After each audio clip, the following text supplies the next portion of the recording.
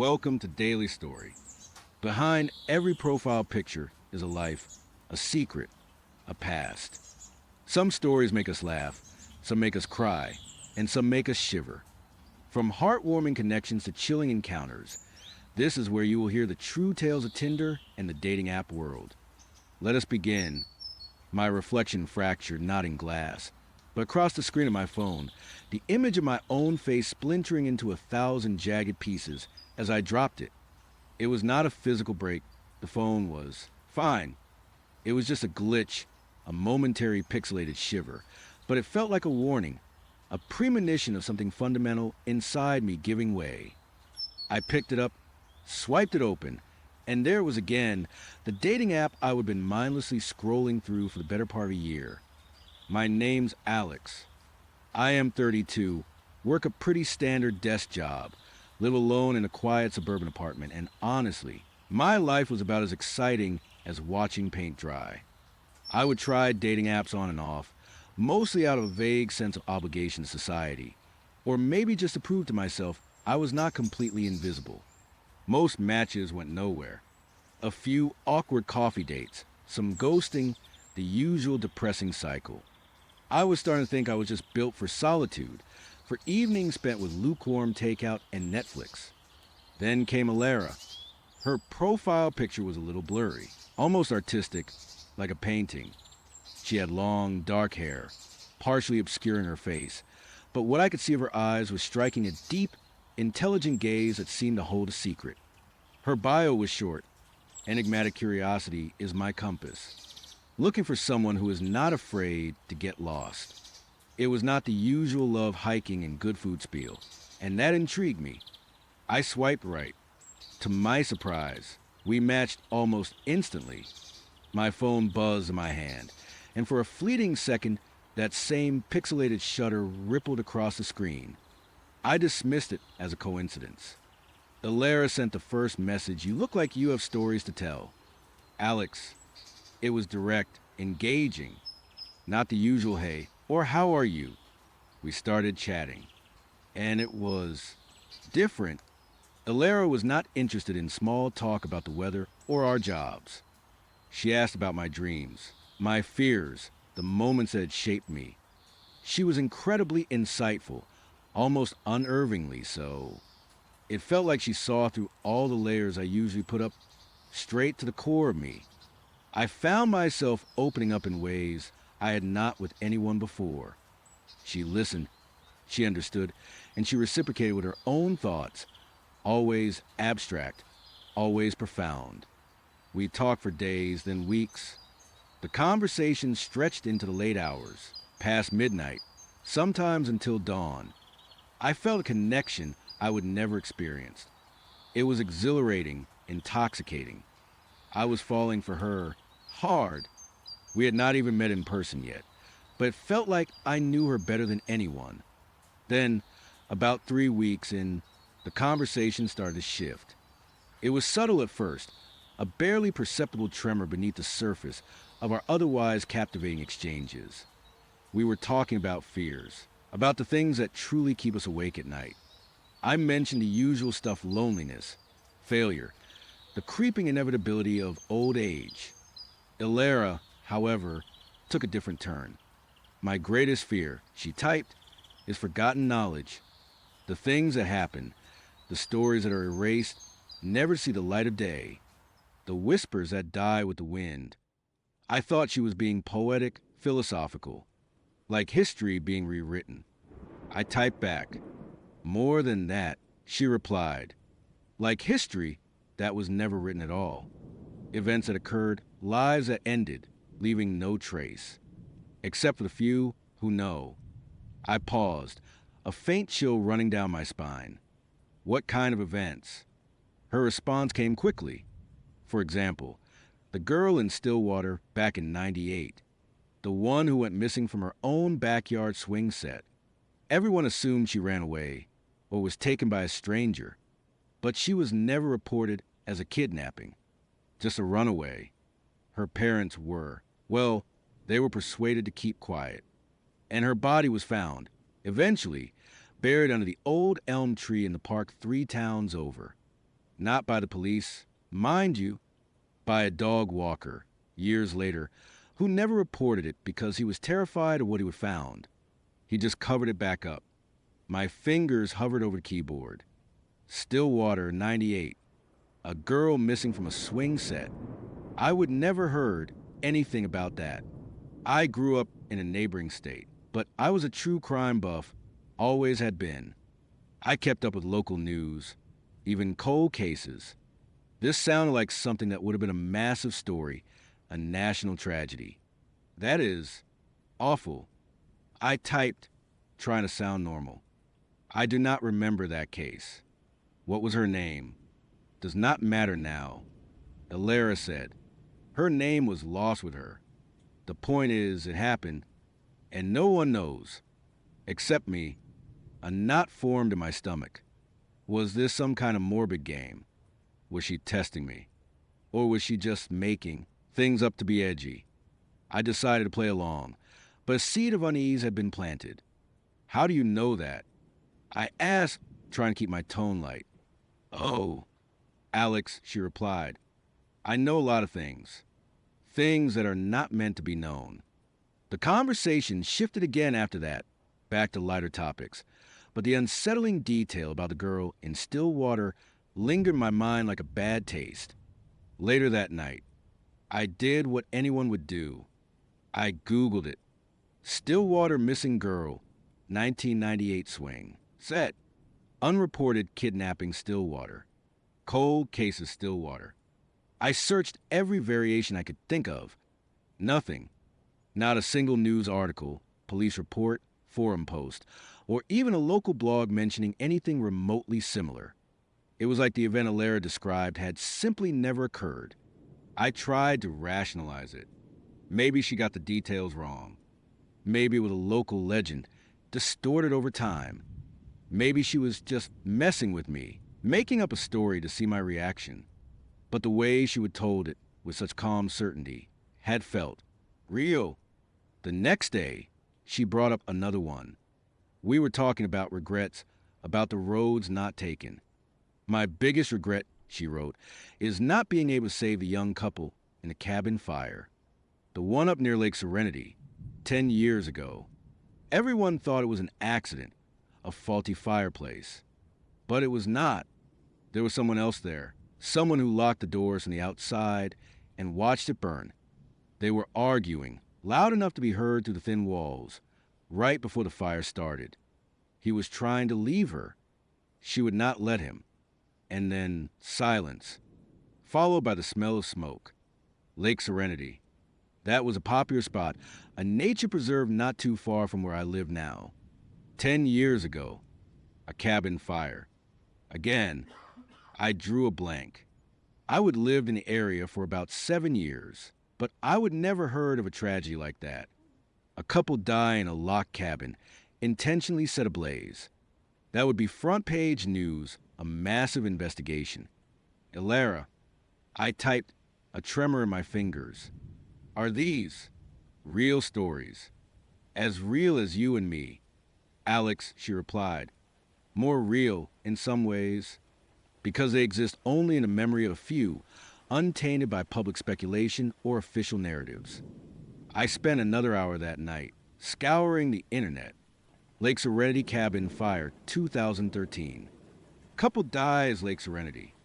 Nothing. Just articles about forest fires, camping regulations, and the beauty of the lake itself. No mention of a double fatality. No arson investigation. No grieving families.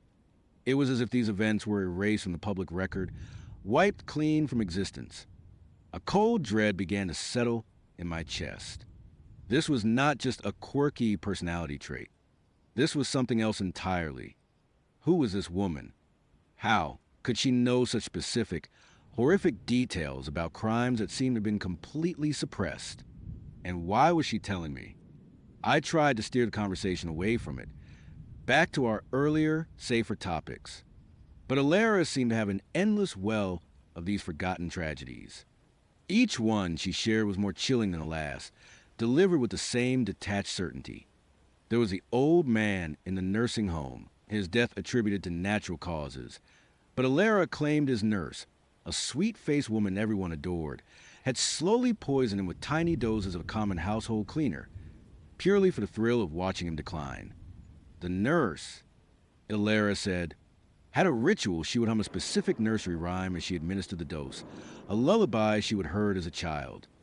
There was the hit-and-run driver who was never caught, the victim a young mother on her way to pick up her son from daycare. Everyone assumed it was a random accident, but Alara said the driver knew her, had been stalking her for weeks, driven by a twisted obsession. He would wait for that specific stretch of road, knowing there were no cameras, no witnesses. He even kept a small, tarnished silver locket the woman had been wearing, a trophy, with each story. Alara provided details that were too vivid, too intimate, to be fabricated on the spot. The specific brand of cleaner, the nursery rhyme, the type of locket, the exact make and model of the car in the hit and run, even the color of the victim's scarf. These were not broad strokes, these were brushstrokes of an eyewitness, or perhaps someone intimately involved. My initial fascination had curdled into a creeping terror. I found myself checking my apartment door twice, looking over my shoulder on my walk to work. My phone, once a source of connection and comfort, now felt like a conduit for something dark and unknowable. Every time it buzzed with a message from Alara, my heart would leap into my throat. I started to withdraw. My replies became shorter, more evasive. I tried to create distance, hoping she would get the hint.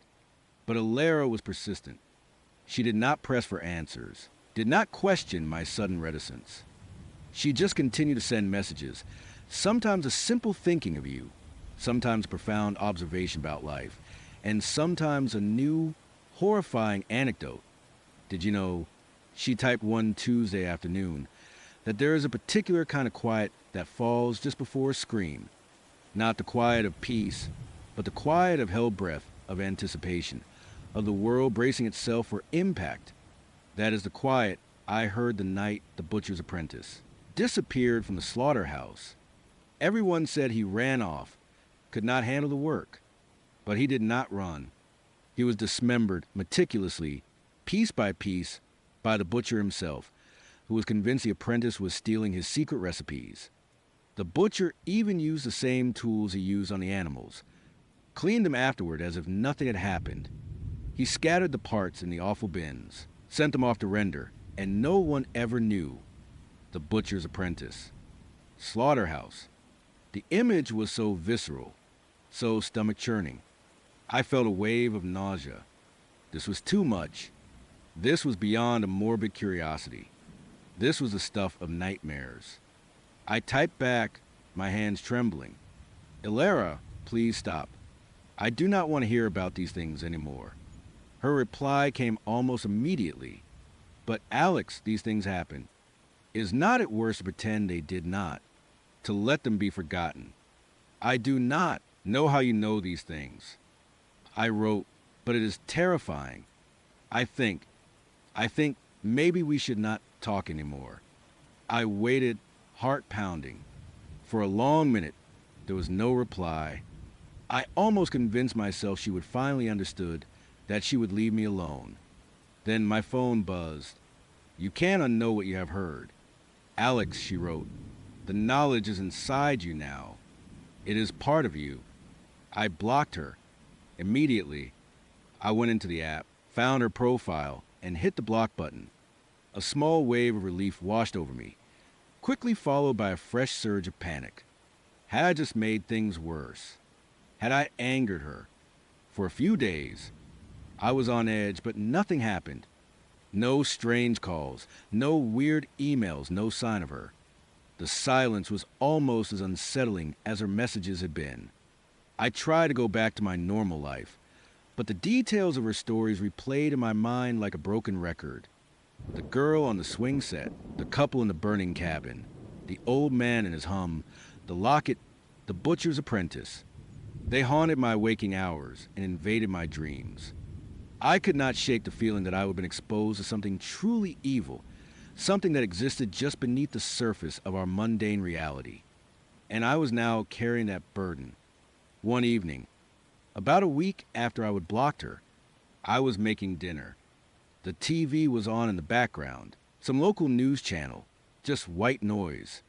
I was chopping vegetables when a segment came on about a new initiative for historical preservation in a nearby town.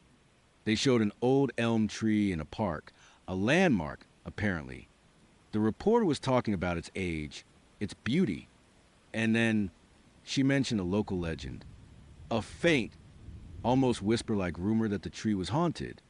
That sometimes, if you listen closely, you could hear the faint sound of a child humming. And that years ago, a dog walker had reported finding something unsettling buried near its roots, but had never specified what, and had quickly recanted his story, claiming it was a hallucination. My knife clattered against the cutting board. My blood ran cold. The old elm tree, the hum, the dog walker. It was the Stillwater story. Except this was not Stillwater. This was Fairhaven, a town about 30 miles away, and the legend was distorted, vague, almost dismissed. But the core details were there. I felt a dizzying rush. It was not just made-up stories. Ilara was not just a fantasist. She knew things that were so deeply buried, so thoroughly erased, that they only existed as fragments of local folklore, distorted whispers. The knowledge, as she would said, was inside me now, and it was starting to manifest. Panic set in. I could not just live with this. I had to. No, I had to understand. Was she a psychic? A ghost? Or something far, far worse?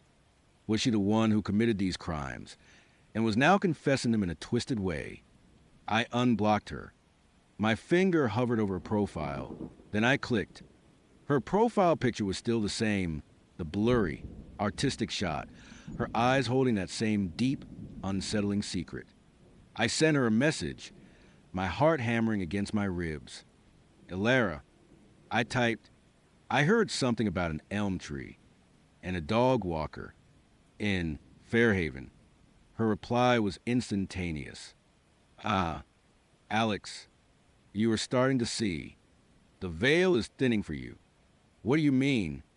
I demanded, my voice hoarse as I spoke aloud to the glowing screen. How do you know these things? Who are you? I am a collector of forgotten truths, she wrote. A vessel for the echoes of pain. And you, Alex, you are a listener. A rare quality in this noisy world. Are you saying you witnessed these things? I asked, a horrifying thought taking root. Witnessed? Perhaps. Experienced. Definitely, she replied. The world is full of suffering. Alex, most of it goes unnoticed, unmourned. But not by me. And now not by you. But how? I pressed. How do you know the details? The locket, the nursery rhyme, the specific tools. Her next message was just a single sentence, but it struck me with the force of a physical blow. Because sometimes, Alex, to truly know a story, you have to become a part of it. My breath hitched. Become a part of it. What did that mean? Did she mean she empathized so deeply she felt it? Or did she mean she was there? Or worse, that she caused it? Are you a killer? Ilara, I typed, the words tasting like ash in my mouth. She did not answer immediately. The silence stretched, long and agonizing, amplifying the frantic beat of my own pulse. I stared at the screen, my eyes burning, waiting for a denial, an explanation, anything. Then a new message, not from Ilara. It was from the app itself. Ilara has unmatched with you. My stomach dropped. She was gone. Just like that. Her profile vanished. Her messages disappeared from our chat history, leaving only my own frantic queries hanging in the digital ether. It was as if she had never existed, wiped clean from my phone, just as the crime she described had been wiped from public memory. But the knowledge remained. Inside me, I tried to delete the app, to erase the entire terrifying experience. But as I held my finger over the icon, ready to drag it to the trash, my screen glitched again. That same pixelated shiver, that fracturing of my reflection spread across the glass, and for a split second before the image corrected itself, I saw something else in the distorted reflection.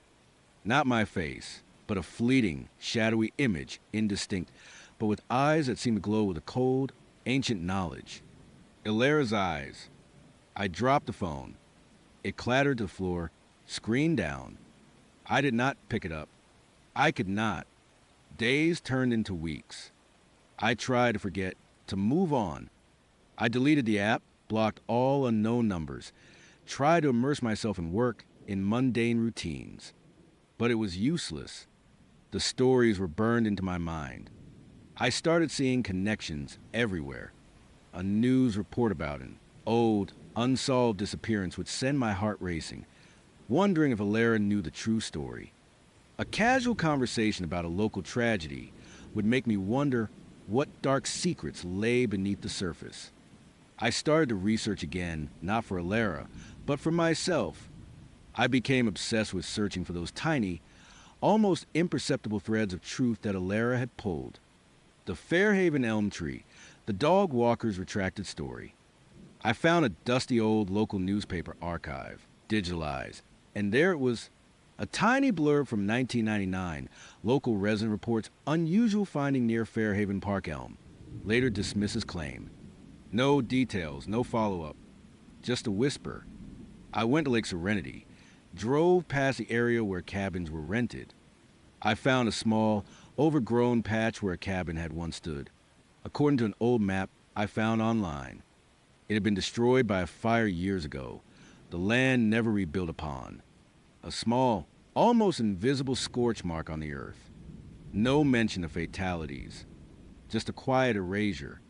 The more I looked, the more I found these faint echoes, these ghost stories of actual events, buried so deep they were almost indistinguishable from fiction. And with each one, the terror grew. Because it was not just Ilara who knew. It was not just me. It was out there, all around us. A hidden history of unspeakable acts, meticulously covered up, leaving only the faintest impression on the collective consciousness. I started to sleep less. My apartment, once a sanctuary, now felt like a cage. Every creak of the floorboards, every distant siren, every shadow became a potential harbinger of another forgotten truth. I felt like I was constantly on the verge of discovering something horrifying, something that would shatter the fragile illusion of safety I would build around myself. And then, one night, I woke up to a sound. A faint, almost imperceptible hum. A child's nursery rhyme. It seemed to be coming from outside my window, drifting up from the street below. I froze, my heart pounding so hard, I thought it would burst through my chest. The old man in the nursing home. His nurse, humming that lullaby as she administered the poison. I crept to the window, my breath catching in my throat. I pulled back the curtain a fraction of an inch and peered out. The street was empty, bathed in the pale glow of the streetlights. No one was there, no sound. But then, I saw it. On the sidewalk directly below my window, nestled against the curb, was a small, tarnished silver locket. Exactly as Ilara had described it, the one the hit-and-run victim had been wearing. My reflection shimmered in the dark glass of the window, distorted by the faint light from my apartment. It was not fractured this time, but it looked different. My eyes were wide, hollow. There was a subtle shift in my expression, a haunted, knowing look that had not been there before. I saw Ilara's knowledge reflected in my own gaze, a terrible, inescapable burden. I did not go downstairs to pick up the locket. I just stood there, staring at it, and at my own changed reflection. The hum, though silent now, echoed in my ears. The fractured reality had become my own. I was no longer just Alex, the lonely guy from the dating app. I was a listener, a keeper of forgotten truths. And I had a terrifying feeling that my story, too, was now part of Ilara's collection, a new whisper in the wind, waiting to be shared with the next unsuspecting soul who dared to get lost with her. The horror was not over. It had just begun. And I knew, with chilling certainty, that I would never truly be alone again. It is funny how life works. Or maybe it is not funny at all, just cruel. You spend years searching for something, for someone, and then, when you least expect it, when you've almost given up hope, a ghost of that past comes back to haunt you. Only it is not a ghost. It is real. Or at least, I thought it was my sister, Emily. She disappeared 3 years ago. Just gone. One morning she was there. The next, her bed was empty. Her car still in the driveway. Her phone on her nightstand. No note, no struggle. Just a void where she used to be. The police did their thing, searched, interviewed, theorized. Foul play, runaway, accident. They never found a single trace. Not a single lead.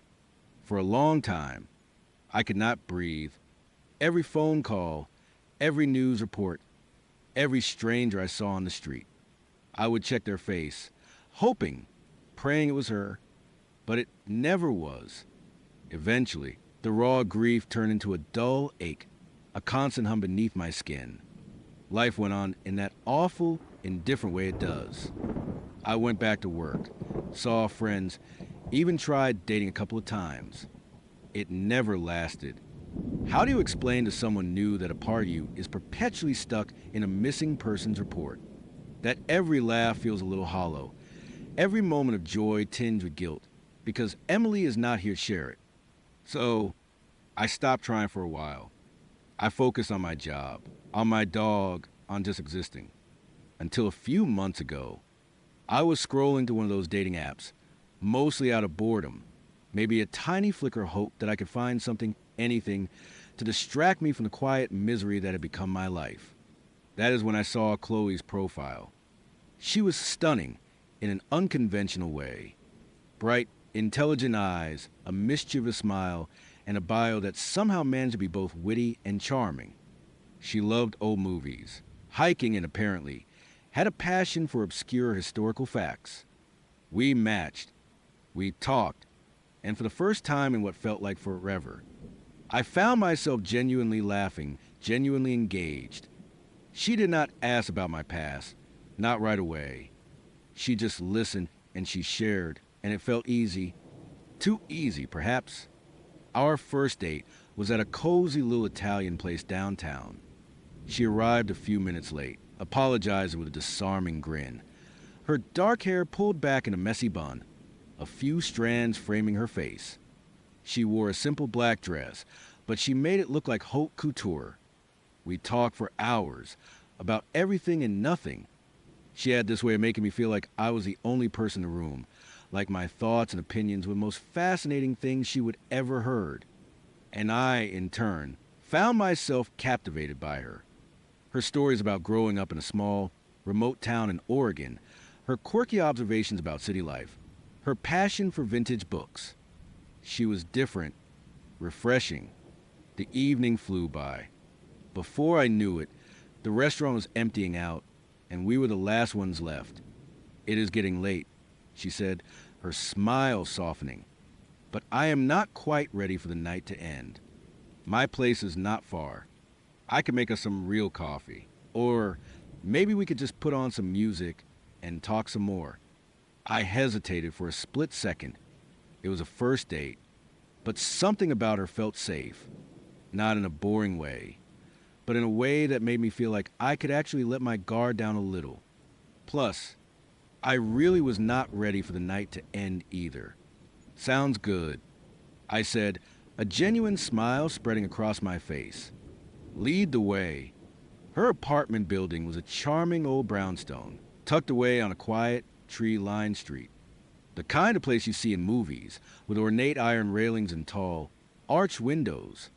Her apartment itself was on the ground floor, surprisingly spacious for city living.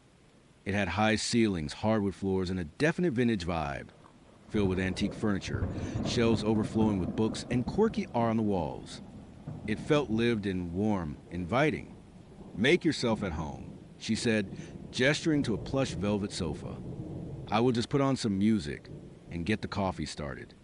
She disappeared into the kitchen, and I sank into the sofa, taking in my surroundings. There was a faint, almost imperceptible scent in the air. Not unpleasant, but distinct. Earthy, like damp soil and old wood, mingled with something sweet like potpourri or dried flowers. I shrugged it off. Old buildings often have their own unique smells. She returned a few minutes later with 2 steaming mugs, handing one to me. Black, 2 sugars, right? She asked, her eyes twinkling. I was impressed. I would only mention it once, casually, over dinner. You remember. I said, genuinely pleased. That is impressive. I am a good listener, she replied, settling into an armchair opposite me. It is a librarian thing. I guess. You pick up on details. She was not a librarian, but she had mentioned working in a bookstore for a while. We talked for another hour, maybe more. The conversation flowed effortlessly, from art to politics to the ridiculousness of reality TV. I found myself completely at ease, almost forgetting the heavy weight of my past, the constant undercurrent of grief. Then it happened. A sound. Faint, barely there, like a sigh carried on a breeze. I paused, tilting my head slightly. Everything okay? Chloe asked, noticing my sudden stillness. Yeah, I just thought I heard something. I said, trying to shake it off. Probably just the building settling. She smiled, a small, knowing smile that did not quite reach her eyes. Old buildings are full of noises, she agreed. Creaks, groans. You get used to them. I tried to dismiss it, to focus back on our conversation, but a tiny seed of unease had been planted. The sound had been too soft, too fleeting to properly identify, but it felt human, like a whisper or a very quiet, stifled sob. I told myself I was being paranoid. Emily's disappearance had left me jumpy, always on high alert for anything out of the ordinary. We talked for a while longer, but my attention was not fully there. I kept listening, straining my ears, trying to catch it again. The coffee was good, strong and hot, but it did little to warm the growing chill in my stomach. Eventually, I decided it was time to go.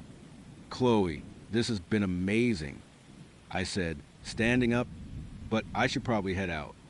It is really late. She stood too, walking me to the door. I had a wonderful time. Alex, she said, her voice soft. I would love to do this again very soon. Me too, I replied, genuinely meaning it. Despite the odd sound, I was still charmed by her. Maybe it was just my overactive imagination. As she opened the door, another sound, clearer this time, drifted from somewhere deeper within the apartment. It was a faint, almost childlike melody, a lullaby, and then a voice, a woman's voice, singing. My blood ran cold. It was Emily's voice, my sister, singing that old lullaby our mother used to sing to us when we were kids. Twinkle, twinkle, little star. It was unmistakable. I knew that voice like I knew my own name. I knew the slight crack in her voice on the higher notes, the way she sometimes rushed the words. I froze, my hand still on the doorknob. Chloe's hand was on the doorframe, her fingers brushing against my arm. Her smile was gone.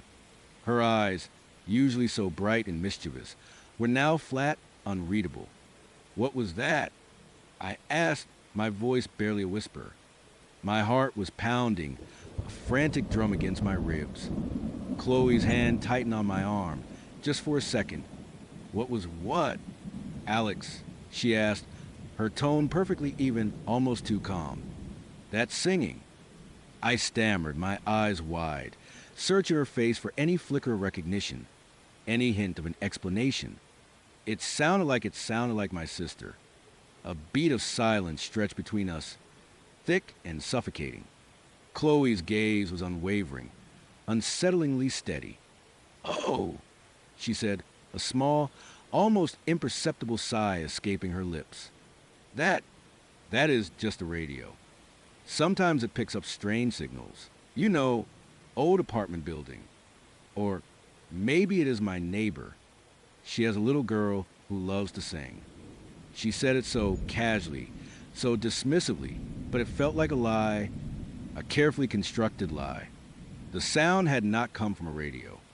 It had come from inside the apartment. And it was not just a voice. It was Emily's voice. No, I said, shaking my head, my mind reeling. No, that was not a radio. And it was not a child. That was Emily. Chloe's smile returned. But it was a cold, brittle thing. Alex, I think you are tired, she said, her voice suddenly edged with something I could not quite place annoyance. Warning, it has been a long night. You are hearing things. I pulled my arm away from her touch. Emily disappeared 3 years ago. Chloe, I have not heard her voice since. I know what she sounds like. My eyes darted past her, toward the back of the apartment, trying to pinpoint the source of the sound. It seemed to come from the floor below, or perhaps a room in the very back, on the ground level. A basement, maybe. Chloe stepped in front of me, blocking my view, her body language subtly shifting from inviting to defensive. Alex, you are being ridiculous. I do not know what you are talking about. There is no one else here. Then where did that sound come from? I demanded, my voice rising. Panic was starting to claw its way up my throat. This was not just some random noise. This was my sister. She crossed her arms, her expression hardening. I told you, the radio, or a neighbor. Now, I think you should go. The sudden change in her demeanor was chilling.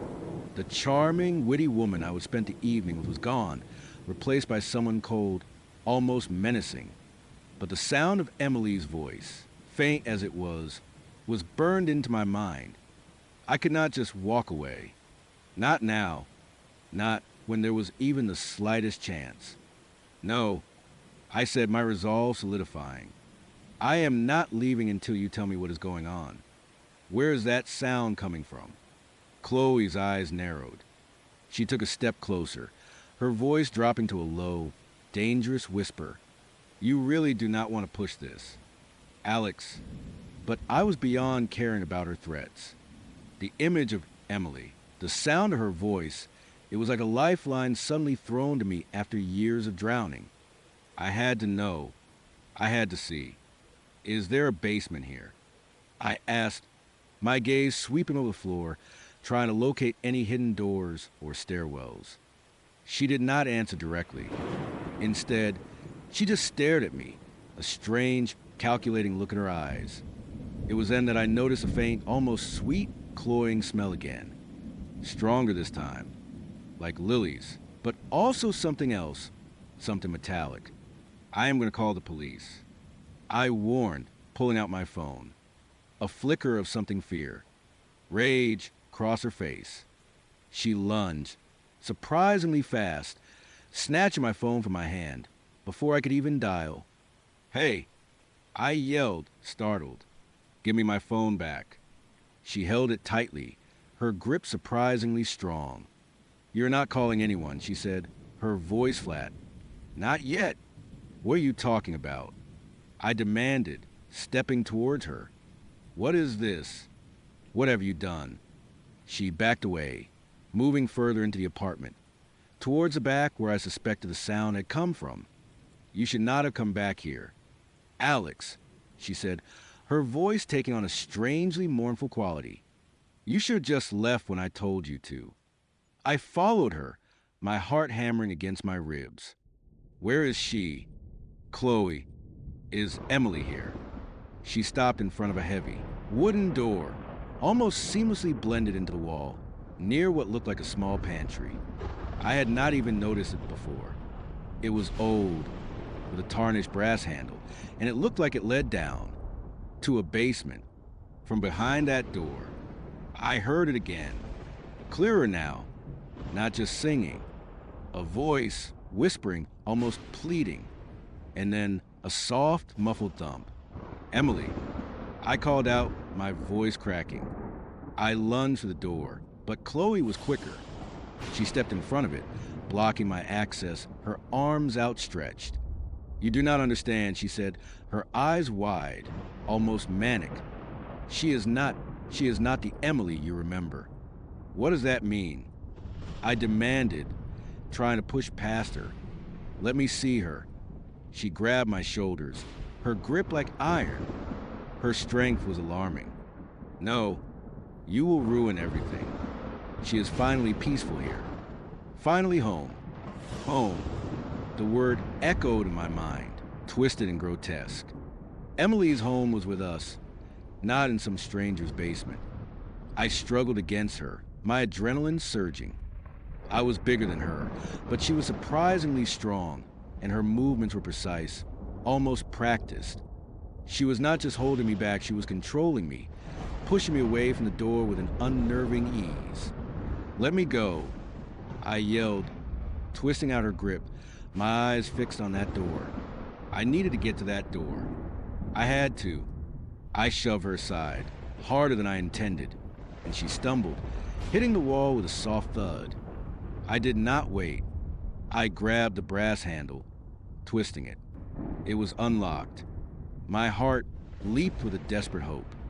I pulled the door open. A rush of cold, damp air hit me, carried with it that cloying, earthy sweet smell, now overwhelmingly strong. The smell of decay, masked by something sickly floral. My stomach churned. Steep, wooden stairs led down into absolute darkness. No light switch was immediately visible.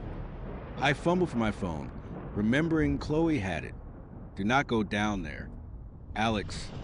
Chloe's voice, sharp and frantic, came from behind me. "You will regret it." I ignored her, my eyes already adjusting slightly to the gloom.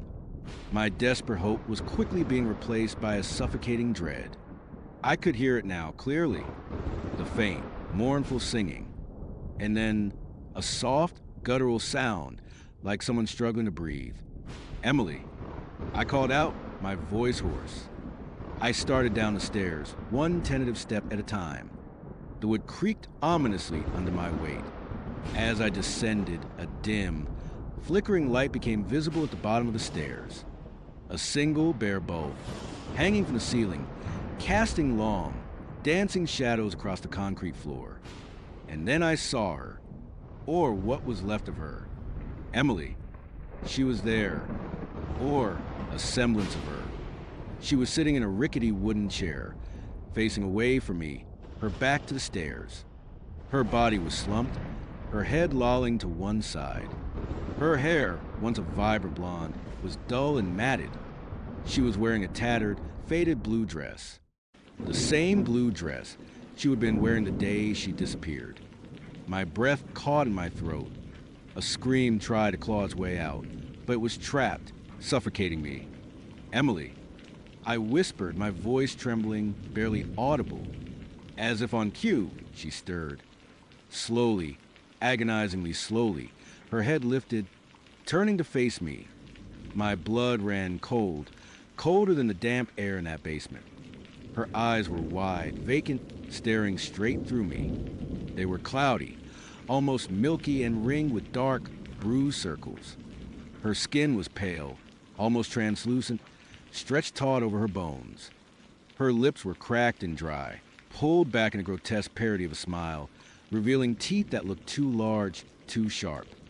And then she opened her mouth. The sound that came out was not the sweet lullaby I would heard. It was a low, raspy moan, a sound of pure agony, of something utterly broken. And then she spoke. "Alex," she rasped, her voice a dry, papery whisper, full of gravel and dust. It was Emily's voice, yes, but twisted, distorted, like a broken record player. "You came back," tears welled in my eyes, but they were tears of horror, not relief. This was not my Emily. This was something else. Something horrific. What have you done to her? "Chloe," I screamed, spinning around to face the top of the stairs. Chloe was standing there, silhouetted against the light from the apartment, her face a shadow. I did not do anything to her. Alex, she said, her voice strangely calm, almost loving. I brought her back. She was lost. I found her. Found her. I choked out, staring at the withered, lifeless husk that was my sister. This is not finding her. This is a nightmare. I started to move towards Emily, my legs heavy, my mind screaming in protest, but my body compelled me forward. I had to touch her, to confirm this awful reality, to see if there was any life left in those vacant eyes. As I took another step, Emily's head snapped up, her cloudy eyes focused on me with an unnerving intensity. A strange, gurgling sound came from her throat. And then I saw it. Attached to her wrists, her ankles, and even around her waist were thick, heavy chains. They were secured to the floor with bolts, holding her in place. And around her neck, a collar, thin and metallic, connected to a wire that disappeared into the wall behind her. My gaze followed the wire, and my blood ran colder still. It led to a small, crude contraption on a nearby table. A series of dials, wires, and what looked like a speaker. And next to it, a collection of old cassette tapes.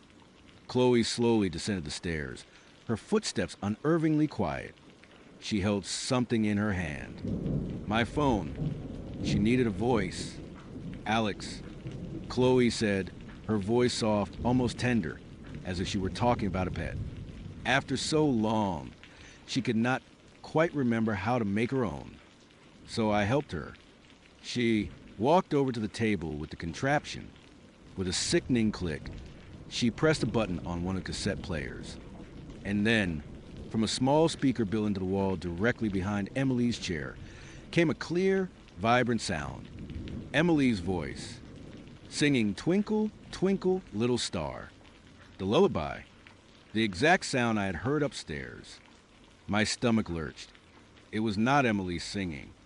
It was a recording of Emily's old voice, playing from a speaker behind her, and the faint, pleading whispers, the struggling sounds. Those were real. Those were coming from her. You see, Chloe said, a triumphant, almost joyful smile spreading across her face.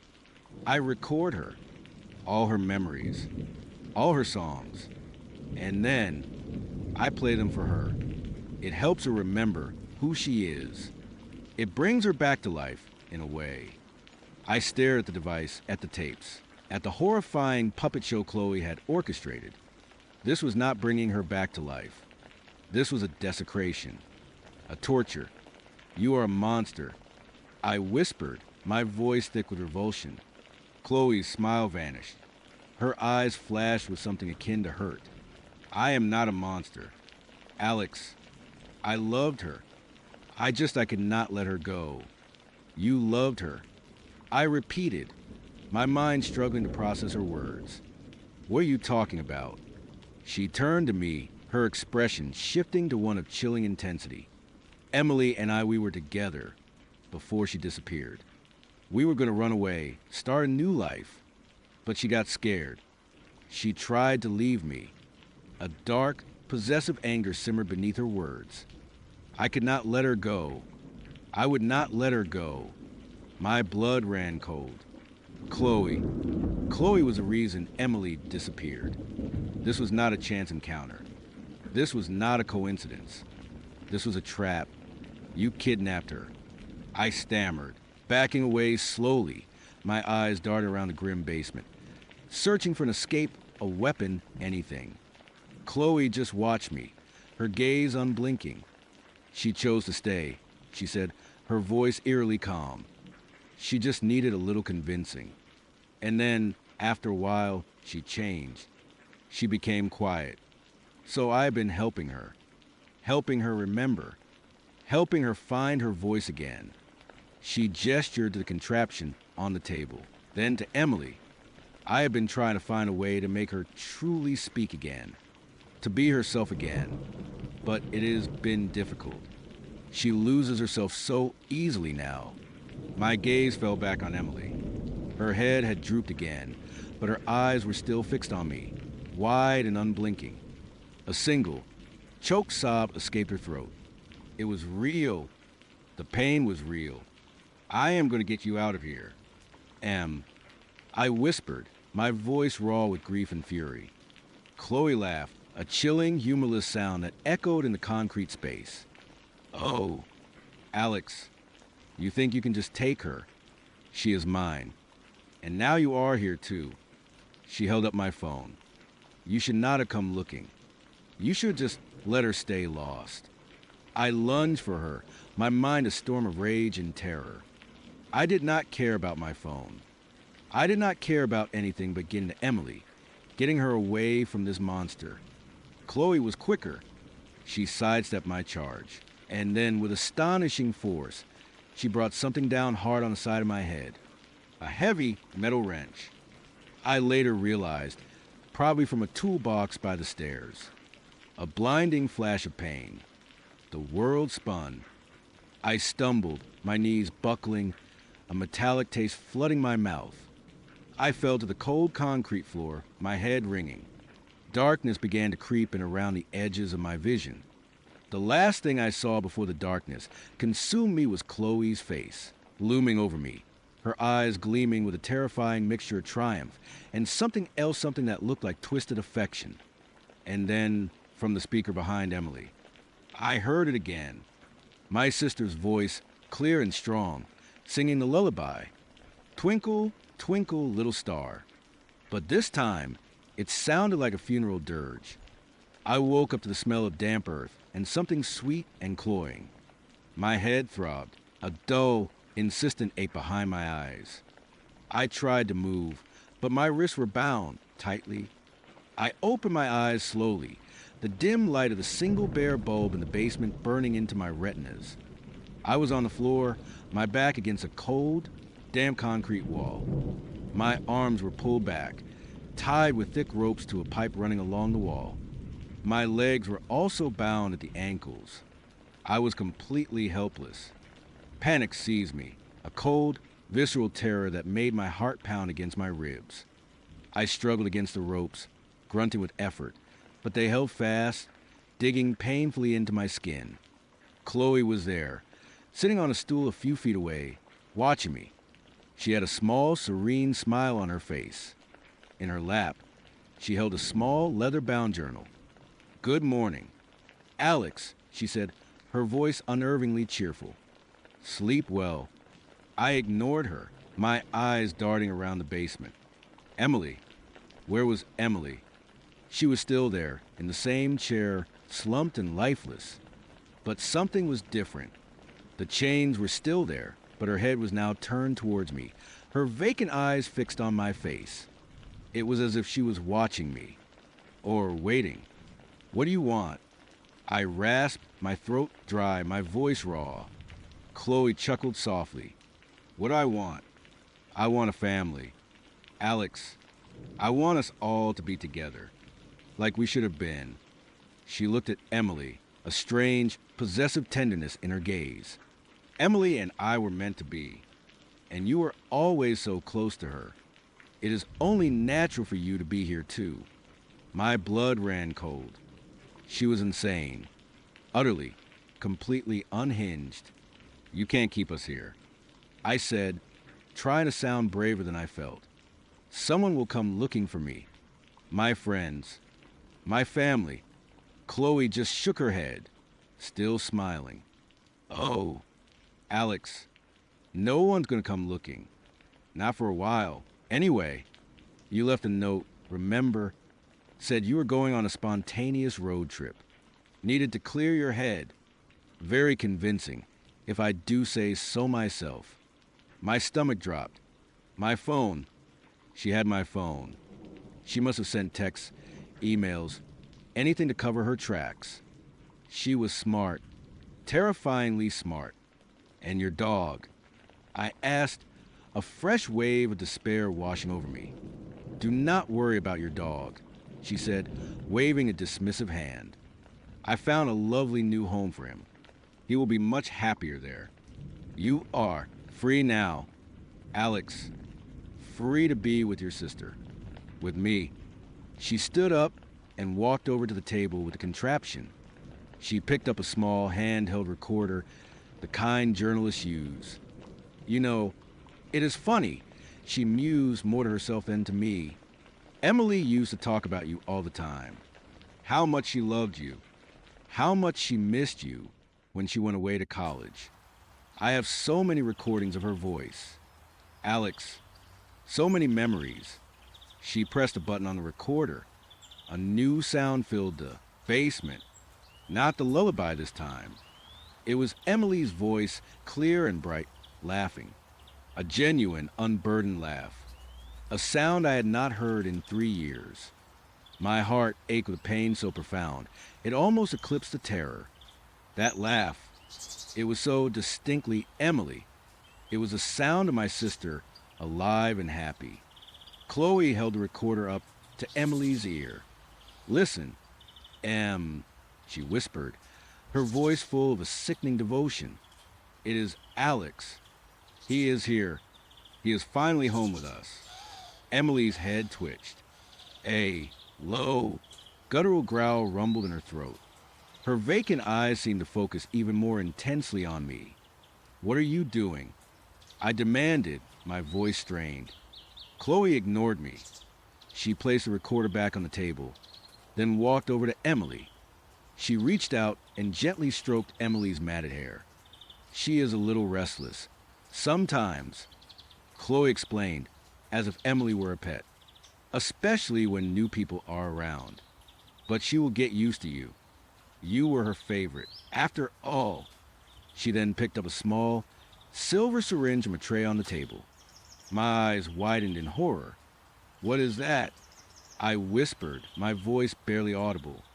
Chloe turned to me, a serene smile on her face. Just something to help her relax, to help her adjust. And soon you will need it too. Alex, we all need to be calm here. Peaceful. She approached Emily, who let out another low growl, a sound that was less human and more animal. Chloe, unfazed, expertly found a vein in Emily's arm and injected the liquid. Emily's body stiffened for a moment, then slumped even further. Her eyes closed, then slowly, agonizingly, opened again, even more vacant than before. The growling stopped. She was still, eerily still. Chloe stroked Emily's cheek. There, my love. All better now. She then turned back to me, the syringe still in her hand. My blood ran cold. This was it. This was how it ended. Trapped in a basement with a mad woman and the living corpse of my sister. Now, for you, she said, her smile widening, revealing teeth that suddenly seemed too sharp, too predatory. We have so much to talk about.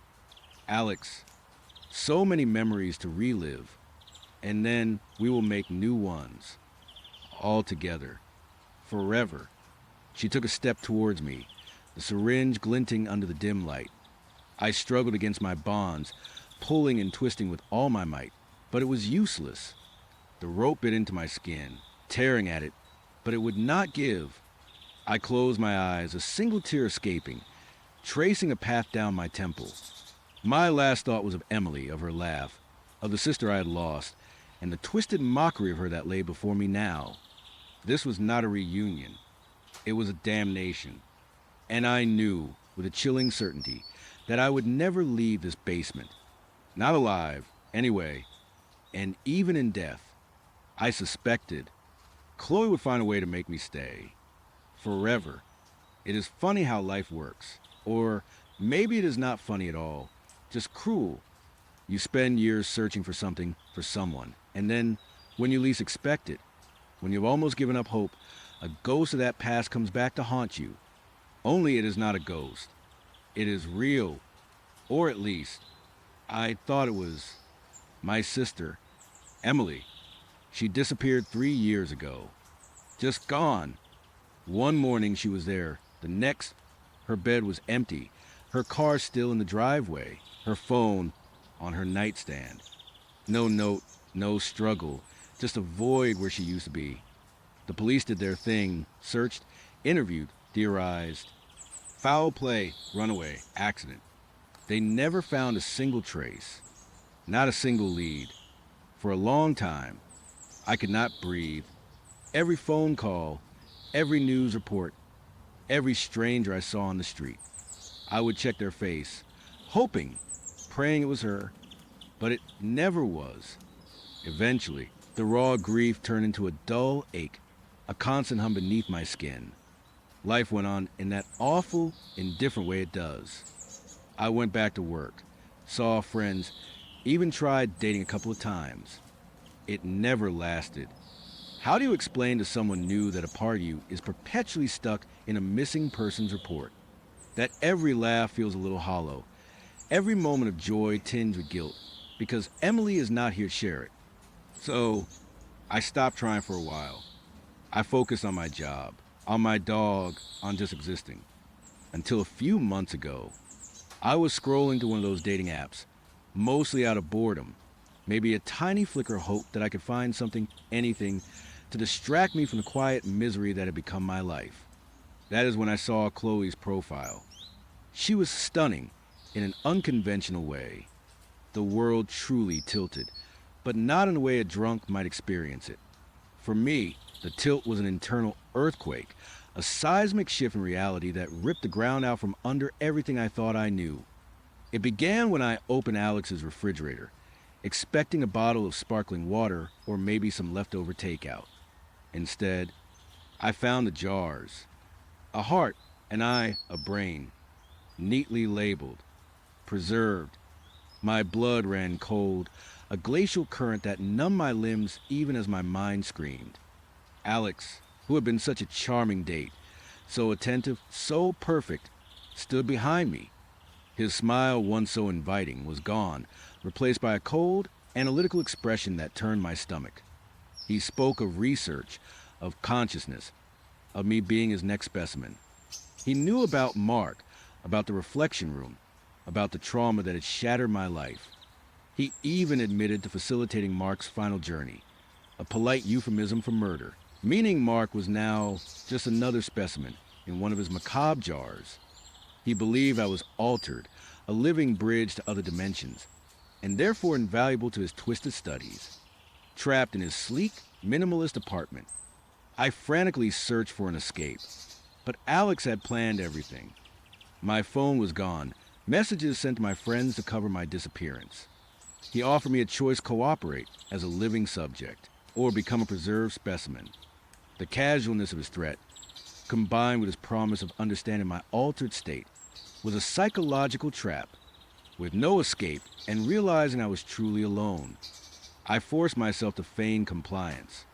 My hand trembled as I took the glass of water he offered, the ice clinking like tiny chimes of doom. My only hope was to play along, to buy time, to wait for an opportunity that might never come. I was now Alex's prisoner, his living bridge, and the horrifying truth was, I had no idea if I would ever see the outside world again. My nightmare had just begun. The water was cold, too cold, a metallic taste coating my tongue. I swallowed, forcing it down, trying to appear calm, compliant. Every fiber of my being screamed to run, to fight, to shatter the glass and use it as a weapon. But my muscles were locked, my mind a frantic hamster on a wheel. Alex watched me, his gaze unblinking, like a predator assessing its prey. There was no anger in his eyes, no malice, just an unnerving scientific curiosity. That was almost worse. It meant he saw me not as a person, but as a problem to be solved, a puzzle to be dissected. Good, he said, a thin, almost imperceptible smile touching his lips. Cooperation will make this significantly less unpleasant for both of us. He just led toward the sofa. Please, make yourself comfortable. We have much to discuss. My legs felt like lead, but I managed to walk, my steps stiff and unnatural, to the pristine white sofa. The apartment, once so inviting with its minimalist aesthetic, now felt like a sterile, inescapable cage. Every surface gleamed, every object was perfectly placed, creating an atmosphere of unsettling order. There was no clutter, no dust, no sign of human imperfection. It was the apartment of a man who meticulously controlled every aspect of his environment, down to the very air I breathed. He sat opposite me in a matching armchair, his posture relaxed, almost casual.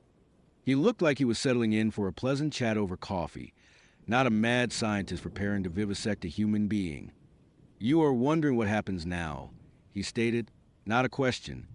"And you are wondering about Mark. I understand that. It is natural to seek closure." My stomach churned. Closure. He thought I wanted closure from the man who murdered my friend and, now, wanted to do the same to me. Mark, he was a fascinating case. Alex continued, oblivious to my internal revulsion. His connection to the reflection room, his sudden disappearance, the way his consciousness seemed to fray. It presented unique challenges. But ultimately, his final journey, as I called it, provided invaluable insights into the dissolution of the ego under extreme duress. And the subsequent preservation of the physical brain tissue allowed for further study of the residual, energetic signature. You see, even after biological cessation, there's a resonance, a lingering echo. And in Mark's case, that echo was particularly strong. He spoke of Mark as if he were discussing a complex chemical compound, not a living, breathing person. My friend, the man whose disappearance had haunted me. Now, his brain was in a jar in Alex's fridge. The thought made me want to vomit. "You, however," Alex leaned forward, his voice dropping slightly, becoming more intense. "You are different. Mark was a subject who experienced the alteration. You are the alteration. A living, breathing conduit. That scar on your arm," he gestured vaguely to the place where I had been cut by shattered glass in the reflection room. "It is not just a physical wound, is it? It is a point of convergence. A nexus. You have felt it, have not you? The whispers, the glimpses, the feeling of being stretched." He was right. He was terrifyingly, intimately right. After the reflection room, after Mark vanished, I had felt it. The world had seemed thinner. Sometimes, the veil between realities almost transparent. I would see things, heard things, dismiss them as trauma-induced hallucinations.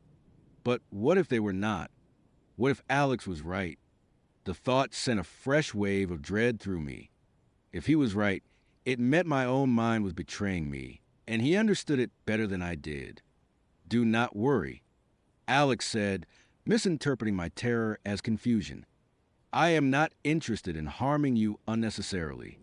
My goal is understanding, to map the architecture of this living bridge, to explore the dimensions it connects, to perhaps, eventually, control the flow."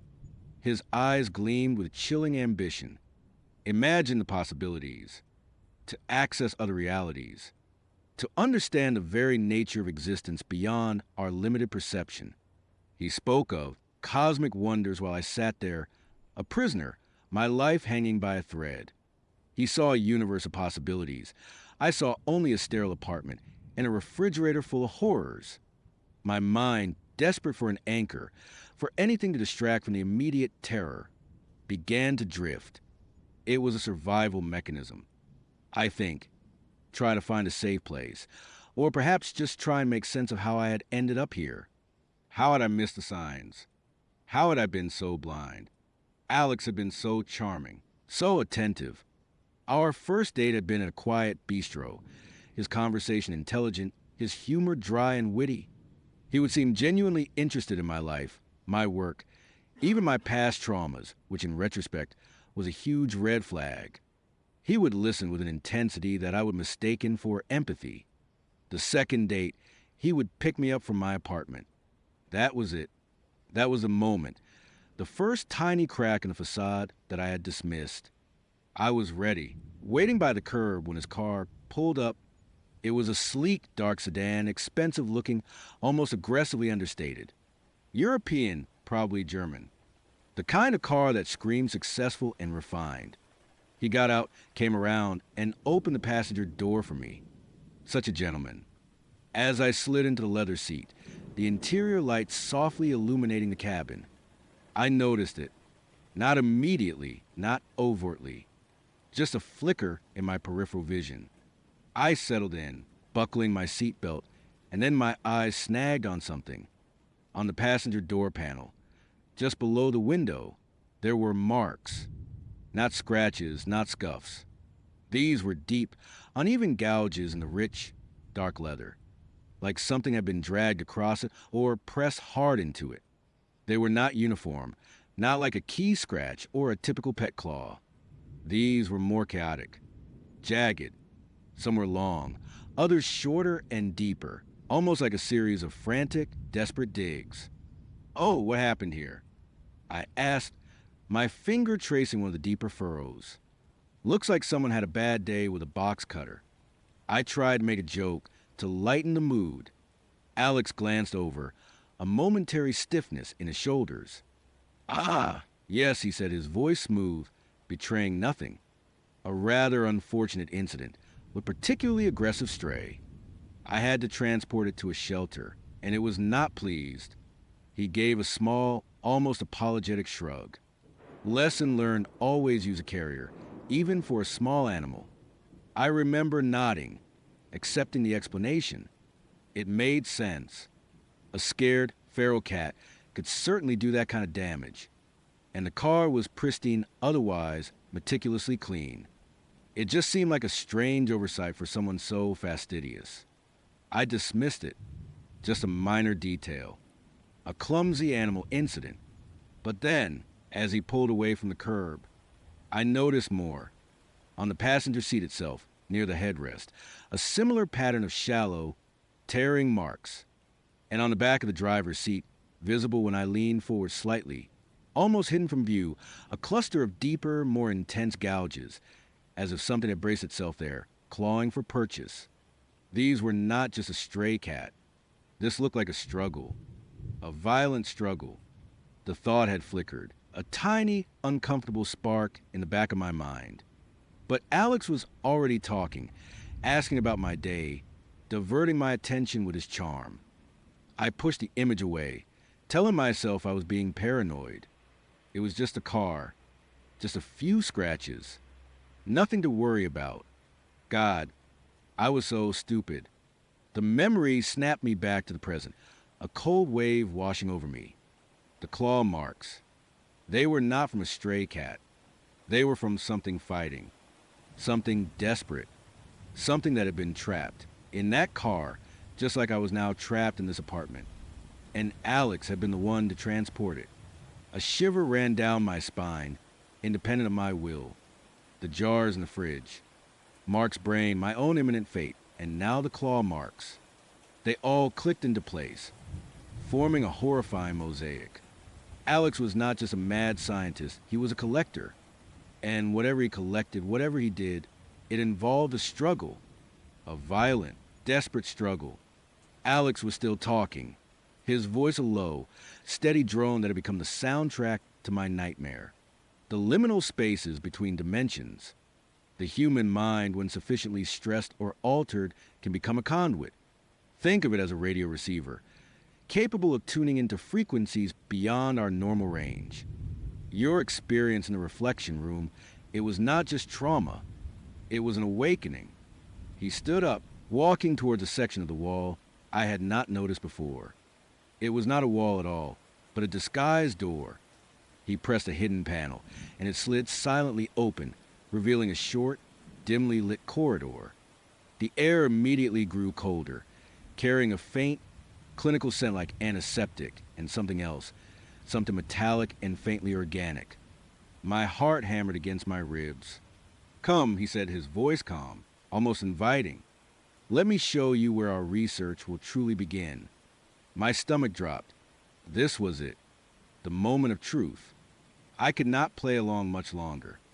My legs felt like jelly, but I forced myself to stand, to follow him into the corridor. Every step was a battle against my own instinct to flee. The corridor was narrow, leading to another door, this one made of heavy, polished metal like a vault. He opened it with another silent swipe of a key card, revealing a room that made the rest of the apartment seem like a child's play area. This was his true domain. The room was larger, colder, bathed in the harsh glow of fluorescent lights. Stainless steel tables gleamed under the sterile light. There were monitors displaying complex waveforms and diagrams I could not understand. Surgical tools were arranged with horrifying precision on a tray. And in the center of the room, bolted to the floor, was a large, padded chair with restraints. Not just wrist and ankle restraints, but straps to the chest, the forehead, even the fingers. It looked like something out of a medieval torture chamber, updated for the modern age. My breath hitched. This was not for discussion. This was for dissection. This, Alex announced, sweeping his hand around the room with a proud gesture, is where we will explore the true depths of your unique abilities. We will begin with a series of non-invasive neurological scans, of course, to establish a baseline. Then we can move on to stimulus response testing, introducing various frequencies, light patterns, auditory cues, to see how your bridge reacts. He walked over to a console, his fingers dancing across a keyboard. The monitors flickered, displaying more complex data. He seemed utterly lost in his work, in his twisted passion. This was my chance. My eyes darted around the room. The door was open, but Alex was between me and it. The corridor was short, but it led back to the main apartment. And then what? The front door, locked, probably alarmed. Windows, probably too high, too secure. My gaze fell on the surgical tray. Scalpels, clamps, retractors, and a heavy, blunt object, a reflex hammer, made of polished steel. Not sharp, but heavy, potentially useful. It was just out of Alex's immediate reach, on the far end of the table. My heart pounded, a frantic drumbeat in my ears. I had to act. Now, or I would end up in a jar, another one of the specimens. I took a deep breath, trying to calm the tremor in my hands, to steady my gaze. Alex was still focused on the console, his back partially to me. He was humming a low, tuneless melody. He was completely absorbed. This was it. I moved. Not a run, not a sudden lunge. A slow, deliberate step toward the table.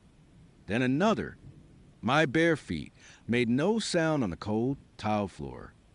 I kept my eyes on Alex's back, waiting for any sign that he would notice. He did not. One more step. My fingers brushed the cold steel of the table. The reflex hammer was within reach. My hand closed around it, the weight of it surprisingly comforting. It was solid, real, a weapon.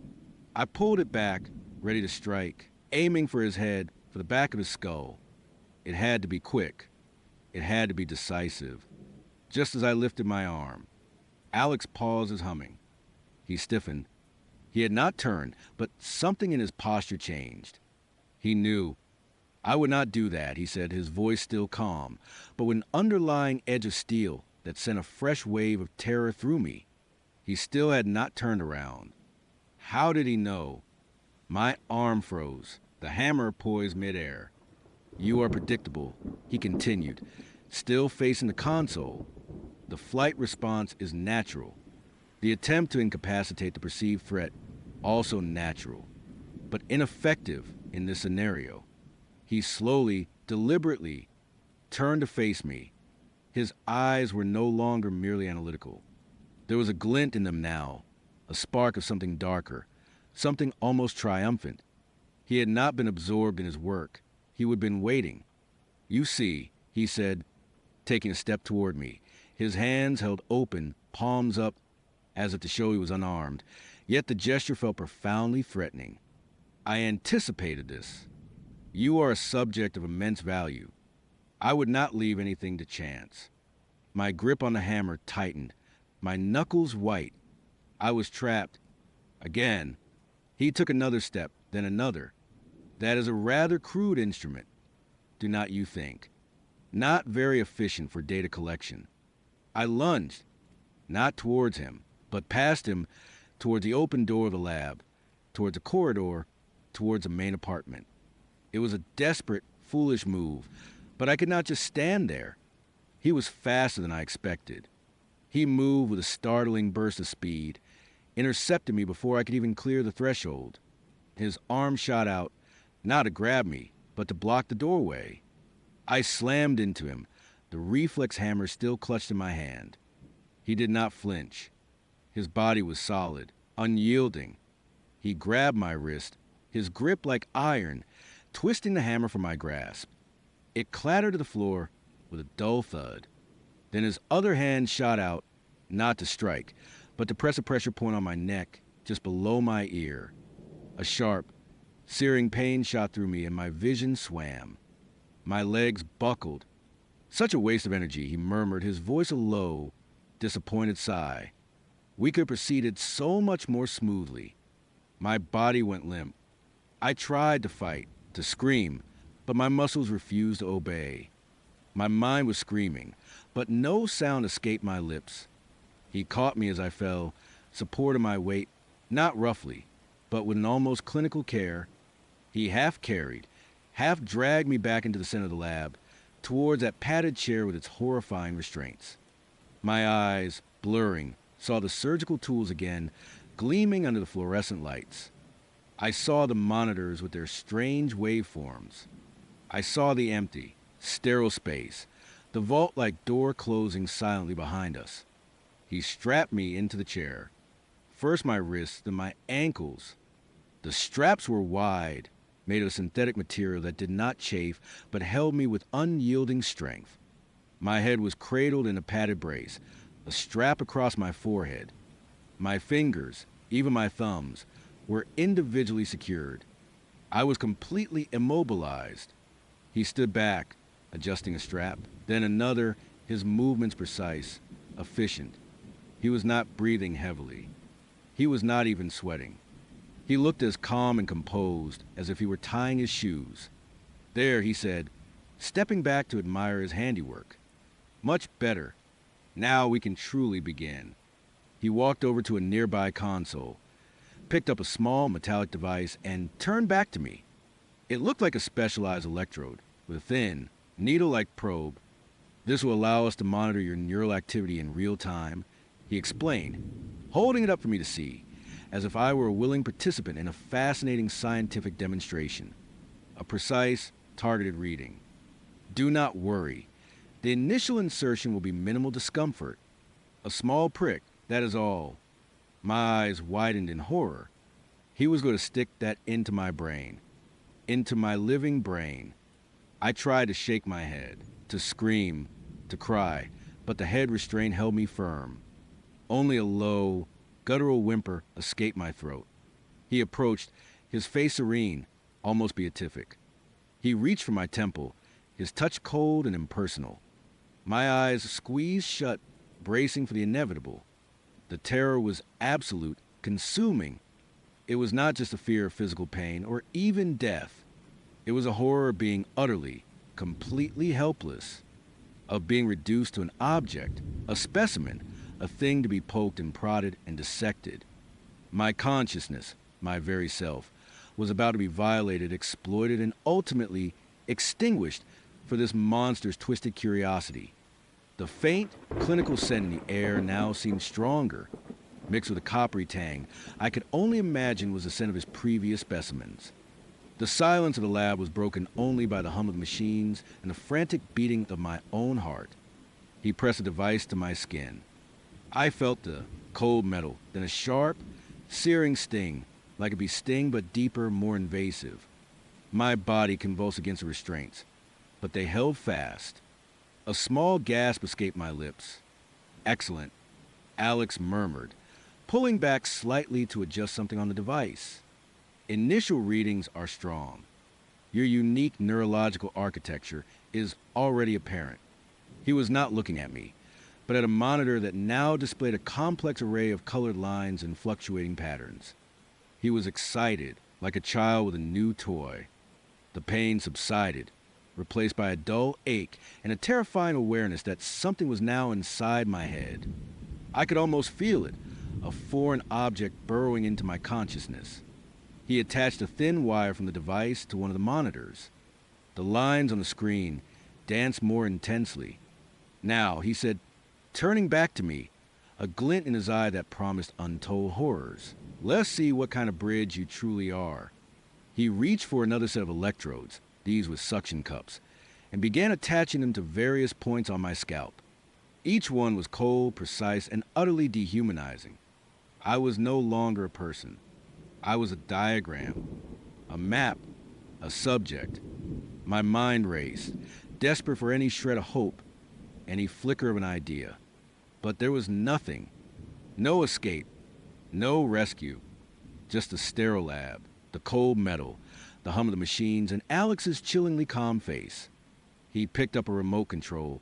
Pressing a button, a low, resonant hum filled the room, a sound that seemed to vibrate not just in the air, but in my very bones, in the fluid of my inner ear. It was an unsettling, almost infrasonic frequency that made the hairs on my arms stand on end. On the monitor, the line spiked, jagged and wild. Interesting. Alex breathed, captivated by the data. A strong initial response to a low-frequency harmonic, indicative of a significant resonance with, shall we say, non-standard energetic fields. The hum intensified, pressing down on me, making my teeth ache. My vision blurred at the edges, and I felt a strange pressure building behind my eyes, as if my skull was expanding. I tried to close my eyes, but they felt heavy, unwilling to obey. Then, I started to see it, not with my eyes, not in the room, but behind my eyes, in my mind's eye, shadows, flickering, indistinct forms at the edges of my vision, like static on an old television, but alive, moving. The hum grew louder, more insistent, and the shadows solidified. They were not just shadows. They were shapes, tentacles, perhaps, or limbs, or something else entirely, something alien and impossible. They writhed in the periphery, just out of focus, just beyond the grasp of full comprehension. My breath hitched. Alex was right. He was right. I was a bridge, and he was opening the gate. Remarkable. Alex whispered, his voice filled with awe. He was not looking at me, but at the monitor, at the spiking lines, at the data he was collecting. He was completely oblivious to the horrific reality he was unleashing. The shapes grew bolder, pushing in from the edges of my perception.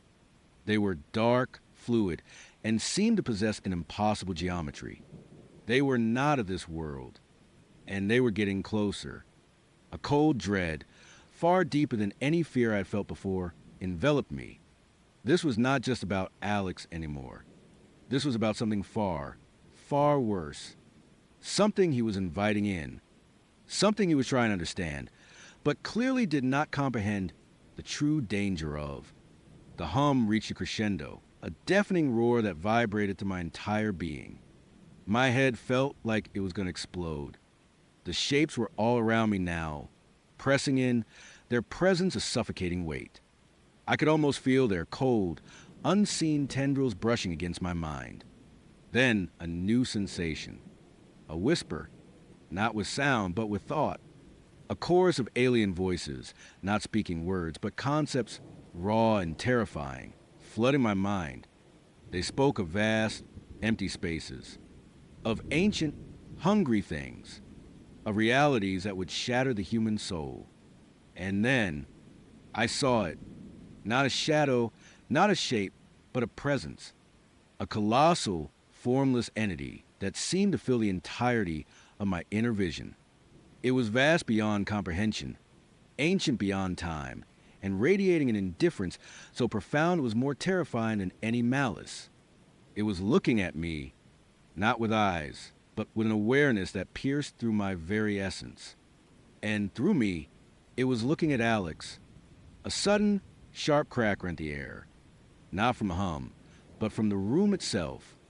A monitor exploded, showering sparks. The lights flickered wildly. The hum faltered, then died with a high-pitched whine.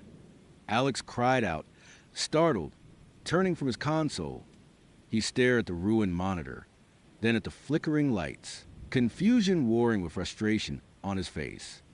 The shapes receded, The whispers quieted, and the vast presence flickered, becoming indistinct again. The pressure in my head eased, leaving a throbbing ache. What happened? Alex muttered, rushing to another console, furiously typing. A power surge. An external interference. He was oblivious.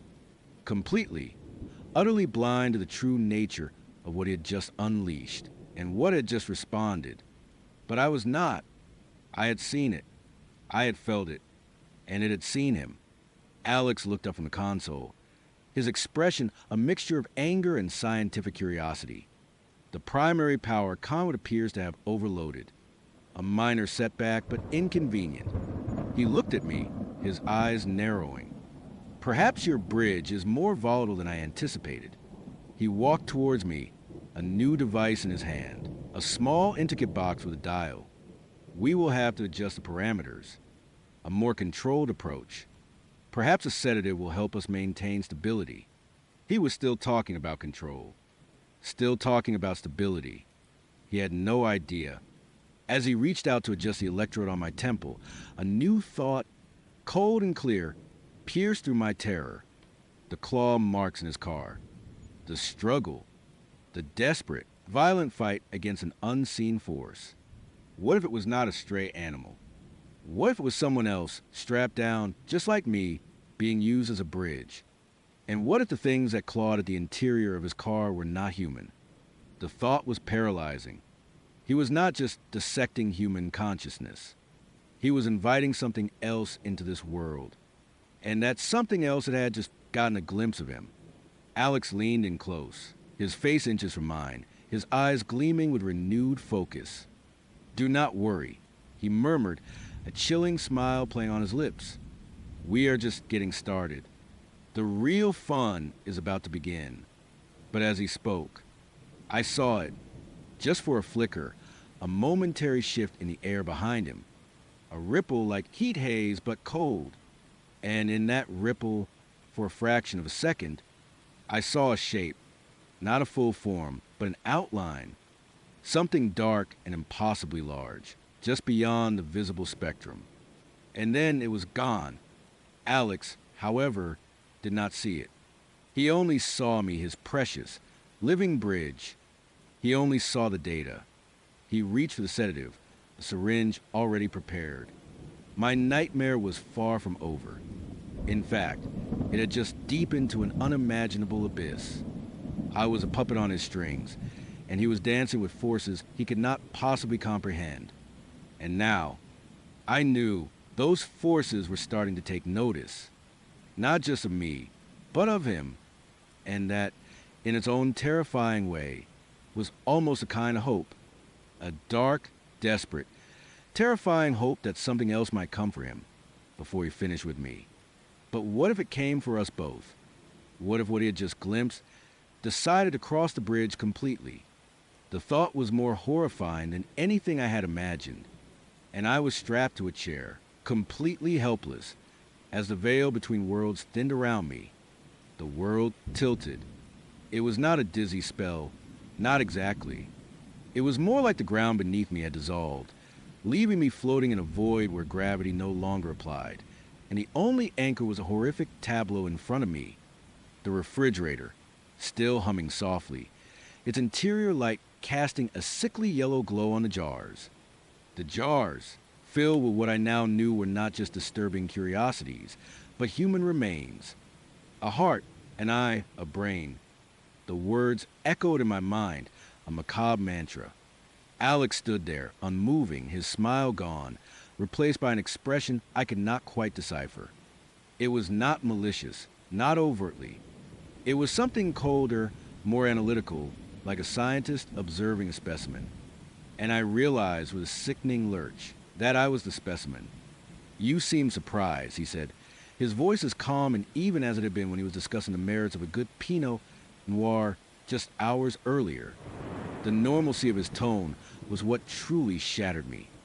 It was so utterly detached from the monstrosity he had just unveiled. My mouth was dry, a desert. I tried to speak, but only a small, strangled sound escaped. My gaze was fixed on the jars, specifically on the single, cloudy eye floating in its preserving fluid, staring back at me with an unnerving blankness. It felt like it was seeing into my very soul, or perhaps seeing the terror reflected in my own wide, unblinking eyes. I understand this might be unsettling. Alex continued, stepping a little closer, his movements slow and deliberate, as if not to spook a cornered animal. But I assure you, there is a purpose to all of this. A profound one. Profound. My mind screamed. This was an abomination. This was the stuff of nightmares, the kind of depravity that lived only in the darkest corners of fiction. But it was real. It was right here, in this sleek, minimalist apartment that had, moments ago, felt like a safe haven after months of living in a self-imposed prison of paranoia. What is this? I finally managed to whisper, my voice raspy. The question felt rhetorical. I already knew. I just needed him to confirm the unspeakable. He reached out, not to touch me, but to gently close the refrigerator door. The yellow light vanished, plunging the kitchen back into the softer, warmer glow of the overhead fixtures. But the image of those jars was seared into my retina, a permanent stain on my perception. This, Alex began, gesturing vaguely at the now-closed fridge, is the culmination of years of tireless research. Years of chasing whispers, of dissecting theories, of trying to understand the fundamental nature of consciousness itself. He paused, his eyes, which had seemed so kind and intelligent on our dates, now held a glint I had not seen before, a spark of fanaticism, of unbridled obsession. And you, my dear, are the key. My heart hammered against my ribs, a trapped bird desperate for escape. The police had dismissed my terrifying ordeal with Mark and the reflection room as a dissociative episode. They would told me I was suffering from trauma, that my mind had invented things to cope. But Alex knew. He would just admitted it. He knew about Mark. He knew about the reflection room. He knew about me. You know about Mark. I choked out, the name tasting like ash on my tongue. A small, almost imperceptible smile played on his lips. Of course, Mark was an amateur, an enthusiast, but he stumbled onto something profound. He opened the door, albeit clumsily. He touched the veil, and in doing so, he altered those who passed through his experiments. He altered you. He walked past me towards the living room, and I found myself involuntarily backing away, creating distance. Every fiber of my being screamed at me to run, to flee, to somehow get out of this apartment. But my feet felt glued to the polished concrete floor, my mind paralyzed by a morbid curiosity, a terrifying need to understand the depths of this new horror. He sat down on his pristine white sofa, gesturing for me to join him. I did not. I remained standing, poised for flight, my eyes darting around the room, searching for an exit, a weapon, anything. Please sit, he said, his voice still unnervingly calm, almost persuasive. We have much to discuss, and it is far more comfortable than standing. I hesitated, then slowly, cautiously, took a seat on the edge of a minimalist armchair opposite him, my hands clasped tightly in my lap, trying to project an air of composure I was far from feeling. My knuckles were white. You see, Alex continued, leaning forward slightly, his gaze intense. Consciousness is not simply a product of the brain, as modern science would have us believe. It is a field, an energy, an echo, and sometimes that echo resonates with other frequencies, other dimensions. Mark's reflection room, crude as it was, acted as a conduit, a focus point. It did not just break people to change them. It opened a pathway. He spoke with an almost academic detachment, as if explaining a complex scientific theory to a lecture hall. His passion, however, was palpable, simmering beneath the surface of his calm demeanor. Those who pass through such an experience, those who are altered by these dimensional intrusions, they carry a unique signature, a resonance.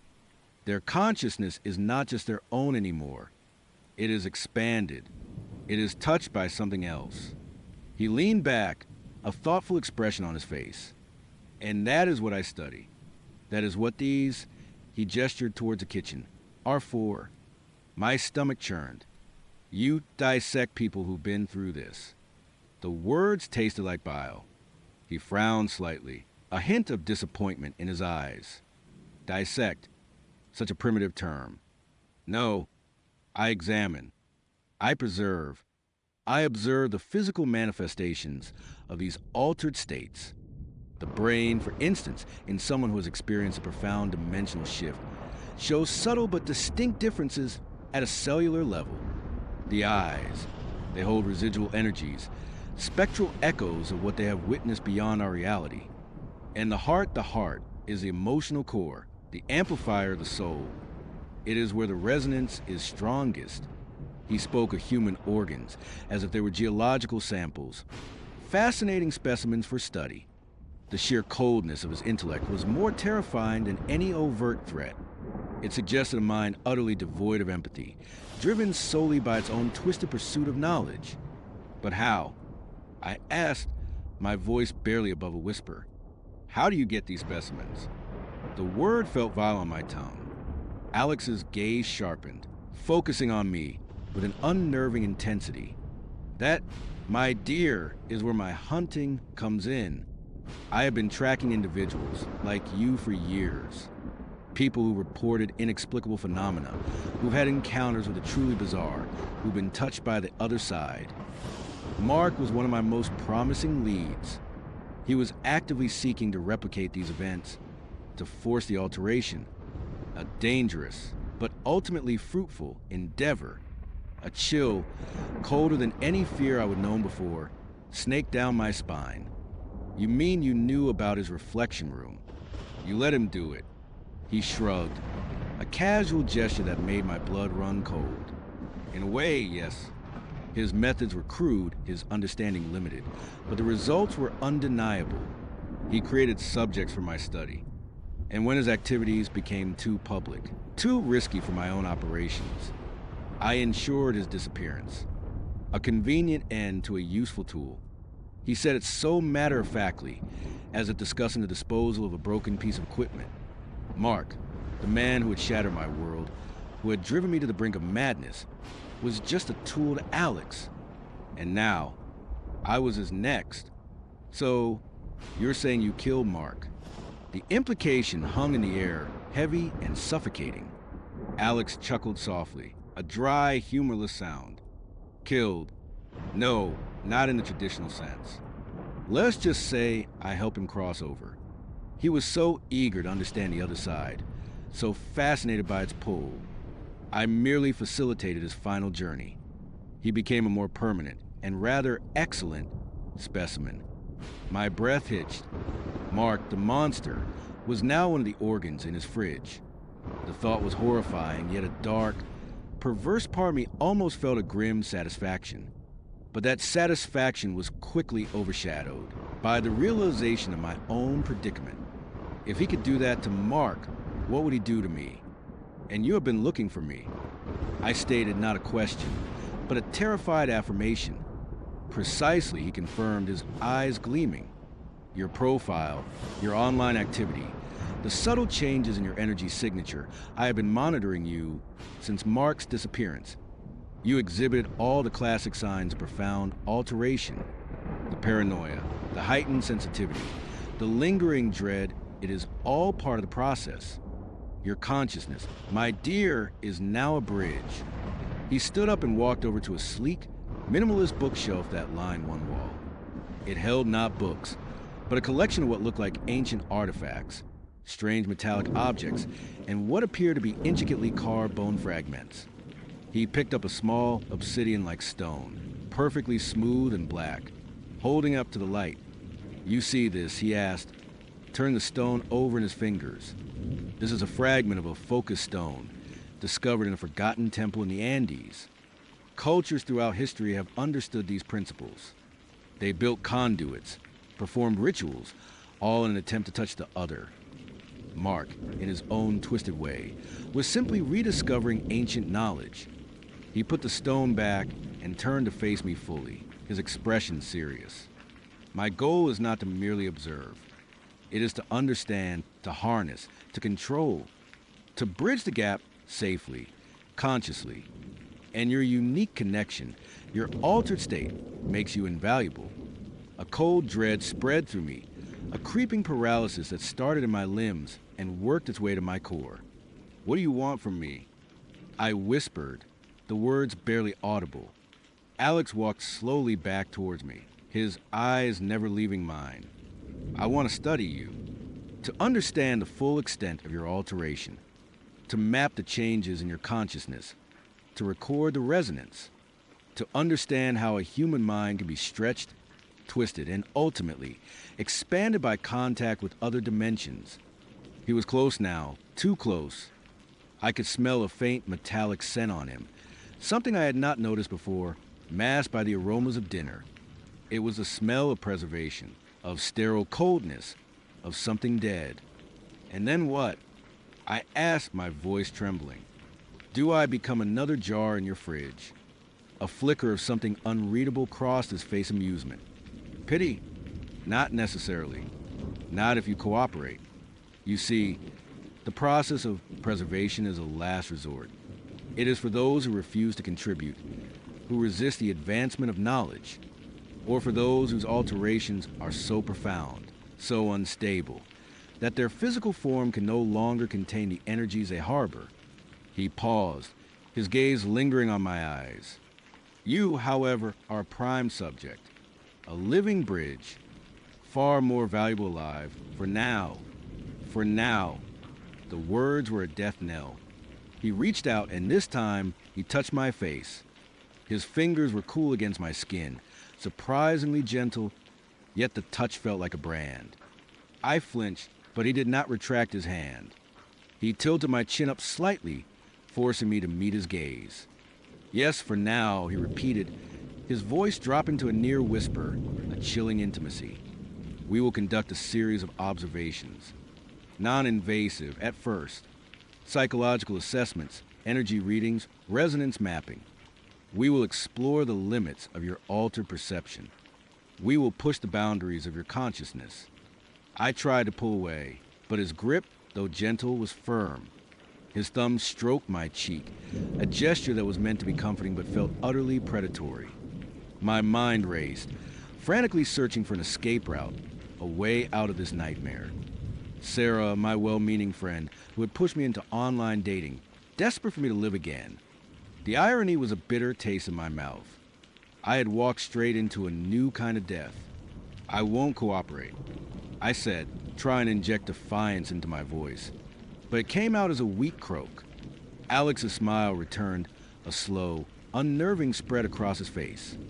"Oh, I think you will. You see, I know what it is like to be isolated, to be misunderstood, to carry a burden that no one else can comprehend. You have been shattered by your experience. Have not you, left adrift by a world that refuses to acknowledge the truth?" He was right. He was hitting every raw nerve, every wound that Mark had inflicted. "If I can offer you understanding," he continued, his voice a silken trap, "I can offer you answers. I can show you the true nature of what happened to you, what you have become. And perhaps with my guidance, you can learn to control it, to master your alteration, instead of being consumed by it." It was a tempting lie, a siren song designed to lure me deeper into his web. The promise of understanding, of control, was exactly what I craved. But at what cost? And if I refuse? I asked, my voice barely a whisper. His smile did not waver, but his eyes hardened, becoming two chips of cold, unfeeling glass. "Then, my dear, you become a subject of a different kind, a passive one. The preservation process is quite effective. It allows for long-term study, even without active participation. And I assure you, I am very adept at extracting what I need, one way or another." The air in the room grew heavy, suffocating. The polished surfaces of the minimalist apartment, which had once seemed so clean and orderly, now felt like the sterile confines of a laboratory, a cage. I was trapped. My gaze flickered to the kitchen, to the closed refrigerator door that hid the horror. I imagined myself, or parts of myself, floating in one of those jars, my consciousness a mere echo for him to analyze. The thought sent a fresh wave of nausea washing over me. I need to think. I stammered, trying to buy myself time to formulate a plan. Alex finally removed his hand from my face, stepping back slightly. Of course, take all the time you need. But understand this, you are already here. And once you have seen what you have seen, once you have heard what you have heard, there is no going back. The door, once open, cannot be easily closed. He turned and walked toward a large, sliding glass door that led to a small, impeccably manicured balcony. He opened it, letting in the cool night air along with the distant hum of city life. It sounded impossibly far away, a world I was no longer a part of. Dinner is still on the table, he said, his back to me. It would be a shame to let it go to waste. I looked at the elegant table, still set for two, the untouched food now a grotesque mockery of a romantic evening. I could not eat. I felt like I would vomit if I even smelled it. My mind was a whirlwind of fear and desperation. He was giving me a choice, but it was no choice at all. Cooperate and become his living experiment, or refuse and become his preserved specimen. Both paths led to the same terrifying destination, the complete annihilation of my autonomy, my humanity. I stood up slowly, my legs feeling like jelly. My eyes scanned the room again, desperately searching. The front door was behind him, near the kitchen, too far. The balcony, a jump from several stories up. No good. What do you propose for a non-invasive observation? I asked, trying to keep my voice steady, to sound as if I was genuinely considering his offer. I needed information. I needed a weakness. He turned, a faint smile on his face. Excellent question. We would begin with extended interviews, of course. Detailed accounts of your experience in the reflection room, your perceptions of reality since then. Then perhaps some guided meditation sessions designed to help you focus your altered senses. I have certain devices, ancient and modern, that can help measure the subtle energy fluctuations within your aura, the resonance of your consciousness. He walked towards a sleek, dark-wood cabinet I had not noticed before, built into the wall. He opened it, revealing a collection of strange instruments. There were delicate glass tubes filled with glowing liquids, intricate metallic contraptions with numerous dials and wires, and what looked like a small, polished skull made of some unknown dark material, resting on a velvet cushion. It was a mad scientist lab hidden in plain sight. This is just a small sample of my tools, he explained, gesturing proudly. Everything I need to unlock the secrets of the altered mind. My eyes fixated on the skull. It was not just decorative. It had a purpose. A terrifying one. I was sure. And where would these sessions take place?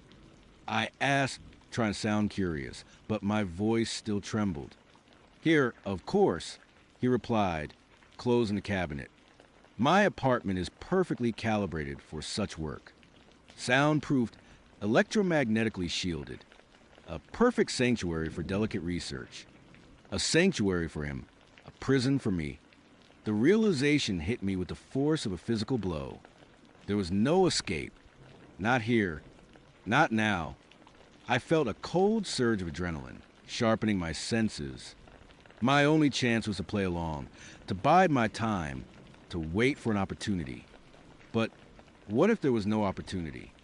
What if he was too careful, too meticulous? I can't just stay here. I said, trying to inject a note of practical concern into my voice. My friends, my family, they will wonder where I am. Sarah, who thought I was on a normal date. Alex chuckled, a low, unnerving sound. Ah, the mundane concerns of the unaltered.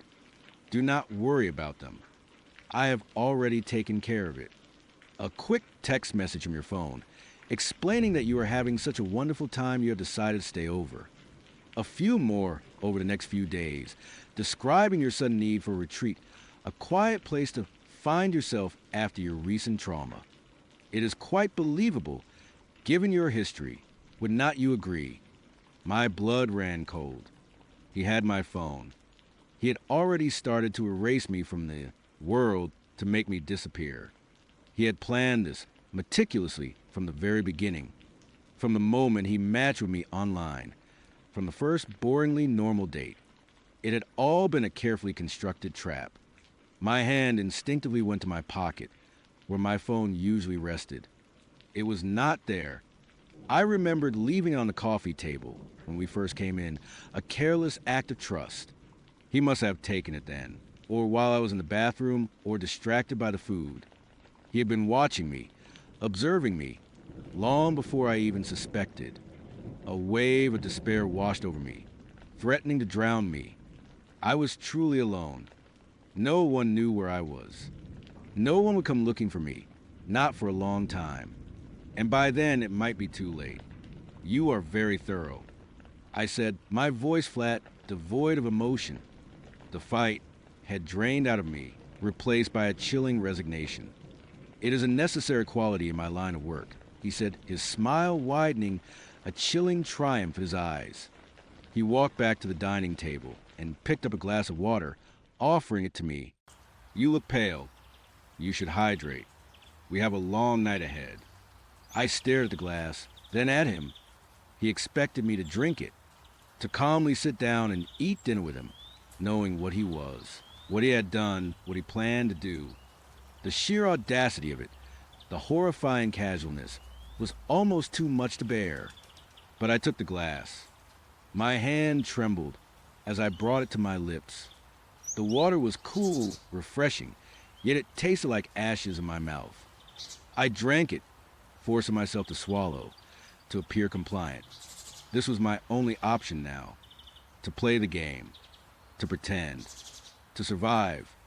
As I lowered the glass, my eyes met his. He was watching me, a predatory gleam in his gaze.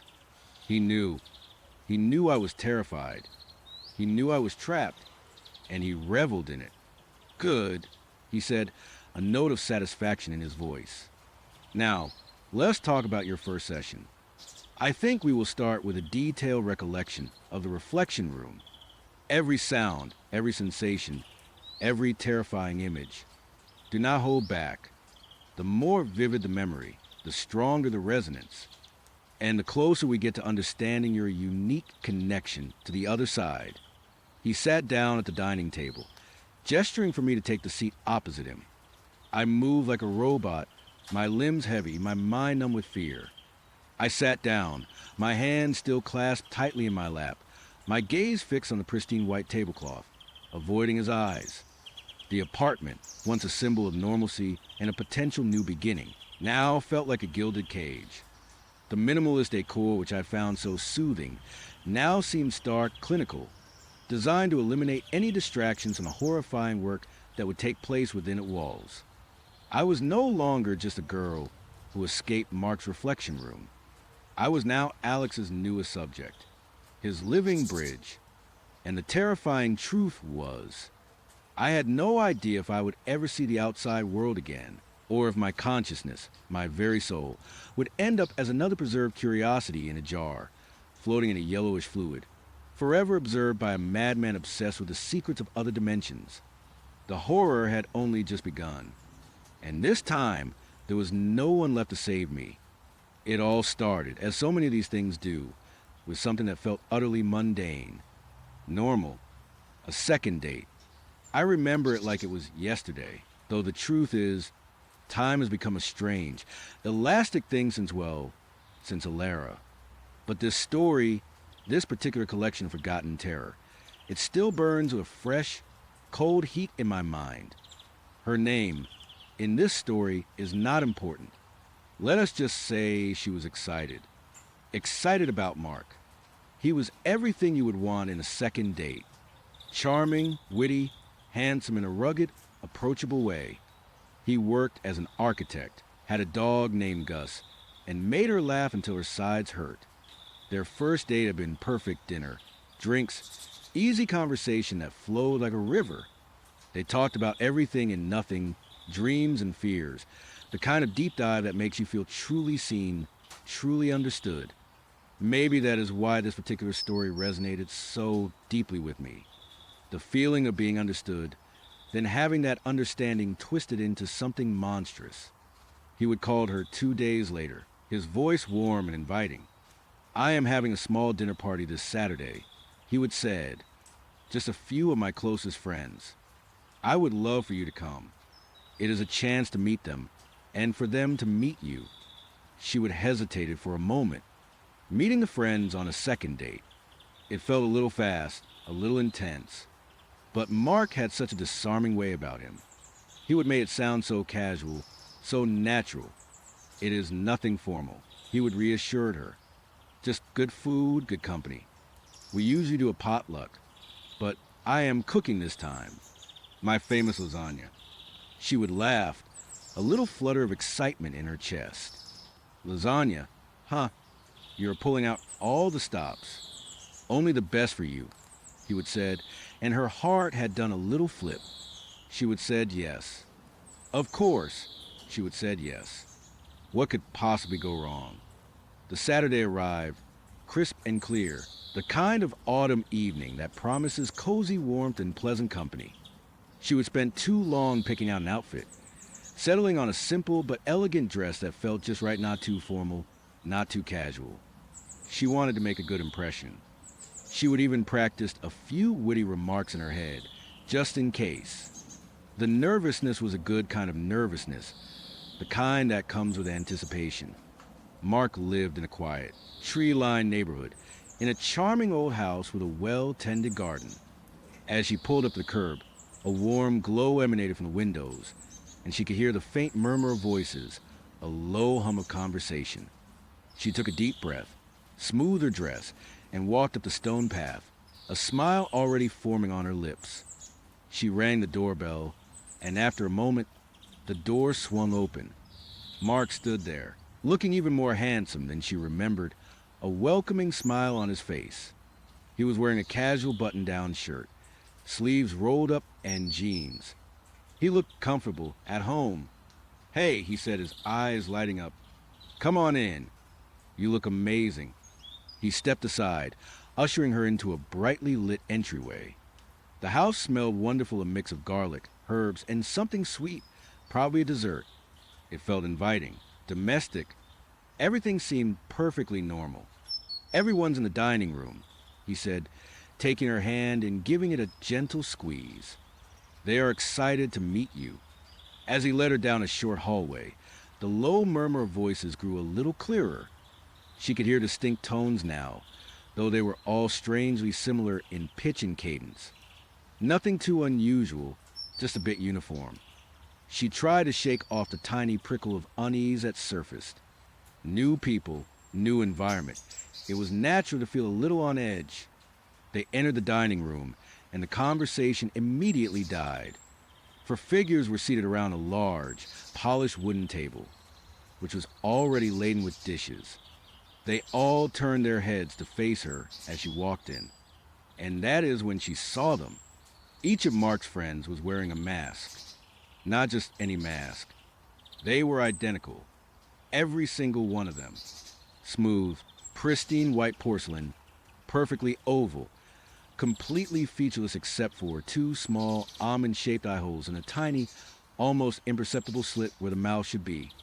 They looked like blank, unsettling dolls' faces. They reflected the overhead light with a soft, eerie sheen. Her smile faltered, freezing on her face. Her first thought was that she would misunderstood. Was it a theme party? A costume party? Mark had not mentioned anything. She glanced at him, a question in her eyes. He still had that warm, welcoming smile, completely unfazed. Everyone, this is Sarah, Mark announced, his voice cheerful, oblivious to her sudden confusion. Sarah, these are my friends David, Emily, Thomas, and Claire. He pointed to each figure in turn. They did not move, did not offer a hand, did not even nod. They just sat there, their masked faces turned towards her, the empty eye holes staring. It felt like being scrutinized by four identical, expressionless judges.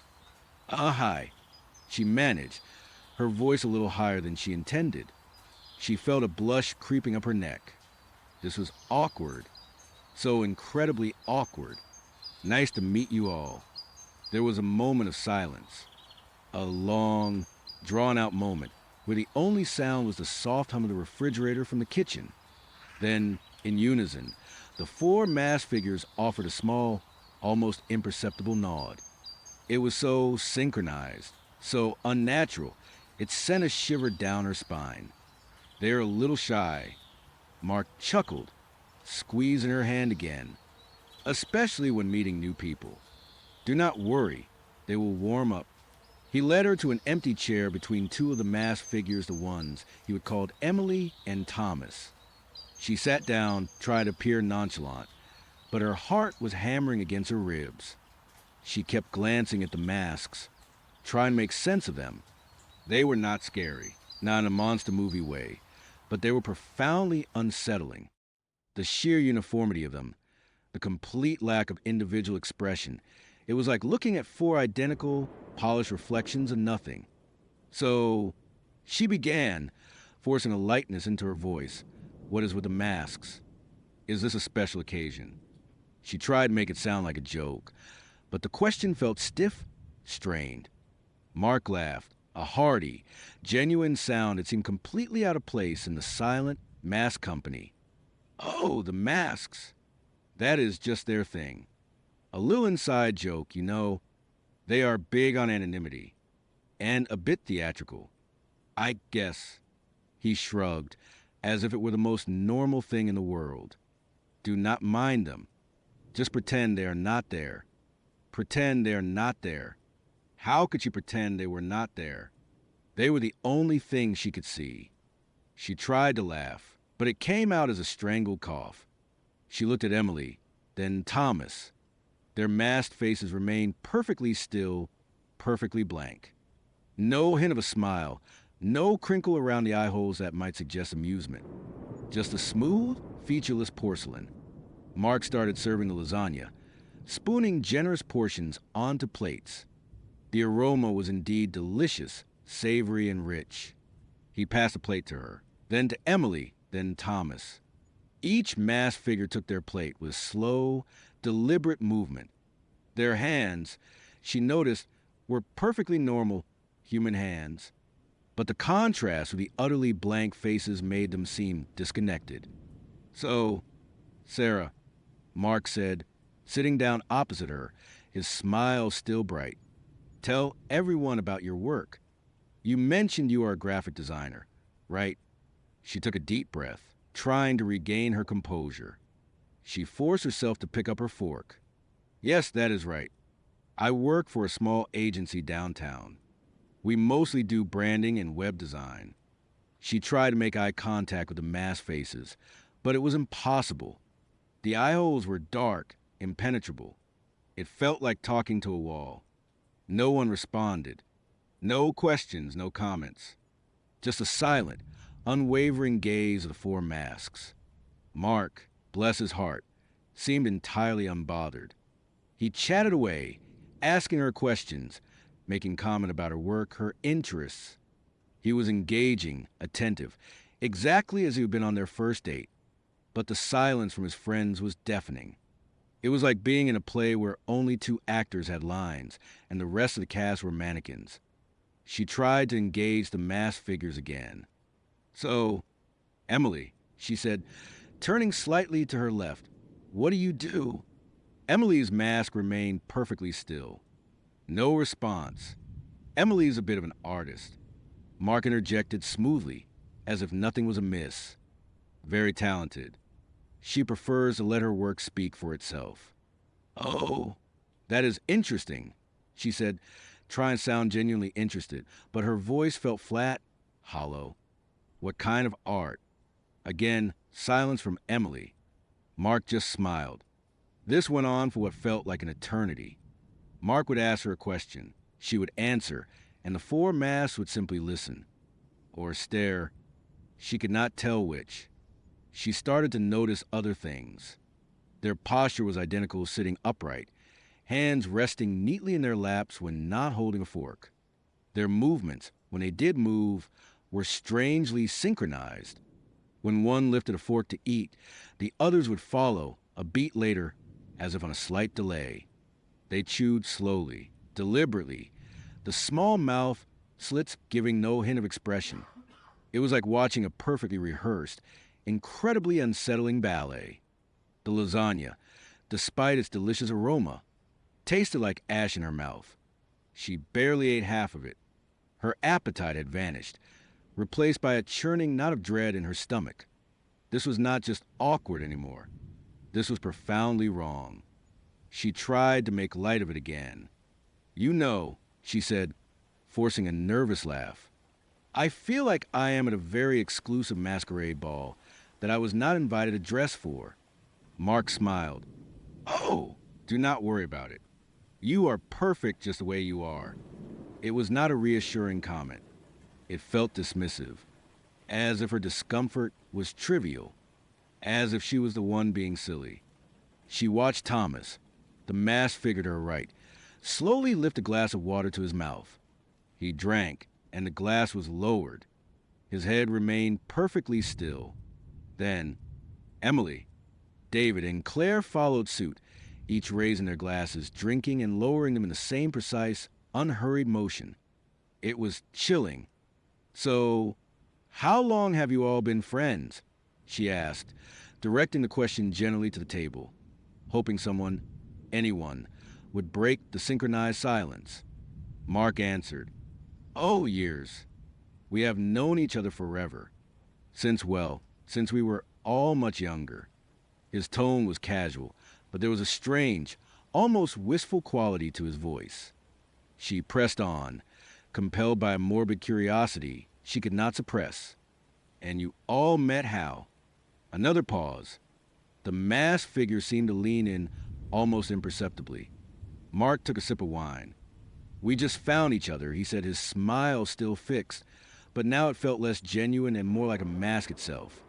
A shared understanding. A common bond. She looked at the masks. What kind of common bond could lead to this?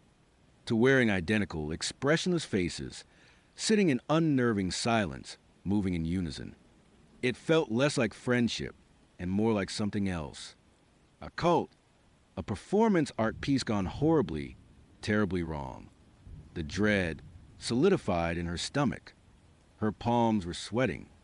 She tried to think of an excuse to leave. A sudden headache. An early morning meeting. Anything. Then, David, the figure directly across from her, slowly reached out a hand. His hand, she noticed, was pale, almost translucent in the warm light. He picked up a bread roll from a basket in the center of the table. He did not offer it to anyone. He just held it. His masked face remained fixed on her. "Would you like some more wine?" "Sarah," Mark asked, reaching for the bottle. "No, thank you," she said quickly, her eyes still on David's hand, which was now slowly, painstakingly, tearing the bread roll into small, identical pieces. Each piece was placed carefully on his plate, forming a neat little pile. The other masked figures watched him, their own hands resting perfectly still in their laps. Her heart began to pound harder. This was not normal. None of this was normal. Mark's casual demeanor, his insistence that this was all perfectly fine. It was starting to feel less like ignorance and more like complicity. She looked at Mark. His eyes, though still smiling, held a strange, unreadable glint. Was it amusement? Expectation? She could not tell. "I think I should probably get going," she said, her voice trembling slightly. "It is getting late, and I have an early start tomorrow." Mark's smile did not waver, but something in his eyes shifted.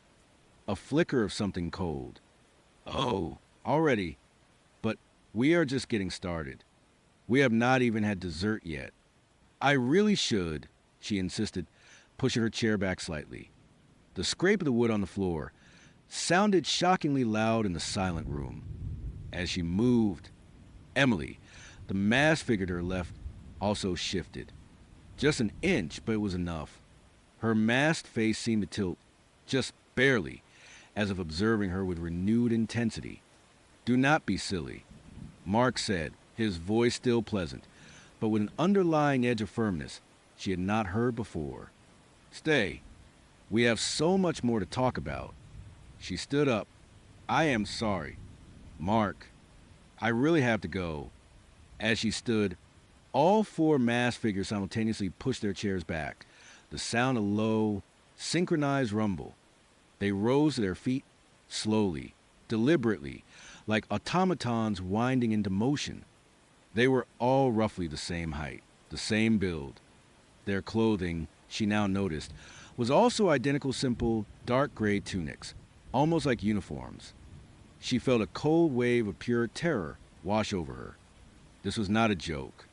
This was not eccentric. This was something else entirely. "Please," she said, her voice barely a whisper, backing away toward the dining room entrance. "I need to leave." Mark stood up too, slowly, his smile still in place, but now it felt predatory. "Leave? But you just got here. We were just starting to get to know you." "Sarah."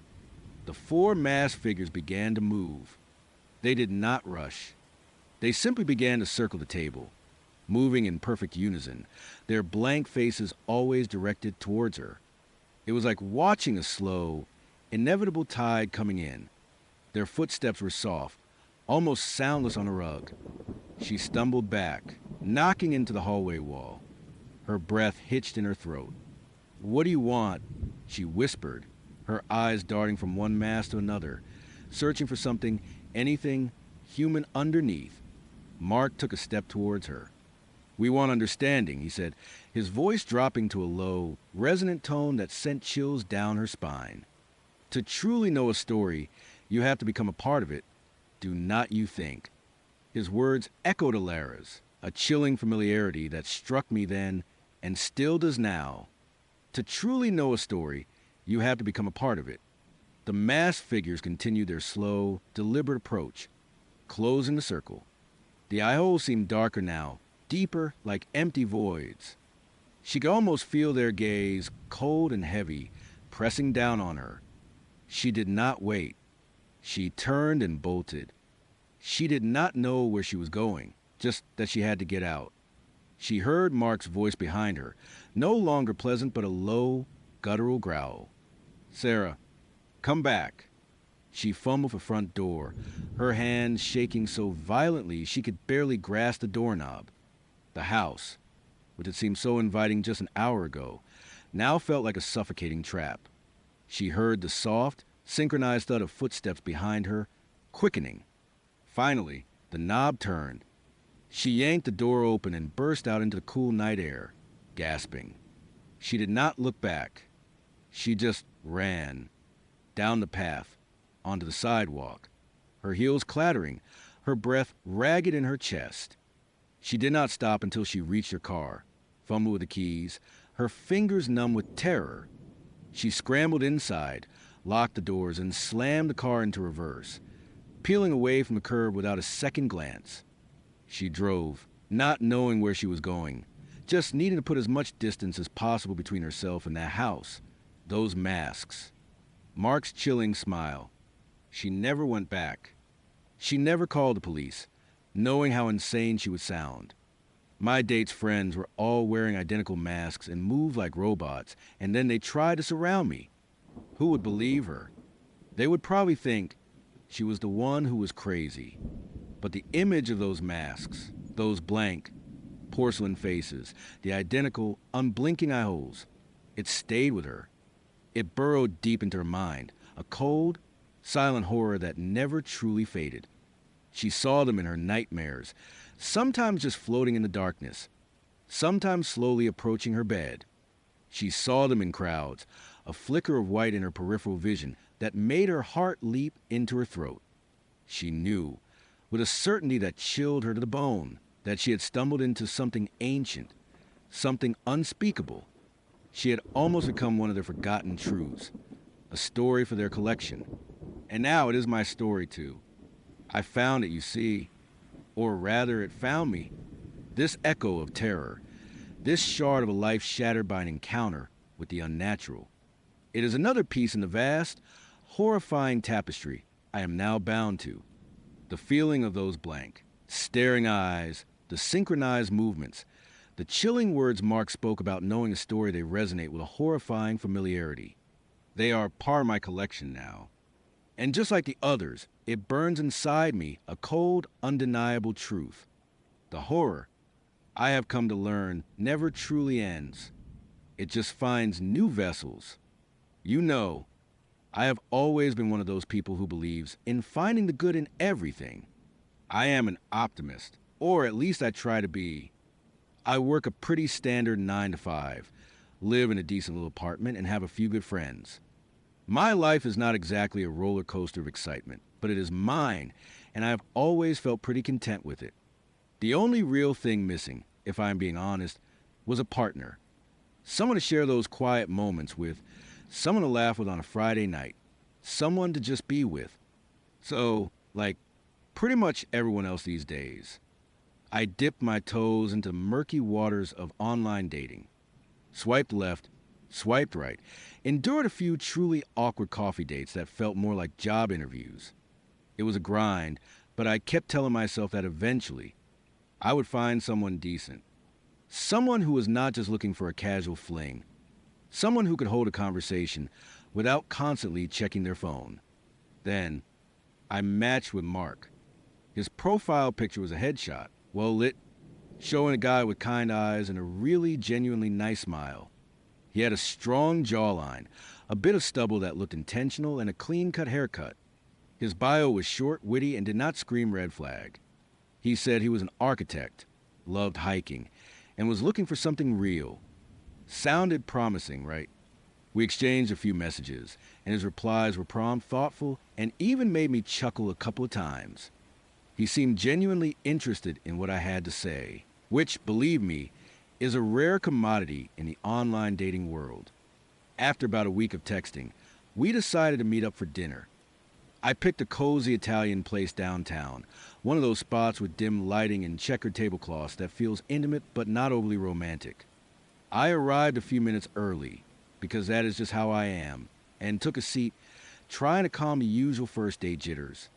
My phone buzzed, a text from Mark running 5 minutes late.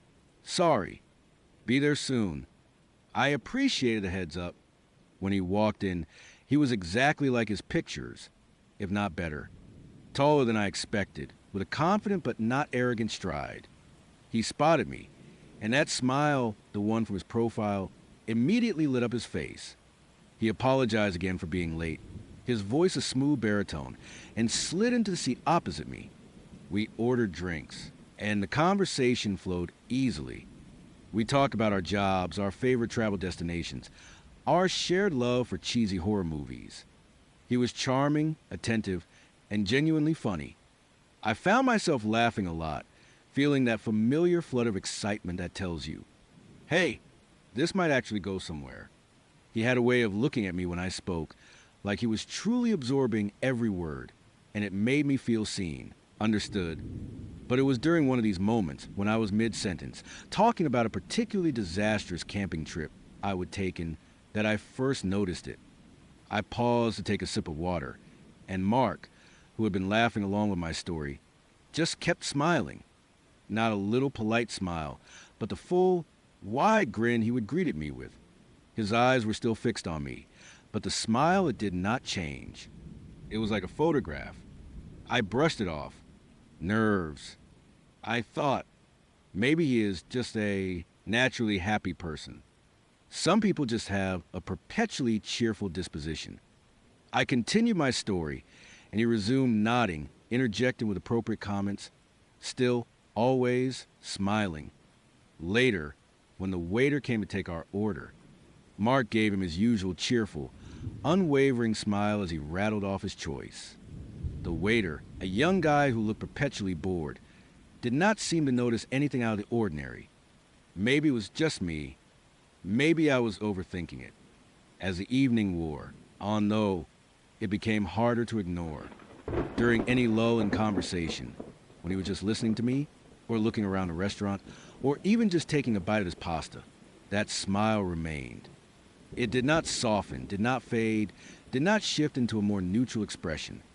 It was fixed like it had been painted on his face. It was a perfect, almost too perfect, crescent moon of teeth and stretched lips.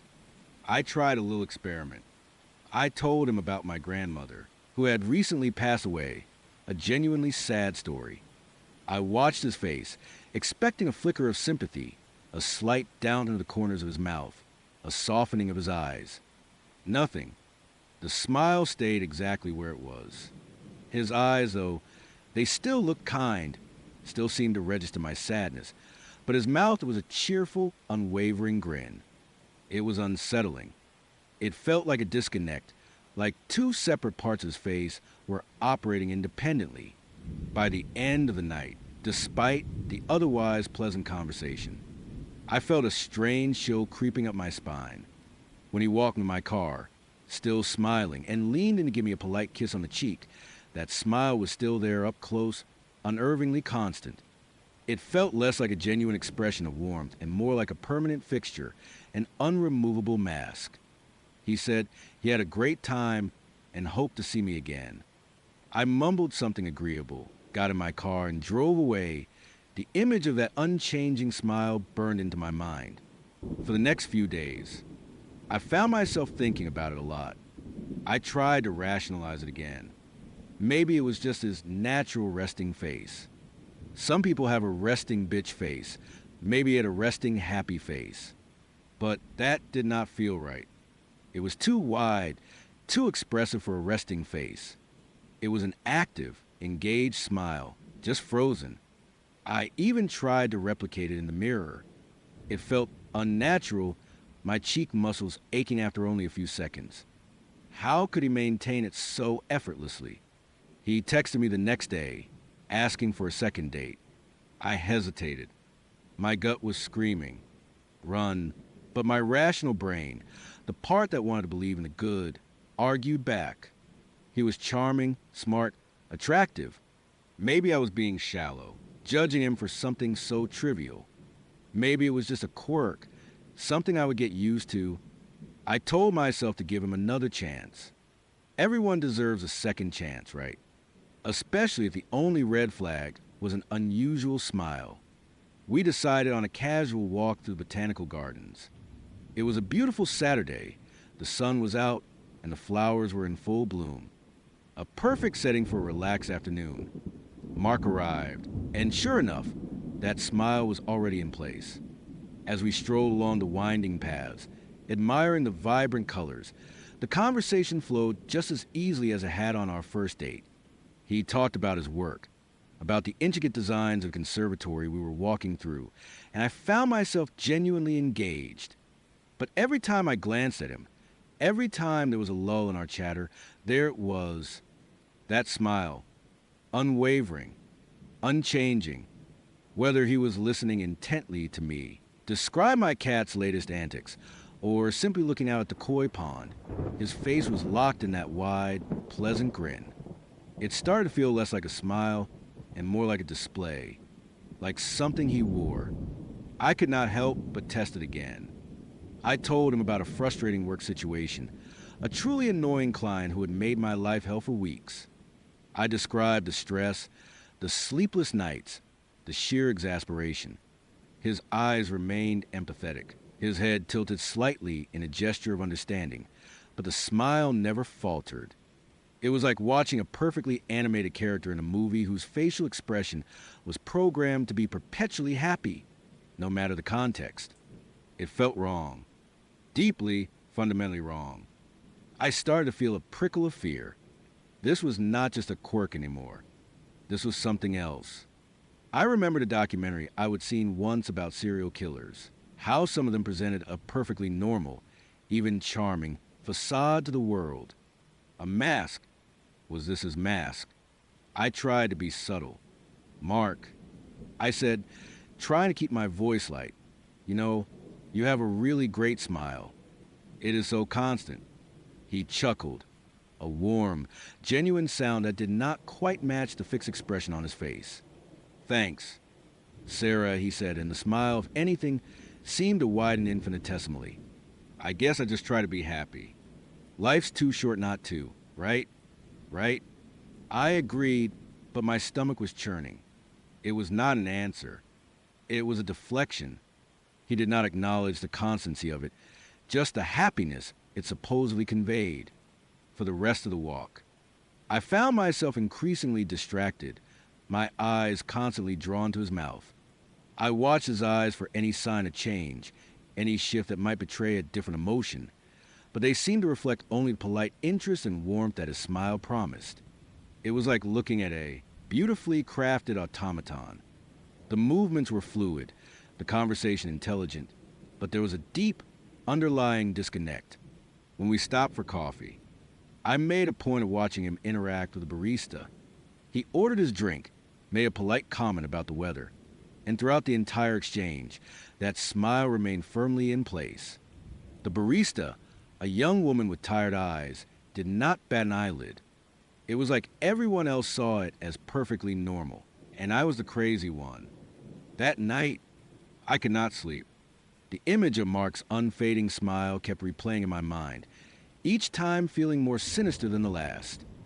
I started searching online, typing in phrases like person always smiling, fixed smile, unblinking smile. I found a few articles about rare neurological conditions that could cause involuntary facial spasms or paralysis, but none of them quite fit. His smile was not a spasm, it was too perfect, too symmetrical. It was not paralysis, because his mouth still moved when he spoke, still formed words clearly. It was just that the smile itself, the expression of a smile, never went away. It was like the muscles were permanently locked in that position. I started looking at photos of him again, the ones on his dating profile, and some he would post it on a public social media account I managed to find. In every single one, from casual selfies to group shots at what looked like work events, he had that exact same smile. It was not just the camera, it was his default. It was his only setting. A cold dread settled over me. This was not just a quirk. This was something deeply unsettling. I remembered a detail from our first date. He would mention he did not have any family nearby. No siblings, parents lived far away. He was relatively new to the city. All things that, on their own, seemed innocuous. But combined with a smile, they started to paint a picture of someone isolated, someone who could easily maintain a facade without anyone close enough to question it. My friends, when I cautiously brought it up, were dismissive. Maybe he is just really happy. Sarah, my friend Chloe said, laughing. Or maybe he has just got really good teeth and wants to show them off. My other friend, Jessica, suggested, you are overthinking it. You do this with every guy. Give him a chance. Their reactions only made me feel more alone in my growing unease. They did not see it, or they chose not to, but I felt it. I knew I needed to break things off. The thought of another date, another hour spent staring at that fixed, unchanging grin, filled me with a sickening dread. But how do you break up with someone because their smile is too constant? It sounded insane. I decided I would just be direct, tell him it was not working out, and avoid mentioning the smile entirely. I drafted a polite but firm breakup text in my head a dozen times. But then, Mark texted me again. Hey Sarah, I had a great time at the gardens. I was thinking, I am cooking dinner at my place on Friday. Would you like to come over? I make a mean lasagna. My heart hammered against my ribs. Go in his apartment. Alone. Every instinct screamed at me not to. But then, a perverse curiosity, a morbid fascination, took hold. This was my chance. My chance to see him in his own environment, to perhaps catch him off guard, to see if that smile ever truly faded. It was foolish. I knew, but a part of me needed to know. I needed to confirm my suspicions, or put them to rest. That sounds wonderful. Mark. I typed back, forcing a lightness into my tone. What time? Friday evening arrived, and I was a bundle of nerves. I put on a nice dress, tried to look confident, but inside, I was a mess. I told Chloe I was going on a third date, omitting the detail about his place, just in case. I made a mental note to text her when I was leaving and to text her again when I got home. Safety first, even if I was being ridiculous. His apartment building was a modern high-rise, sleek and anonymous. His unit was on the 10th floor. When he opened the door, there he was, apron on, a glass of red wine in hand, and that smile, wide and welcoming, already in place. "Sarah, come in. So glad you could make it," he said, stepping aside. His apartment was immaculate, almost too immaculate. Minimalist furniture, everything perfectly aligned, not a single dust particle in sight. There were no personal touches, no photos on the walls, no quirky knickknacks. It felt less like a home and more like a showroom. The air was filled with a delicious aroma of lasagna, which almost made me forget my apprehension for a moment. Almost. He offered me a glass of wine, and we settled onto a pristine white sofa. The conversation was, once again, easy. He talked about his day, about a complex architectural project he was working on. I watched him closely, trying to catch him unawares. He gestured with his hands. His eyes crinkled at the corners when he made a joke, but that smile was a constant. I made a point of looking away, then quickly back at him, hoping to catch a fleeting moment when the smile might drop. It never did. It was always there, a perfect, unchanging curve. As we ate the lasagna, which, I have to admit, was truly excellent, I felt the tension building inside me. I had to know. I had to ask. This was it. "Mark," I began, my voice a little shaky. "I have to ask you something." He paused, a forkful of lasagna halfway to his mouth. His eyes, still kind, focused on me.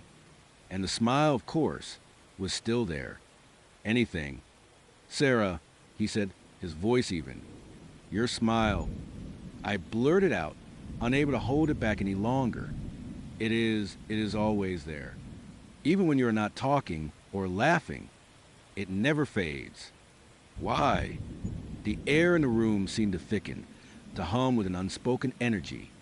For a split second, I thought I saw a flicker in his eyes, a momentary hardening, but it was gone before I could be sure. His smile, however, remained fixed. If anything, it seemed to stretch a fraction wider, pulling taut the skin around his mouth. He slowly lowered his fork, placing it carefully on the plate. He looked at me, his head tilted slightly, that unchanging smile on his face. It was no longer charming. It was terrifying. "You have noticed," he said, his voice softer now, almost a whisper, but still perfectly calm. The smile did not waver. My heart was pounding so hard, I thought it might burst. "Yes," I managed to say. "It is unusual." He leaned forward, his elbows on his knees, his gaze never leaving mine. The smile was still there, but now in the silence, in the sudden intimacy of the question, it felt like a predator's grin.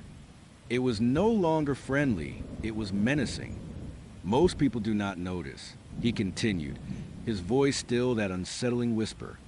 "Or if they do not say anything. They just accept it.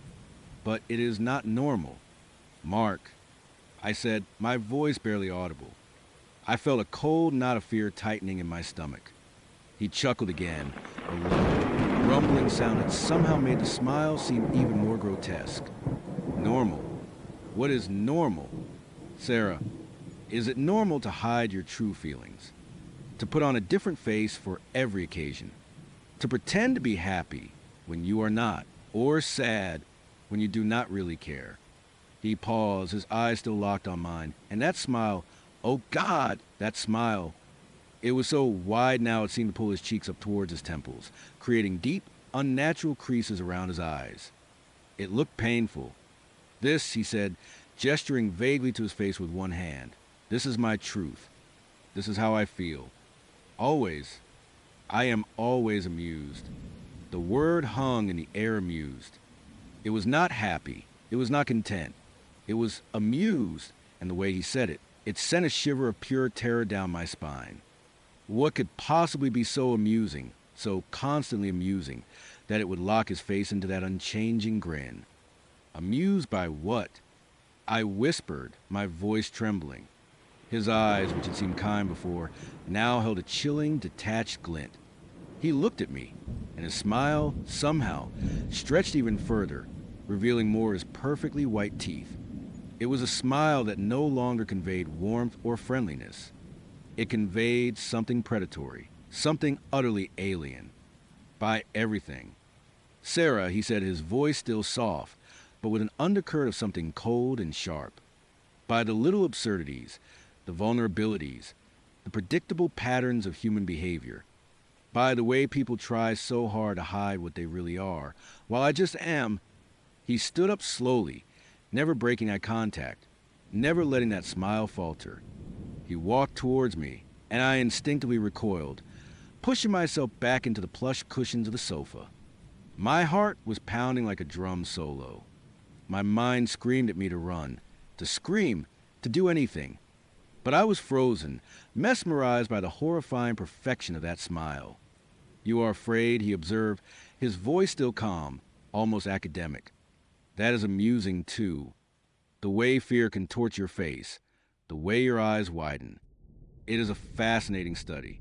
He reached out a hand, and I flinched. He paused, his smile still fixed, his eyes watching my reaction with an unnerving intensity. Then, slowly, he lowered his hand, letting it rest on the armrest of the sofa, right next to my leg. "Do not be afraid. Sarah," he said, his voice a soothing lullaby that only made the terror worse. "I just wanted you to see, to truly see. Most people never do. They just glance at the surface, accept the pleasantries, and move on. But you noticed the smile. You looked deeper." He leaned in, his face inches from mine. The smile filled my vision, a vast, white, stretched expanse.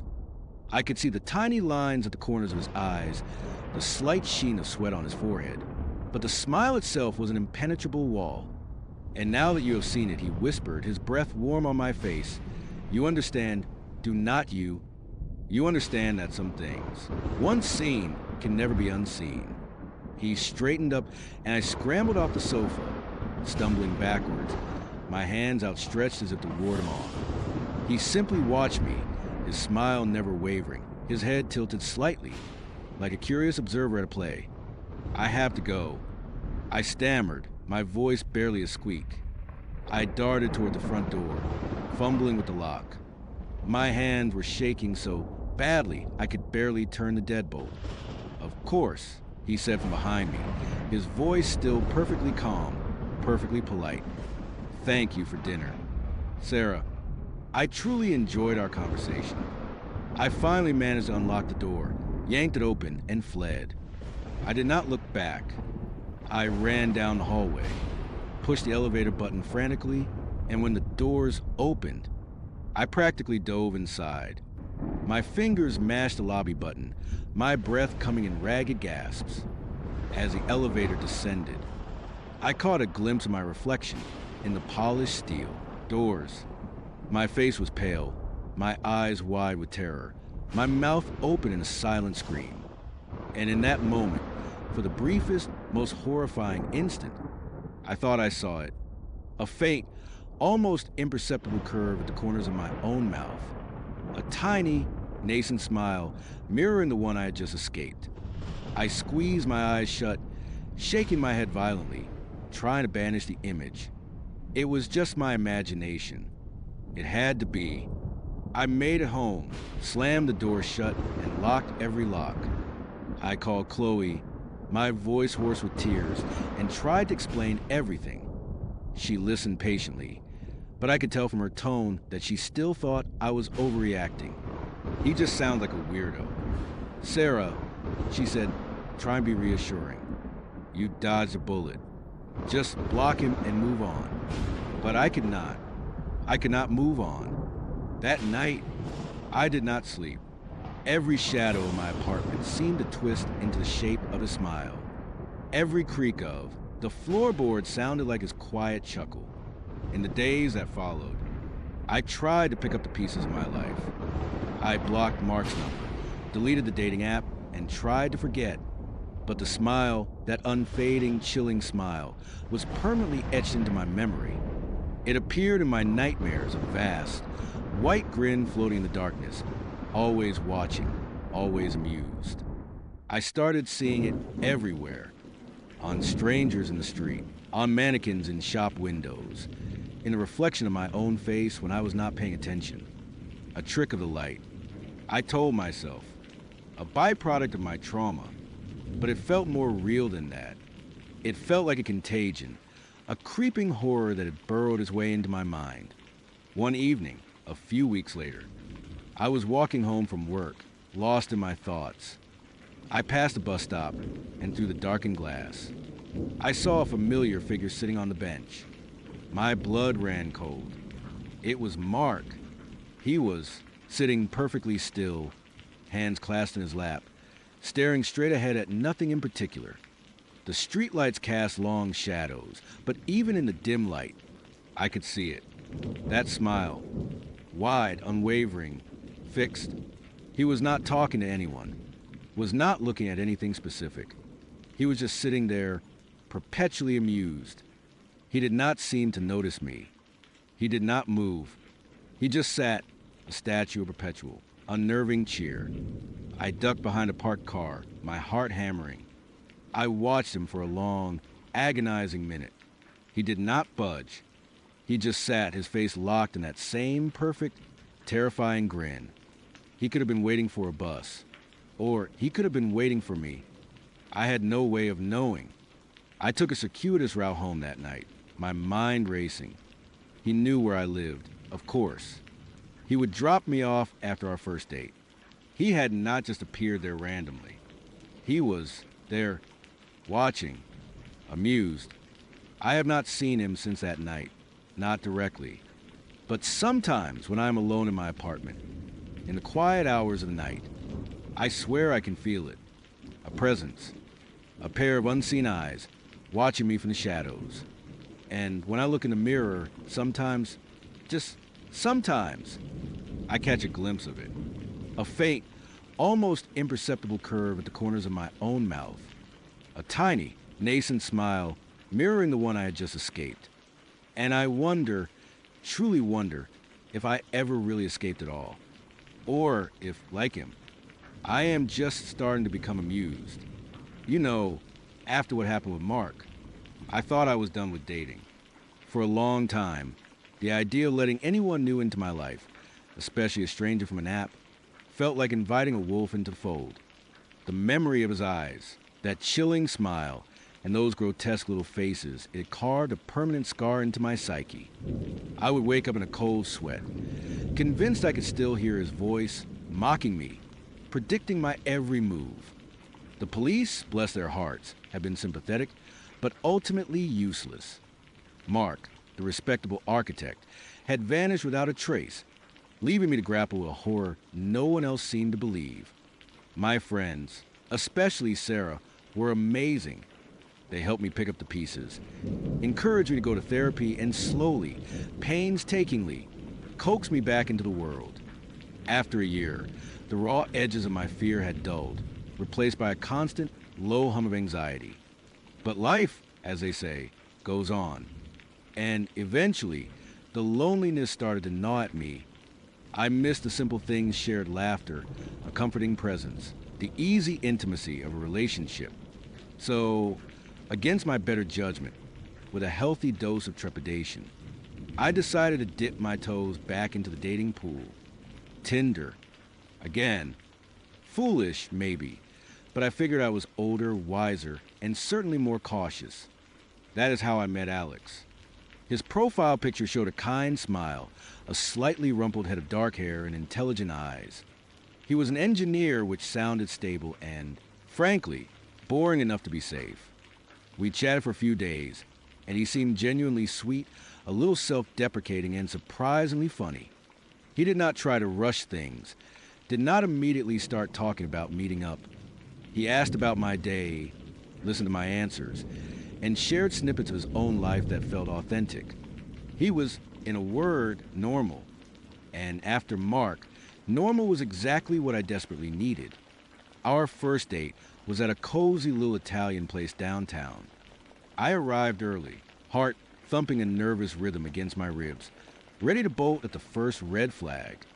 But Alex, he was exactly as he presented online.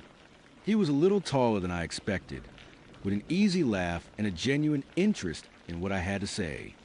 We talked for hours about everything from our favorite obscure movies to childhood memories. He made me feel at ease, something I had not experienced with a man in a very long time. There was no intense stare, no probing questions that felt invasive, no hint of the predatory glint I would come to associate with charming men. He was just Alex. As the evening wound down, he walked me back to my apartment. The air was cool, a gentle breeze rustling through the trees. We stood at my doorstep, and for a moment, I hesitated. The old fear flickered, a tiny spark in the back of my mind. But then I looked at his face, the genuine warmth in his eyes, and the spark died down. Maybe, just maybe, I could trust again. Would you like to come up for a nightcap? I asked, surprised at myself. The words just tumbled out.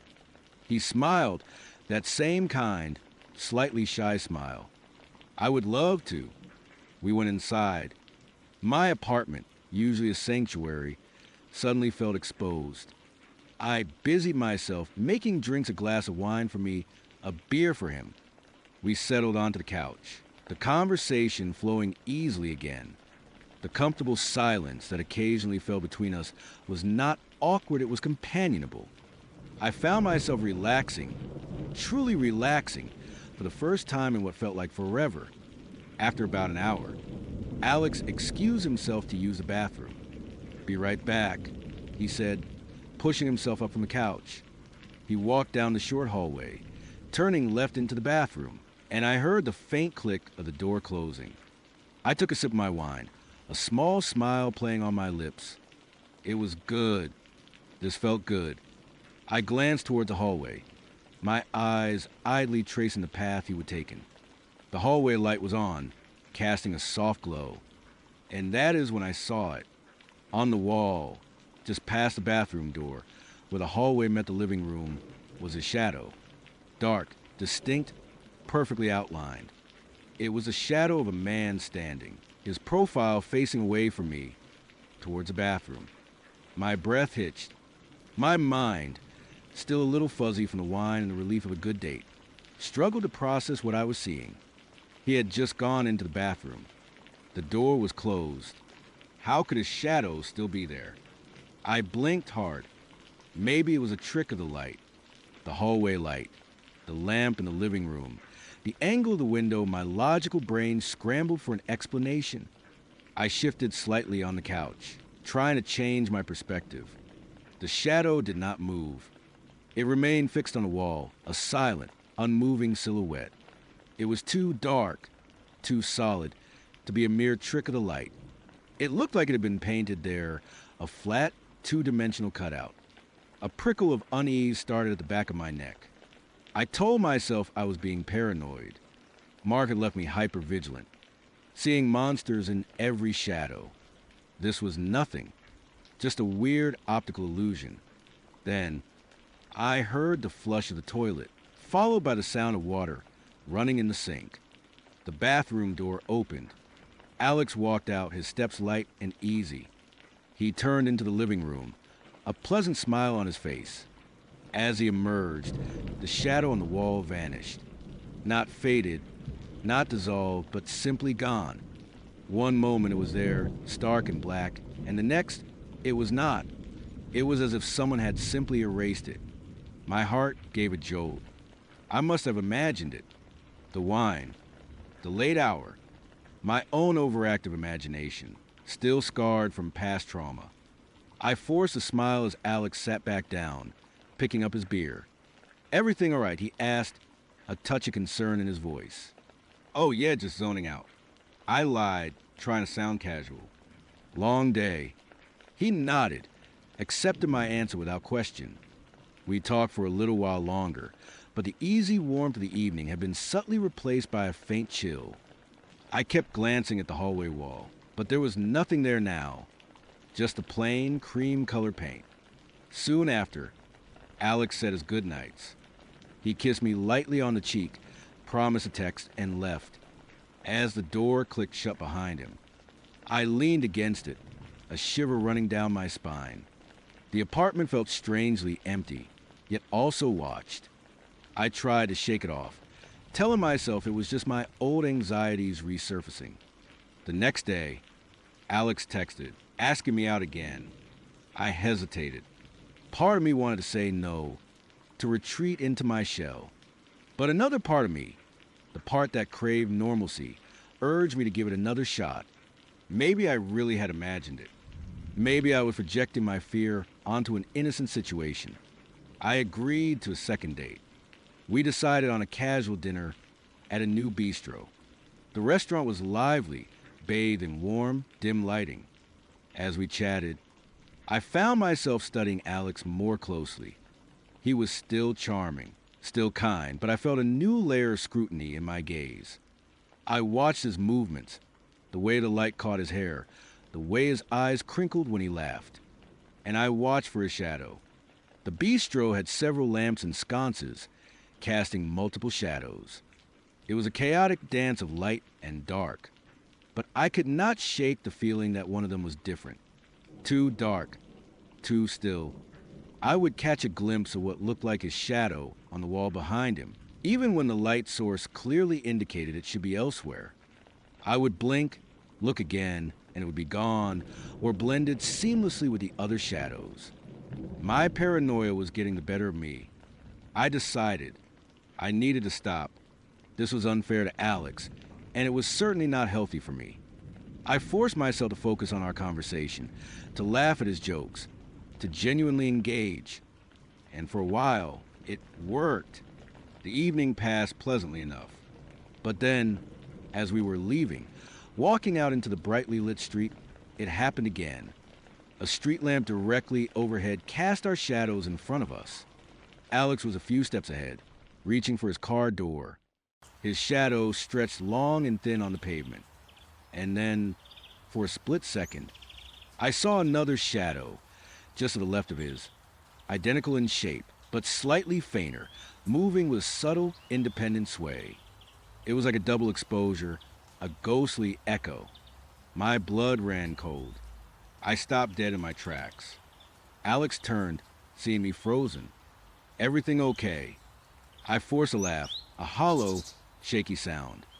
Yeah, just admiring the night sky. I pointed vaguely upwards. He glanced up, then back at me, a small frown on his face. You seem a little on edge. Just tired. I mumbled, hurrying to catch up.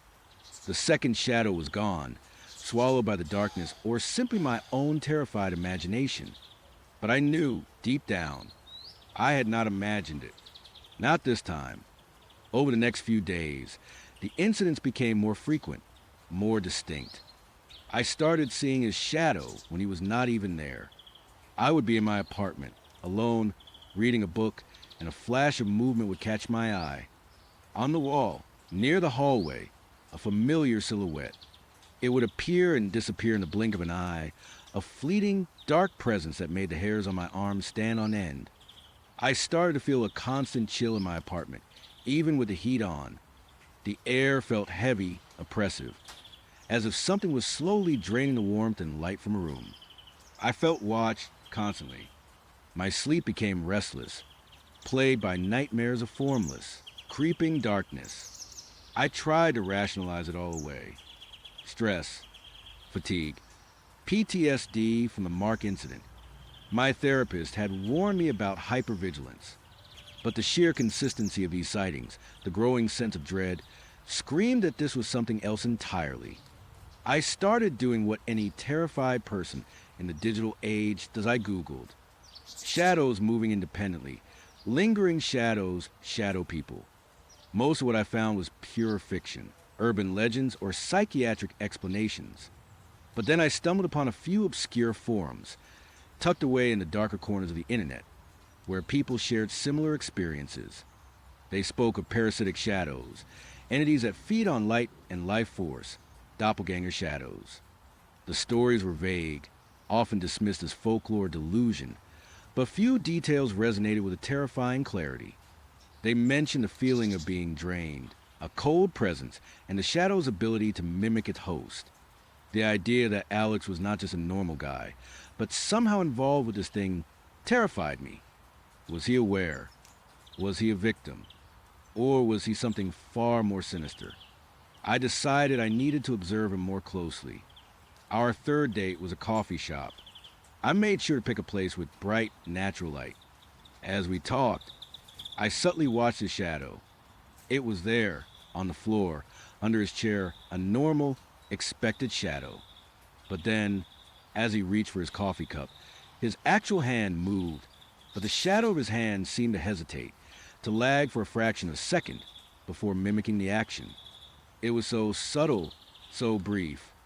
I almost missed it, but I did not. My stomach twisted into knots. This was not just a trick of light. This was wrong. You seem a bit distracted today, Alex said, interrupting my intense observation. Is everything all right? Yeah, just a lot on my mind, I said, trying to smile. Work stuff. He gave me a sympathetic nod. Anything I can do. His genuine concern made me feel a pang of guilt. He seemed so normal, so kind. Could this really be happening to him? Or was he an elaborate trap, like Mark? No, this was different. Mark had been overtly cruel, a predator.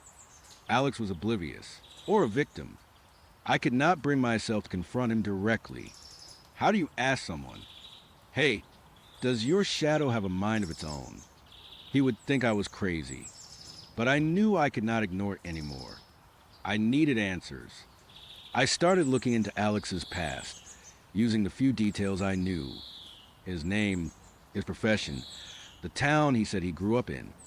It felt invasive, but the alternative was unbearable. I found his LinkedIn profile, old social media accounts. Nothing unusual.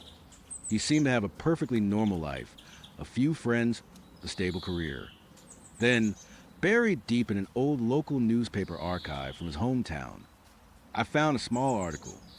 It was from about 5 years ago, a human interest piece about a series of unexplained power outages and strange cold spots reported in a specific neighborhood. The article mentioned a few residents who claimed to have seen dark figures or shadows that moved on their own.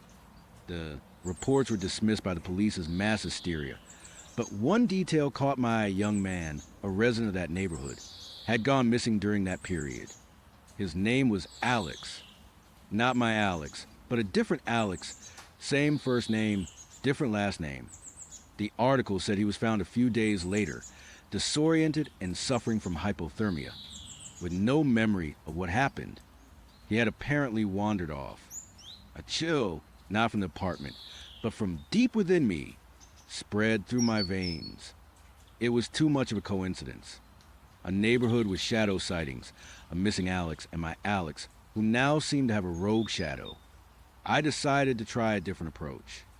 I invited Alex over to my place again, under the pretense of cooking him dinner.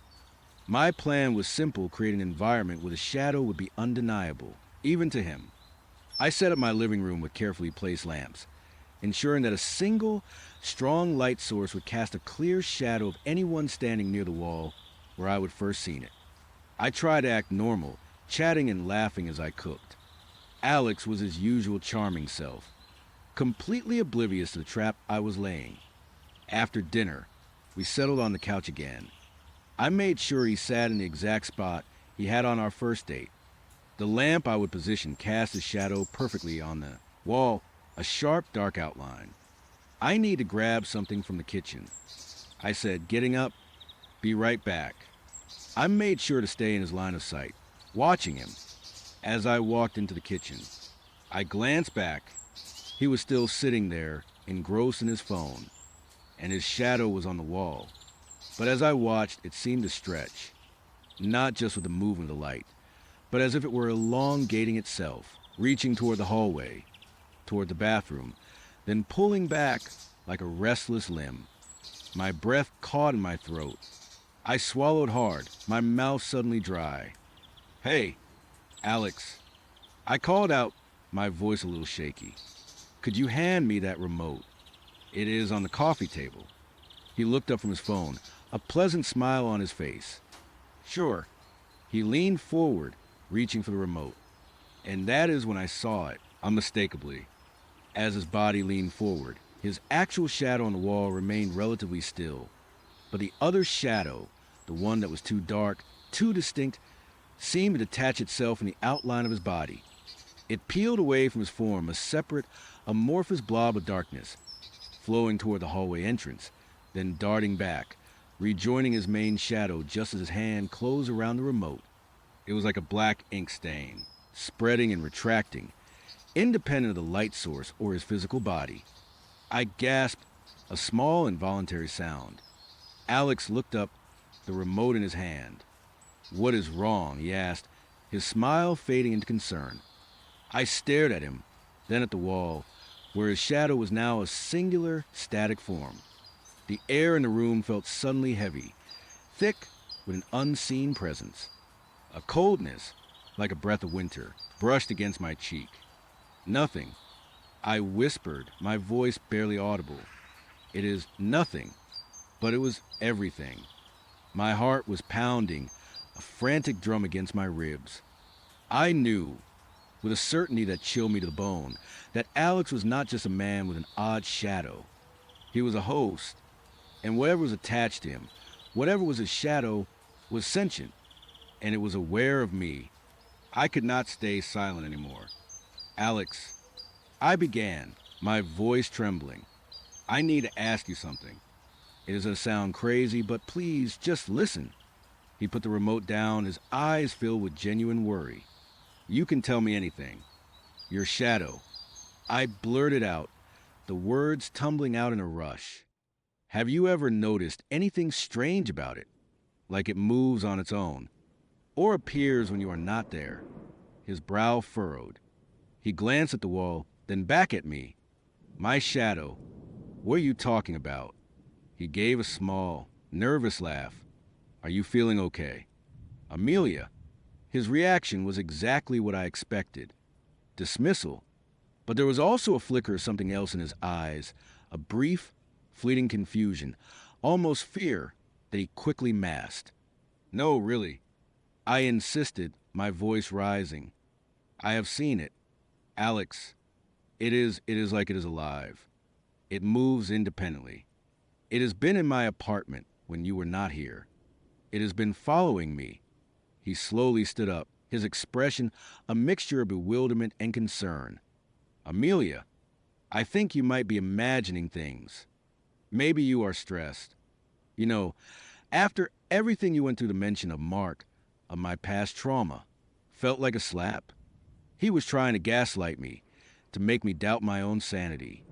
Or was he truly oblivious?" "No," I cried, my voice cracking. "This is not about Mark. This is real.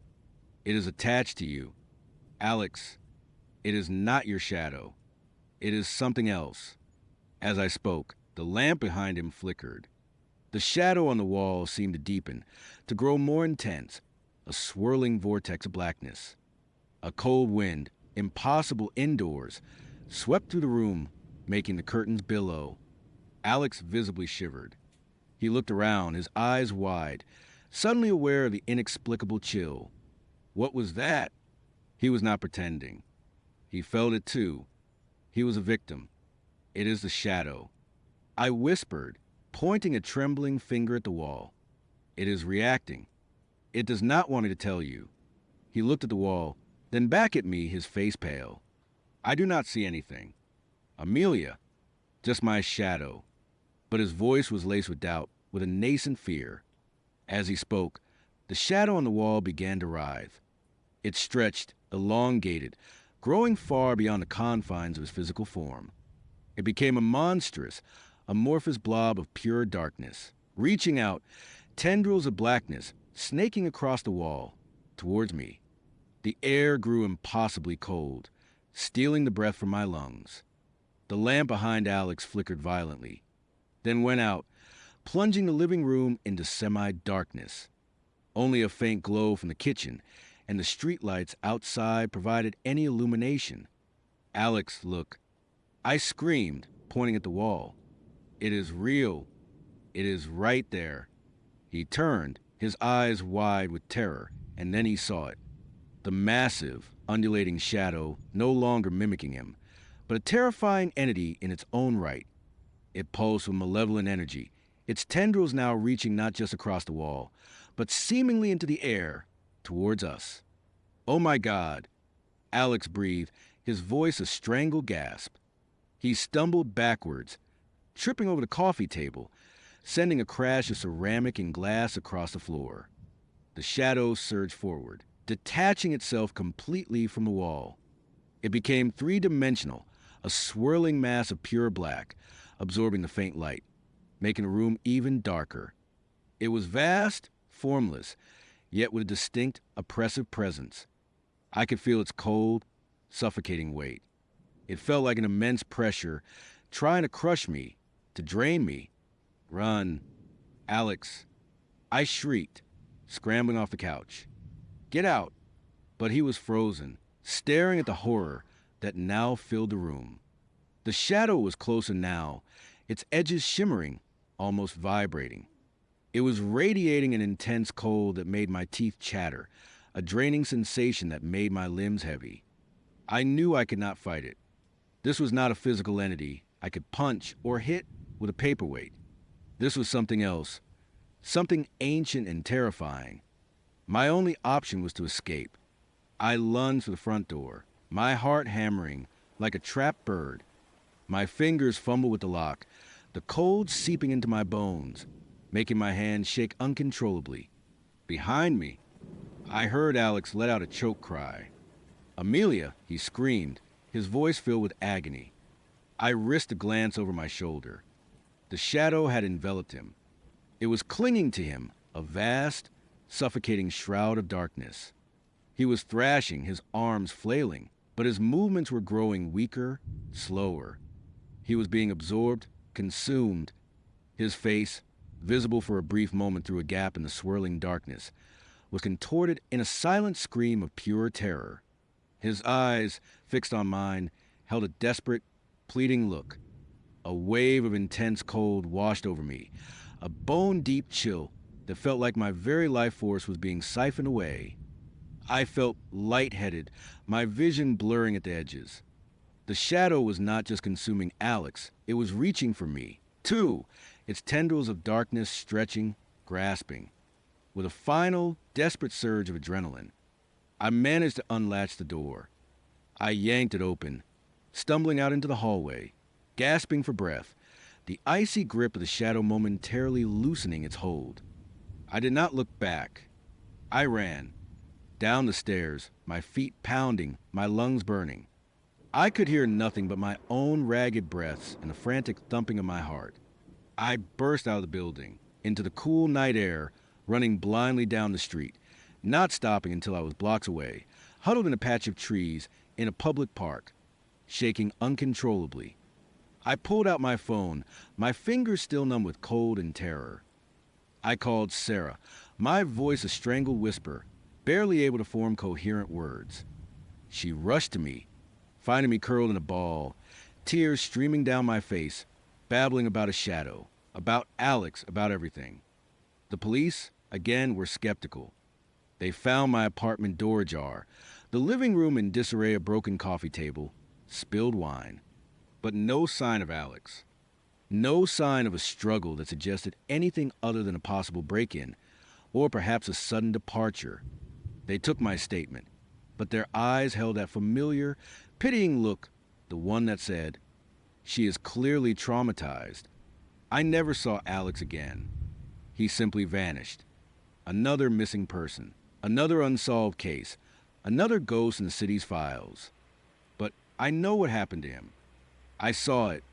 Now, every shadow makes me flinch. Every dark corner holds a potential threat.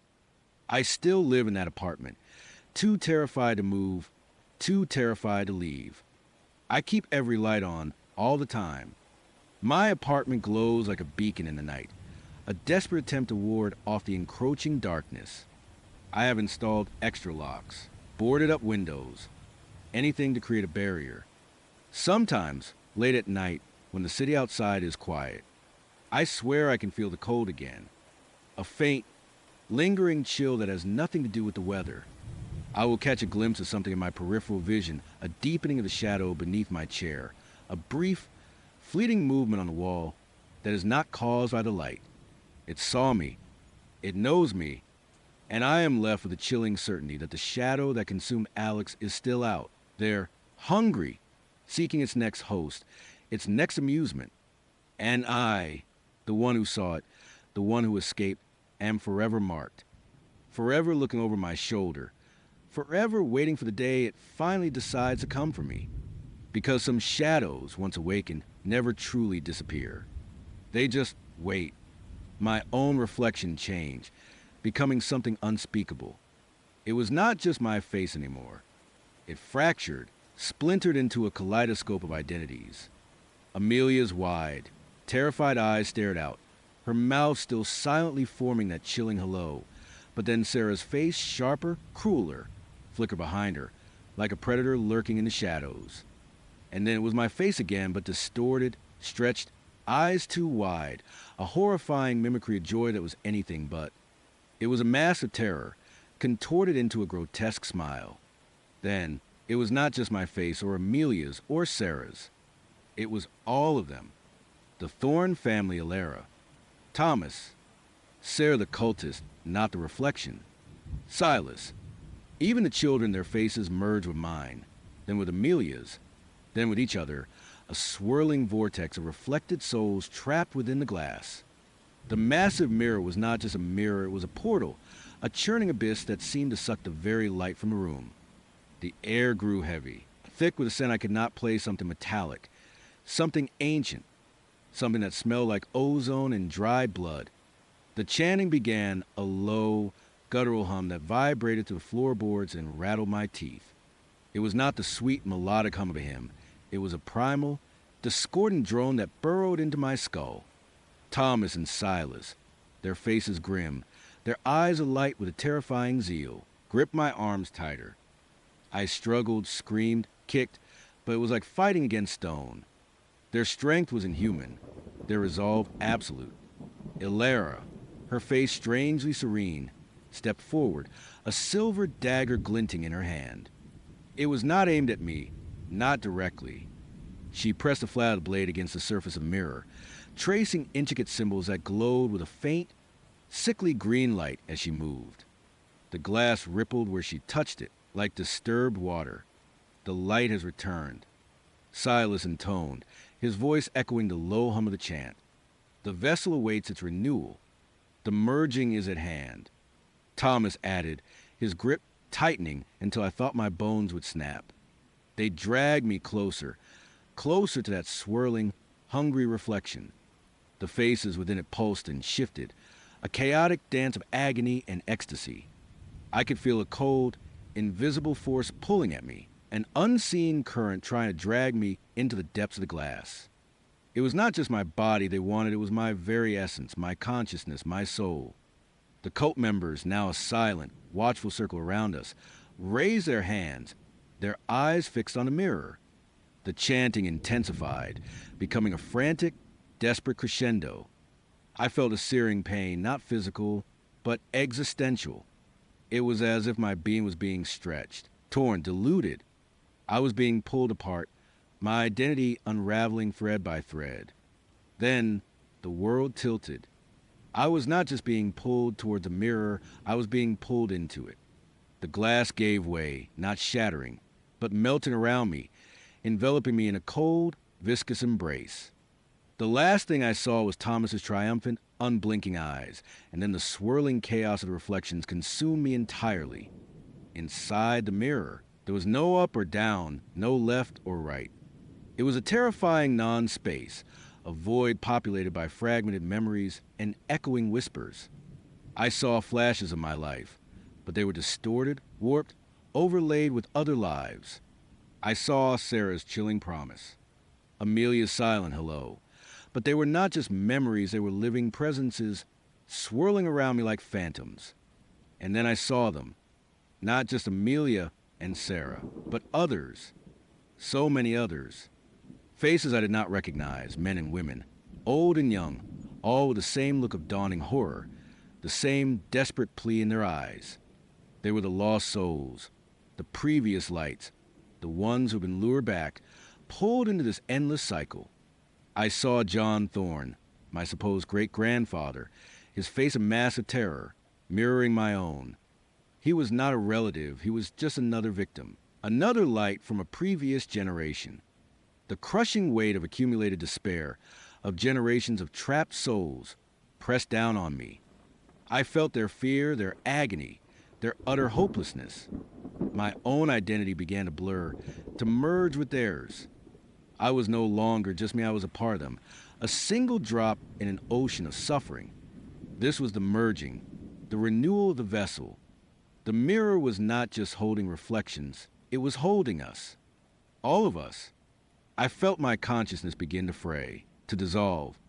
It was like being slowly erased, replaced by a cacophony of other voices, other memories, other pains. I was becoming nothing, yet everything. The cult was not just sacrificing me, they were incorporating me, adding my essence to their terrifying collective. And then, just as I felt myself slipping away completely, just as the last vestiges of my individual self were about to be extinguished, something shifted. A sudden, violent expulsion. I was not being pulled deeper, I was being spat out. It was like being shot from a cannon, out of the cold, liquid darkness of the mirror and into something else. I landed hard on cold, damp earth, gasping, coughing, my body aching as if I had been put through a meat grinder. The metallic scent still clung to me, but it was fading, replaced by the smell of pine and damp soil. I lay there for a long time, disoriented, my mind a jumbled mess of fragmented memories and borrowed emotions. When I finally forced myself to sit up, the world was a blur. I was in a forest, dense and dark, the moonlight barely piercing the thick canopy overhead.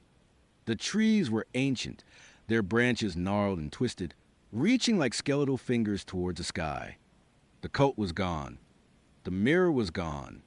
I was alone again, but the loneliness was different now. It was a hollow echo of the merging, a vast, cavernous emptiness within me that felt like it had been scooped out and replaced with nothing. Or perhaps with everything. I felt different. Lighter, yet heavier. Empty, yet full. My skin felt too tight, my limbs foreign. When I finally found a small, still puddle of water and peered into it, my reflection stared back. It was undeniably me, my face pale, eyes wide with residual terror. But there was something else, too. A faint, almost imperceptible flicker in my eyes, like a momentary distortion in the water itself. A fleeting glimpse of another face, another pair of eyes, just beneath the surface of my own. It was gone in an instant, but the unsettling feeling lingered. I was no longer entirely myself. I was tainted. The next few weeks were a blur of primal survival. I stumbled through the wilderness, driven by an instinct to simply move, to put as much distance as possible between myself and that remote town. I ate whatever I could find, slept in ditches and under bushes, constantly looking over my shoulder, convinced the thorns would find me, that the mirror would somehow reach out and pull me back. But they never came. The fear slowly shifted, morphing from a terror of immediate pursuit to a deeper, more insidious dread. The world felt subtly wrong. Colors seemed duller, sounds muffled, as if a thin veil had been drawn over reality. My own reflection, whenever I caught it in a shop window or a bathroom mirror, continued to unsettle me. That flicker, that brief distortion, it was still there, more pronounced now, like a glitch in my own personal matrix. Sometimes, I would swear I saw a faint, almost transparent outline of another face superimposed on mine, a ghostly imprint of Amelia, or even Sarah, the cultist. The trauma was immense, but so was a profound, soul-crushing isolation. After 3 years of running, then the horror of the cult. I was more alone than I had ever been. The craving for connection, that dangerous whisper of hope, it was still there, amplified now by the utter desolation of my existence. I needed to prove to myself that I was still human, that I could still connect, still feel something other than terror and emptiness. Against every fiber of my being, against every warning bell screaming in my head, I downloaded Tinder. It felt like a betrayal of everything I had experienced, a foolish, desperate act. But I could not bear the silence anymore. I could not bear the constant echo of other voices in my head, the ghosts of other lives that now seemed to inhabit a corner of my consciousness. I needed a real voice, a real person. Scrolling through profiles felt surreal. Most were bland, some overtly creepy, others just sad. I swiped left on countless faces, feeling nothing but a growing despair. Then I saw Mark. His profile was minimal. No clear face shot, just a silhouette against the sunset or a picture in deep shadow, his features obscured. His bio was equally sparse, seeking genuine connection.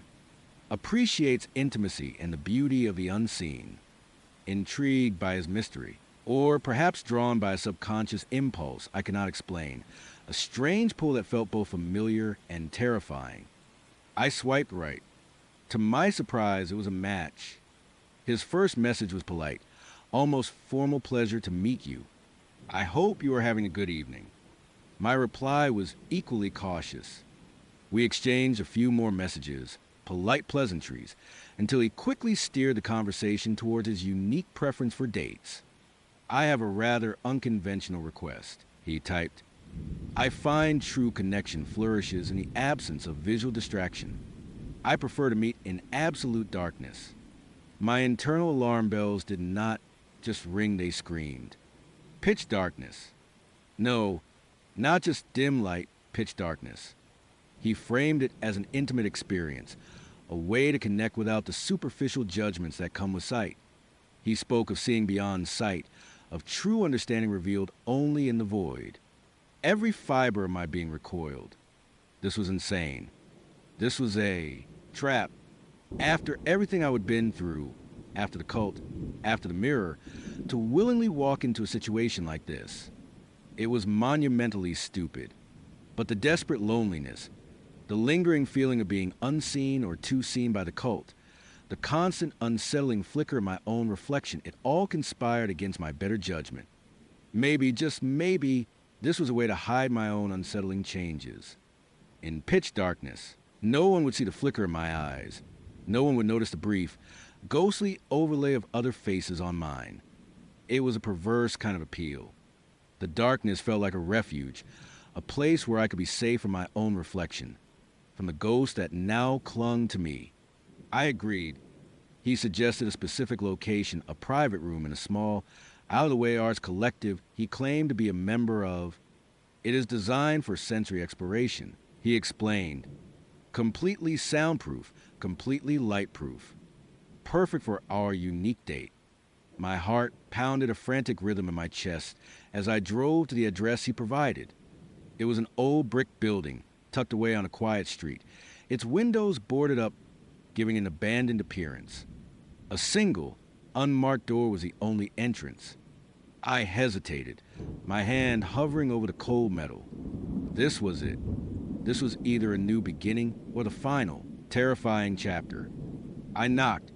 The door creaked open, revealing a sliver of an even darker hallway. Mark's voice, surprisingly calm and soothing, drifted out. Come in. Do not worry. I will guide you. Taking a deep breath, I stepped inside. The door clicked shut behind me, plunging me into an immediate, absolute blackness that was denser than anything I had ever experienced. It was not just dark, it was a physical presence, pressing in on me, stealing my breath. My eyes, wide open, saw nothing, not even the faintest glimmer. It was like being swallowed whole. Just reach out your hand. Mark's voice instructed, closer now. I am right here. I extended my arm, my fingers brushing against something soft, then firm. It was his hand. His skin felt cool, smooth, surprisingly delicate. He gently took my hand, his grip firm but not threatening, and led me forward. Each step was an act of faith, a terrifying descent into the unknown. "There's a chair here," he whispered, guiding my hand to the back of a seat. "Careful." I sat down, the fabric surprisingly plush. The room was silent, utterly devoid of sound, except for the frantic beat of my own heart and the faint rustle of his clothes as he settled into the chair opposite me.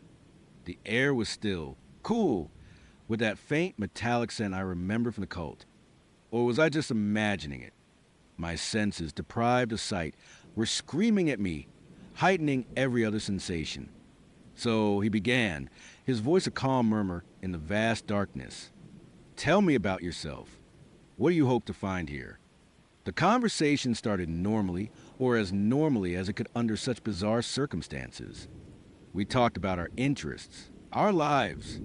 His voice was pleasant, articulate, intelligent. He seemed genuinely interested, asking thoughtful questions. But the lack of visual cues made it deeply unsettling. My mind, starved for input, began to play tricks on me. I could not see him, but I felt things. A breath, too close, a warmth that was not quite human, a faint, almost imperceptible hum that seemed to emanate from his direction. Was it just the blood rushing in my ears? Or something else? His voice, though calm, began to change subtly. Sometimes it seemed deeper, resonating with an unnerving richness. Other times it had a strange, almost imperceptible echo, as if more than one voice was speaking at once. I tried to focus, to dismiss it as a trick of the darkness, a figment of my overactive imagination.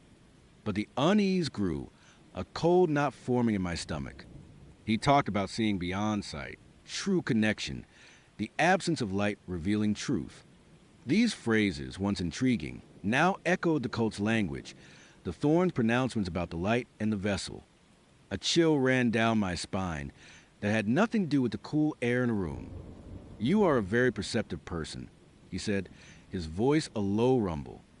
"I can feel the depth of your experiences, the journey you've been on. You have faced challenges, have not you? Been through some difficult times." His words were too knowing, too precise. My breath hitched. "How could you possibly know that?" I asked, my voice barely a whisper. He chuckled, a soft, unsettling sound that seemed to come from everywhere and nowhere at once. "The darkness reveals much, my dear. It strips away the superficial, the illusions we cling to.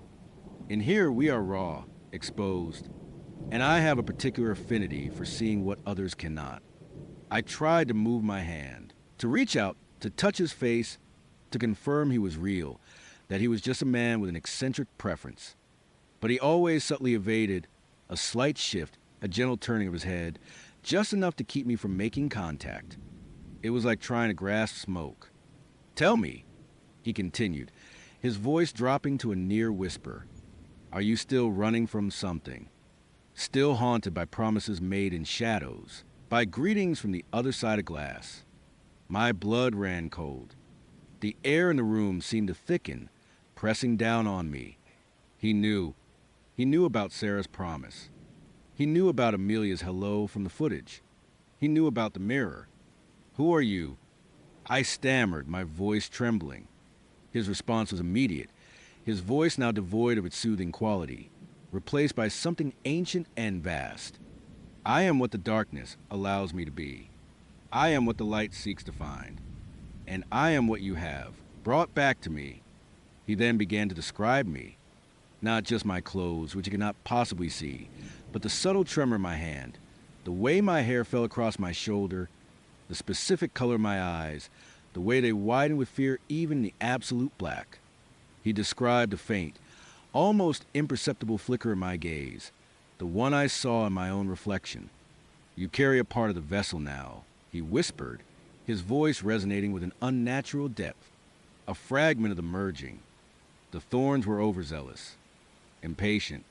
They try to contain what cannot be contained, to bind what seeks only to flow. But they succeeded, in their own way, in preparing you. The horror was not just that he could see me perfectly despite the darkness. It was how he saw me. He was not seeing with eyes, he was seeing with something far more profound, far more terrifying. He was seeing my essence, my soul, the very imprint of the cult's ritual. The darkness is not just a preference for me, he said, his voice now a low, guttural growl that reverberated through my very bones. It is my domain. It is where I truly manifest, and it is where you can truly see me. He paused, a chilling silence stretching between us.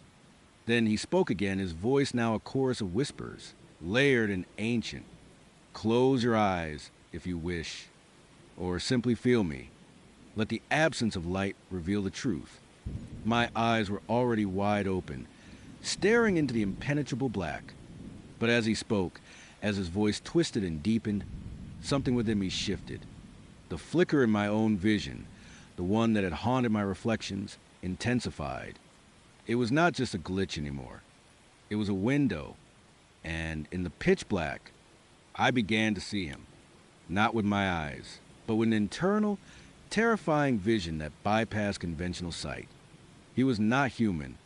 He was an amalgamation of shadows, a towering, amorphous form that seemed to absorb what little light might have existed. His eyes were not eyes, but twin points of burning, malevolent crimson, like coals glowing in the abyss.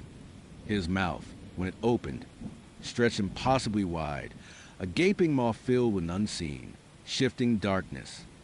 And behind him, not flickering, but solid, imprinted on his shadowy form, were faces. Amelia's face, serene and terrifying, and Sarah's, the cultist, her cruel smile fixed. They were not reflections, they were part of him, absorbed, merged, just as I had been almost absorbed into the mirror. He leaned closer, the oppressive weight of his presence crushing me. The metallic scent was overwhelming now, mixed with something else, something cloying and sweet, like decaying flowers. "Hello," protagonist's name, he whispered, his voice a symphony of ancient, echoing voices. "Welcome back to the fold. The harvest continues. And now you are the shepherd." The darkness was no longer a refuge. It was a cage. And I, the one who had run from reflections, who had sought connection in the deepest shadows, had walked willingly into the arms of the ultimate darkness. I was trapped, not just by him, but by what I had become, a new instrument in the cult's terrifying cycle, doomed to lure others into the unending, silent abyss.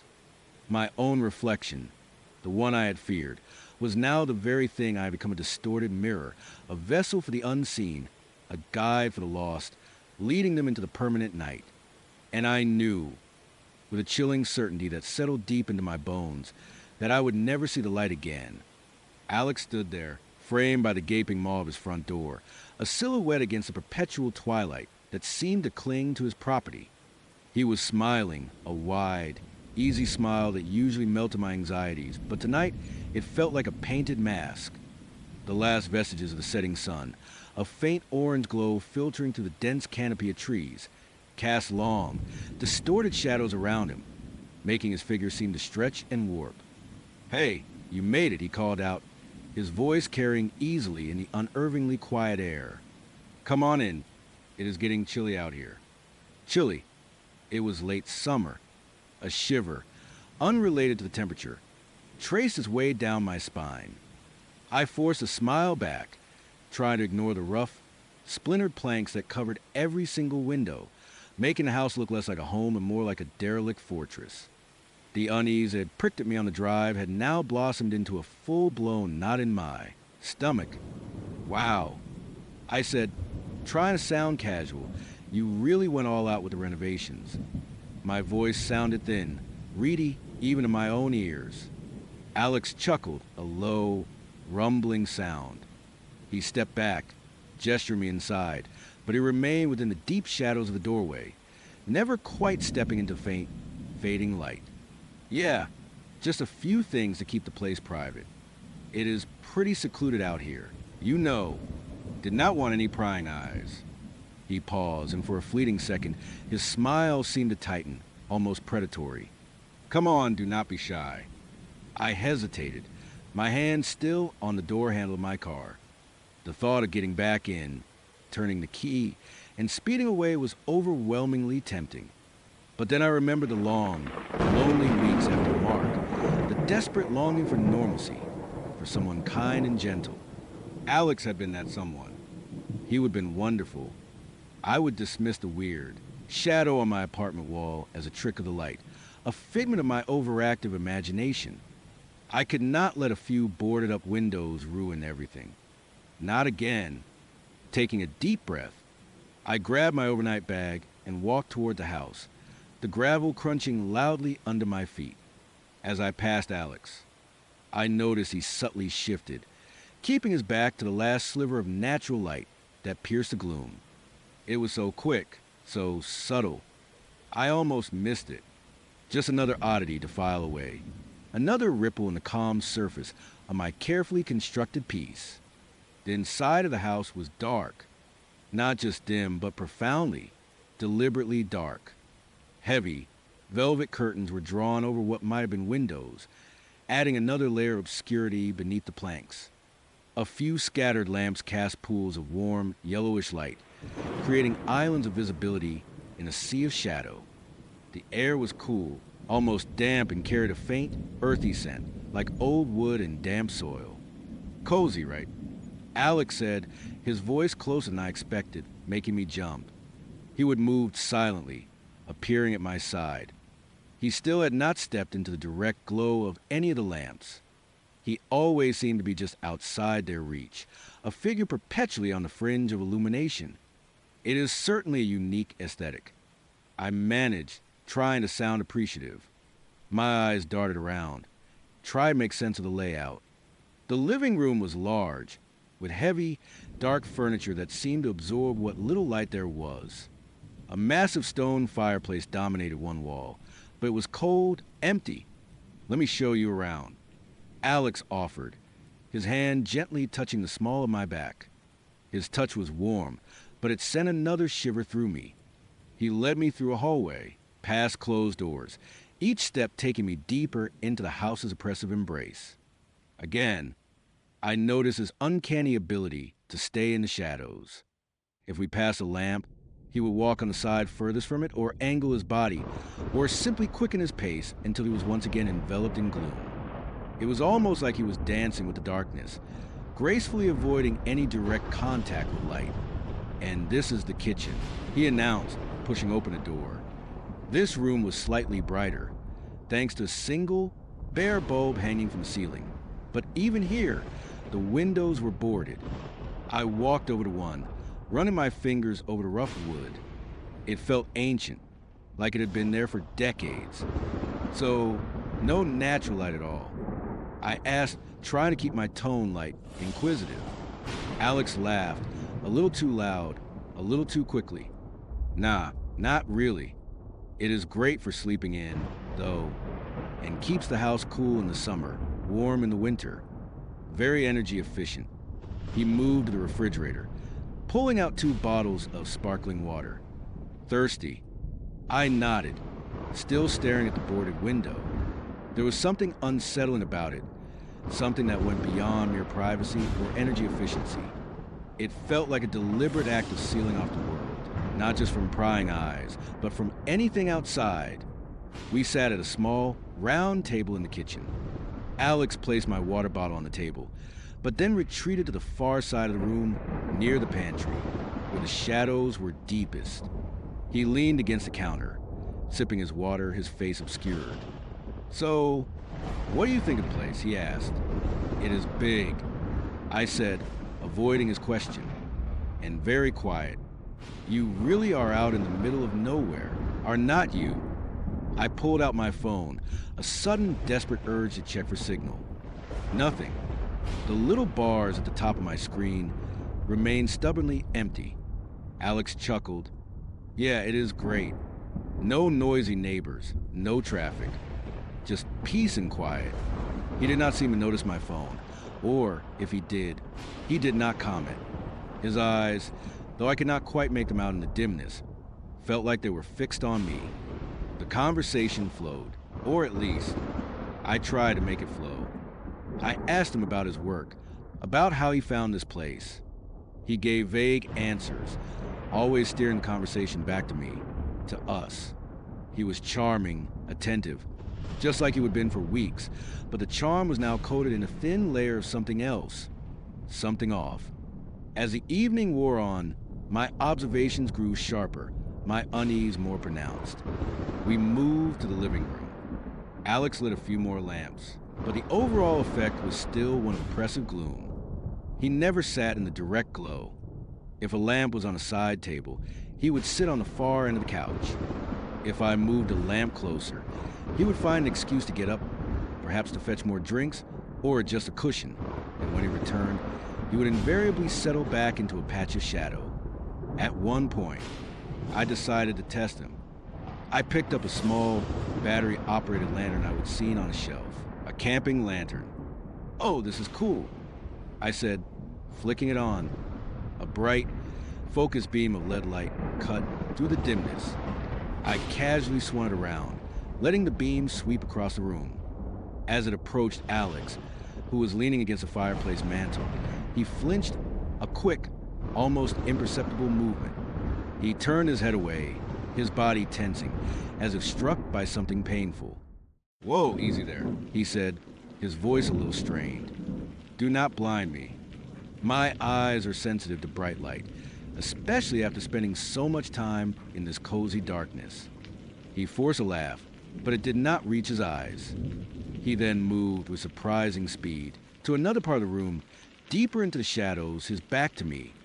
My heart hammered against my ribs. It was not just a preference for dimness, it was an act of avoidance, a physical reaction. The memory of the shadow on my wall, distinct and separate from his body, even behind a closed door, flashed vividly in my mind. What if it was not a trick of the light? What if it was him? I made an excuse to go to the bathroom. Inside, I locked the door and fumbled for my phone again. Still no signal. I tried to call 911, just in case. Nothing. The silence of the house pressing on me, amplifying every creak and groan of the old structure. I splashed cold water on my face, trying to clear my head. This was not normal. None of this was normal. When I emerged, Alex was standing in the hallway, waiting.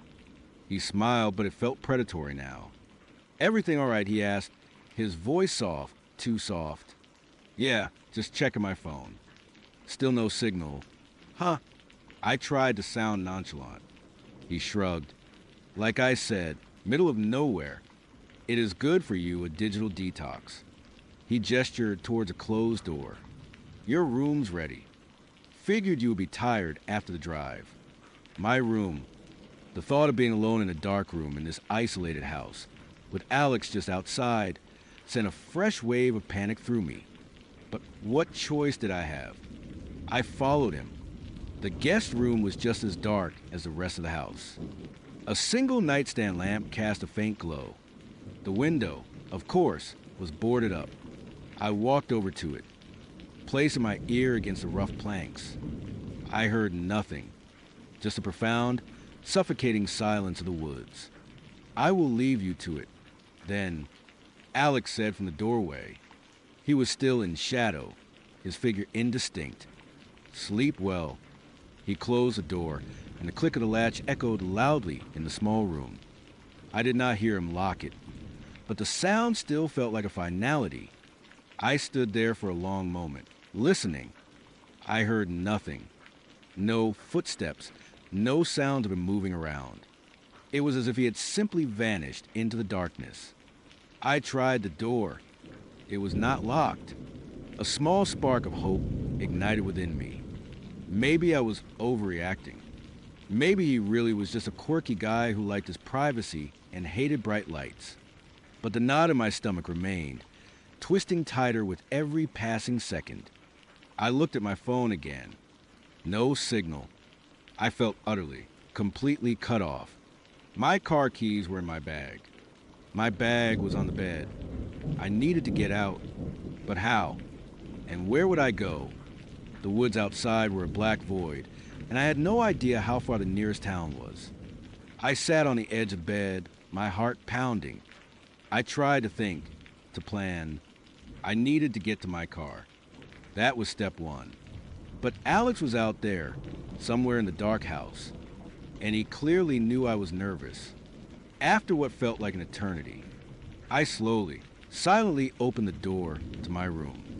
The hallway was pitch black. I could not see a thing. I stretched out my hand, feeling for the wall, inching my way forward. Every creak of the floorboards, every rustle of the curtains made me freeze, my breath catching in my throat.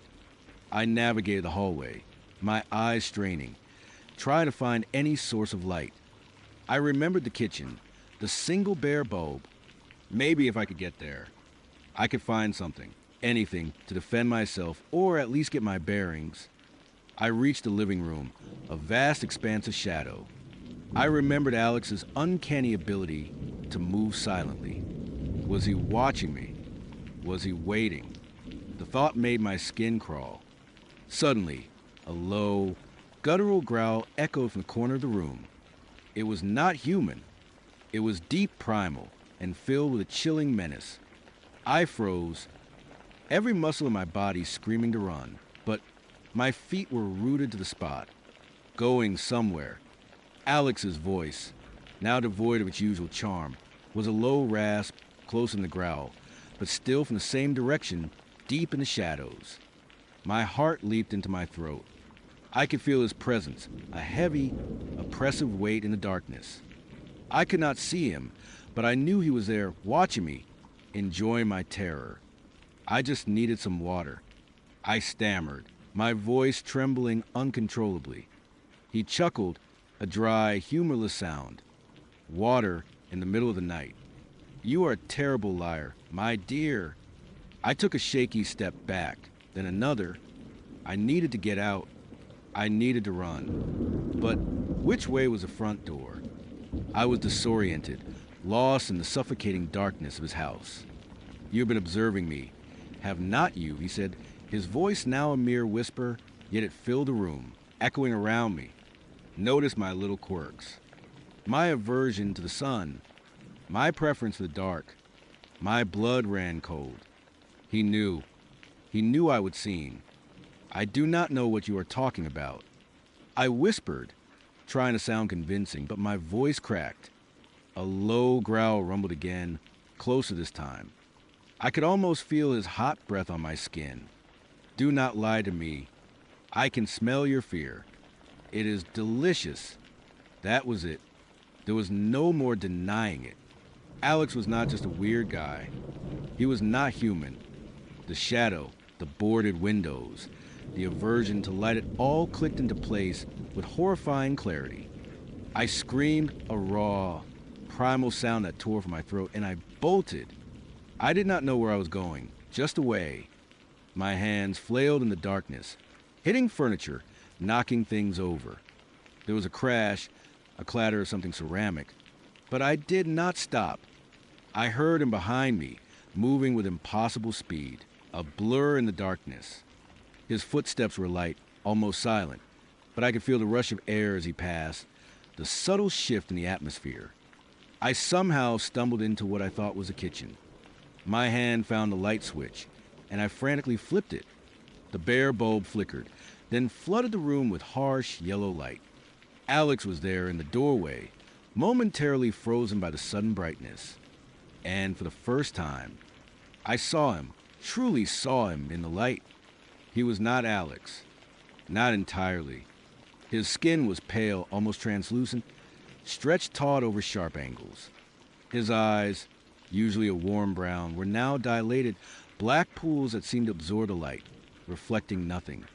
His features were subtly elongated, a predatory sharpness to his nose and jaw. In his mouth it was stretched into a horrific rictus of a smile, revealing teeth that were too long, too pointed.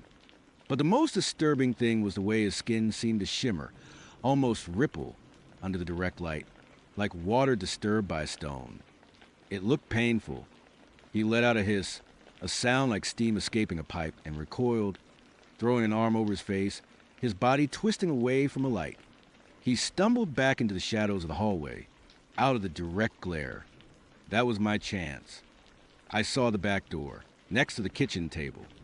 It was heavy, made of solid wood, but it was not boarded up. It was my only way out. I lunged for it, my fingers fumbling for the deadbolt. It was stiff, old. I yanked, twisted, my nails scraping against the metal. Going somewhere, love. His voice, from the darkness of the hallway, was a low growl of pure malice. I heard him move, a quick, stealthy rush. He was coming. Finally, with a loud clunk, the deadbolt slid open. I threw my weight against the door, shoving it open. A gust of cool night air, thick with the scent of pine and damp earth, rushed in. I burst out into the night, not bothering to close the door behind me. The darkness outside was absolute, a thick, inky blackness that swallowed everything. No moon, no stars, just the oppressive canopy of trees. I ran. I did not know where I was going, just away from the house, away from him. The gravel dug into my bare feet. I had not even thought to grab shoes. The sharp, cold stones were nothing compared to the terror that fueled my legs. I could hear him behind me, a rustling in the undergrowth, a soft thud that indicated he was moving with incredible speed. He was not running like a human. It was something else, something faster, more fluid. You can't escape. His voice echoed through the trees, no longer trying to sound human, just a guttural snarl. This is my domain. My woods. Panic clawed at my throat. I stumbled, tripping over a root, falling hard onto my hands and knees. A sharp pain shot through my palms, but I scrambled back up, not even pausing to assess the damage. I could see the faint outline of the drive, the direction I would come from. My car. I needed to get to my car, but it felt miles away, and he was too close. I glanced over my shoulder. In the profound darkness, I saw nothing, but I felt his presence, a cold, suffocating weight. I could hear his breathing now, ragged and shallow, punctuated by soft, almost silent thuds as he moved. Then a new sound, a faint, distant hum. It was almost imperceptible over the pounding of my heart and the rush of blood in my ears, but it was there. A road. A road. I pushed harder, ignoring the burning in my lungs, the ache in my legs.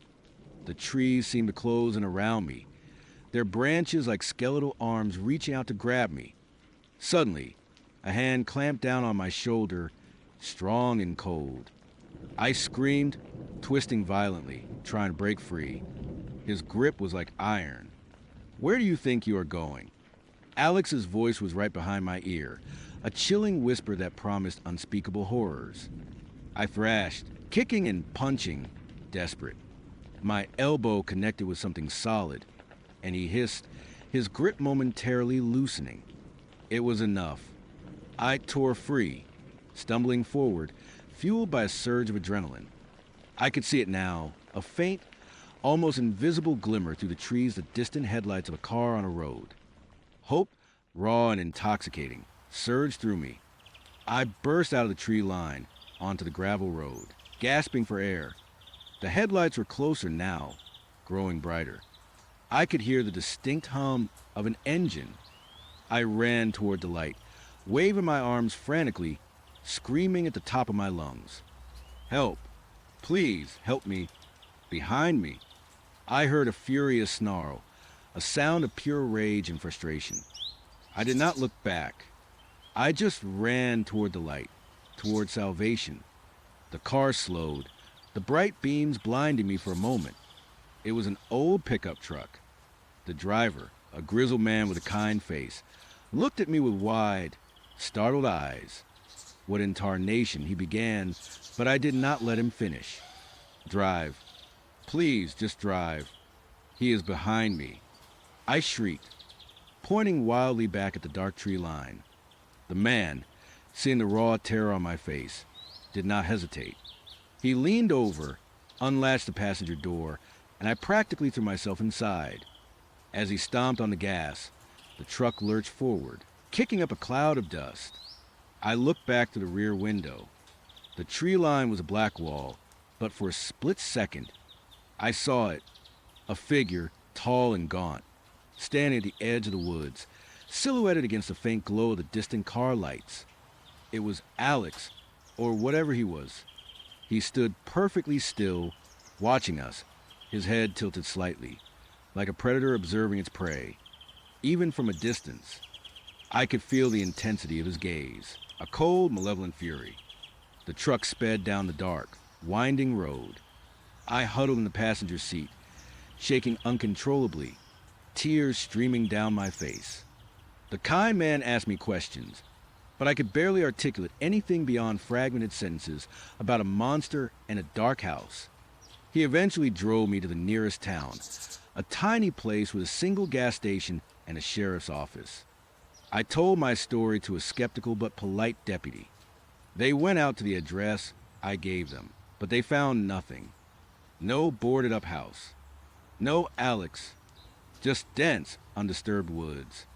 They suggested I would have a panic attack, maybe hallucinated. But I knew what I saw. I knew what I felt. The terror was real. The pain in my scraped hands and feet was real. The memory of Alex's inhuman face, his aversion to light, his guttural growl, it was all burned into my mind. I never went on Tinder again. I moved out of my apartment, out of state, trying to outrun the lingering dread. But sometimes, when the sun dips below the horizon and the shadows lengthen, I still feel it. That cold, oppressive weight. And I find myself instinctively seeking out the brightest light. Always avoiding the dark.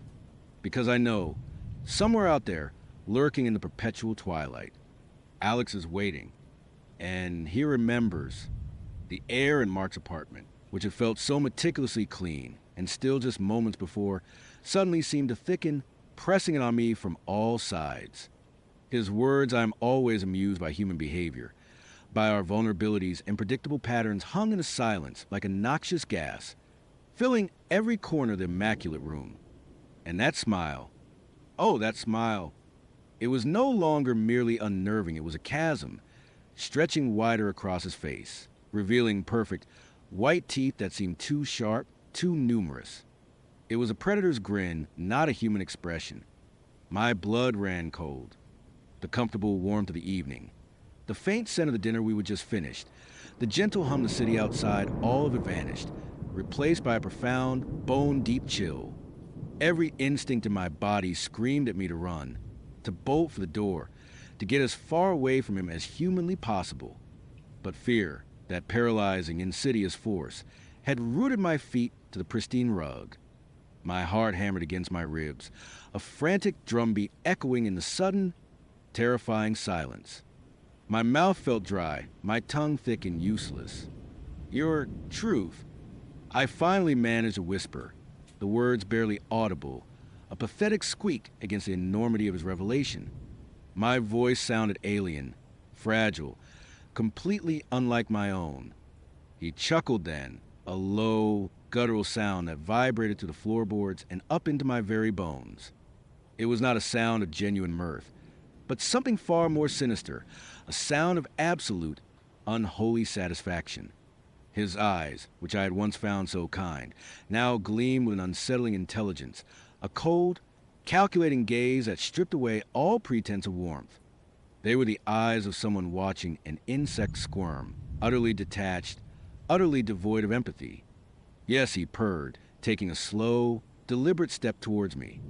The movement was fluid, almost graceful, like a hunter stalking its prey. My truth. Yours, too, in a way. You see, you are quite predictable, are not you? The initial curiosity, the slight unease, the internal debate, and then, despite all your instincts screaming otherwise, you still came here. Fascinating. He took another step, and then another. My breath hitched in my throat. The distance between us, which had felt safe moments ago, now seemed to shrink with each measured movement of his feet. His smile, if possible, stretched even wider, the skin around his eyes crinkling in an unnatural way. It was a smile that did not reach his eyes remained cold, analytical, like a scientist observing a specimen. You are joking, right? I stammered, my voice cracking, a desperate, pathetic attempt to inject some normalcy into the rapidly unraveling situation. I knew it was a lie even as the words left my lips. This was not a joke. This was real. This was a nightmare I had willingly walked into. He stopped directly in front of me, so close I could feel the faint warmth radiating from his body, a warmth that felt like heat from a furnace, not a living human. He tilted his head slightly, a gesture that might have been charming on anyone else, but on him, it was a prelude to something terrible. Joking, he repeated, his voice soft, almost conversational, a chilling contrast of horror in his eyes. "Oh, my dear, I assure you, I am never joking. This is me. This is what I am. And you, well, you are just another delightful addition to my collection of observations." My mind raced, a frantic hamster on a wheel. Collection of observations. What did that even mean? Was I a bug under microscope? A character in his sick, twisted play? My eyes darted around the immaculate living room, searching for an escape, for a weapon, for anything. The sleek, minimalist furniture offered no hiding places, no heavy objects to grab.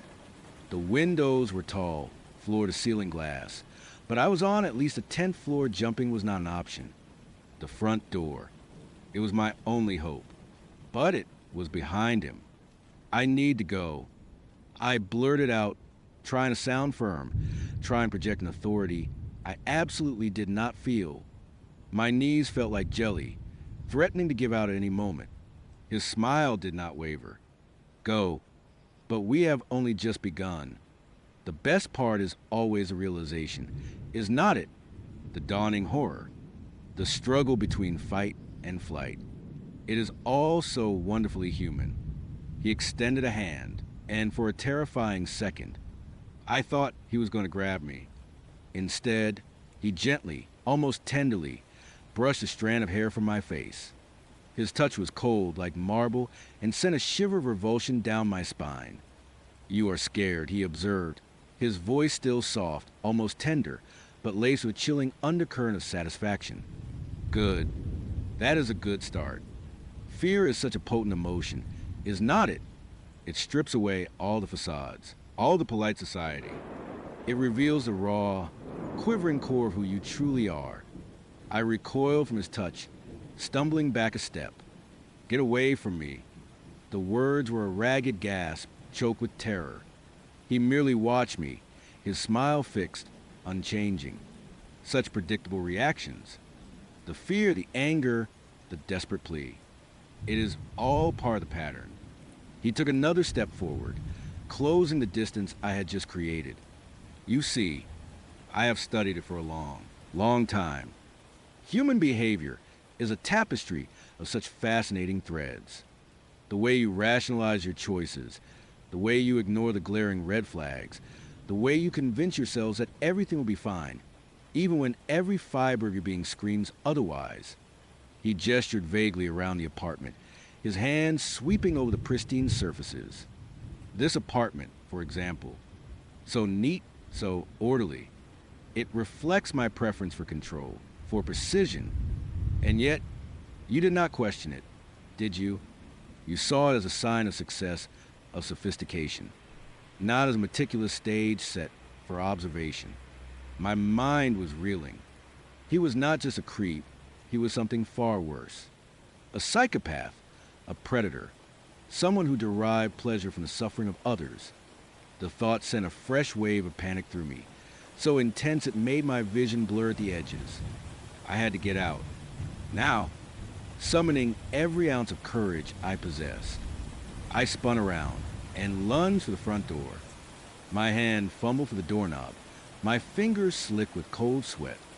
It was a desperate, unthinking move, pure instinct taking over. But Mark was faster. Before my fingers could even brush the cold metal knob, his hand shot out, not grabbing me, but slamming against the doorframe just inches from my head, blocking my path. The sound echoed loudly in the silent apartment, a sharp, concussive crack that made me jump. His arm was like a steel bar, unyielding. I froze, my breath catching in my throat. His face was now inches from mine, his fixed smile stretched taut, his eyes gleaming with an almost ecstatic intensity. I could see the tiny pores on his skin, the faint stubble I had not noticed before. He smelled faintly of expensive cologne and something else, something metallic and faintly sweet, like old blood. Ah, the flight response, he murmured, his voice a low, thrilling whisper, always so exhilarating to witness. The surge of adrenaline, the desperate scramble for survival. It truly is a beautiful thing. I could feel the heat of his breath on my cheek. It was a sickening sensation. My heart was a hummingbird trapped in a cage, fluttering wildly, desperately trying to break free.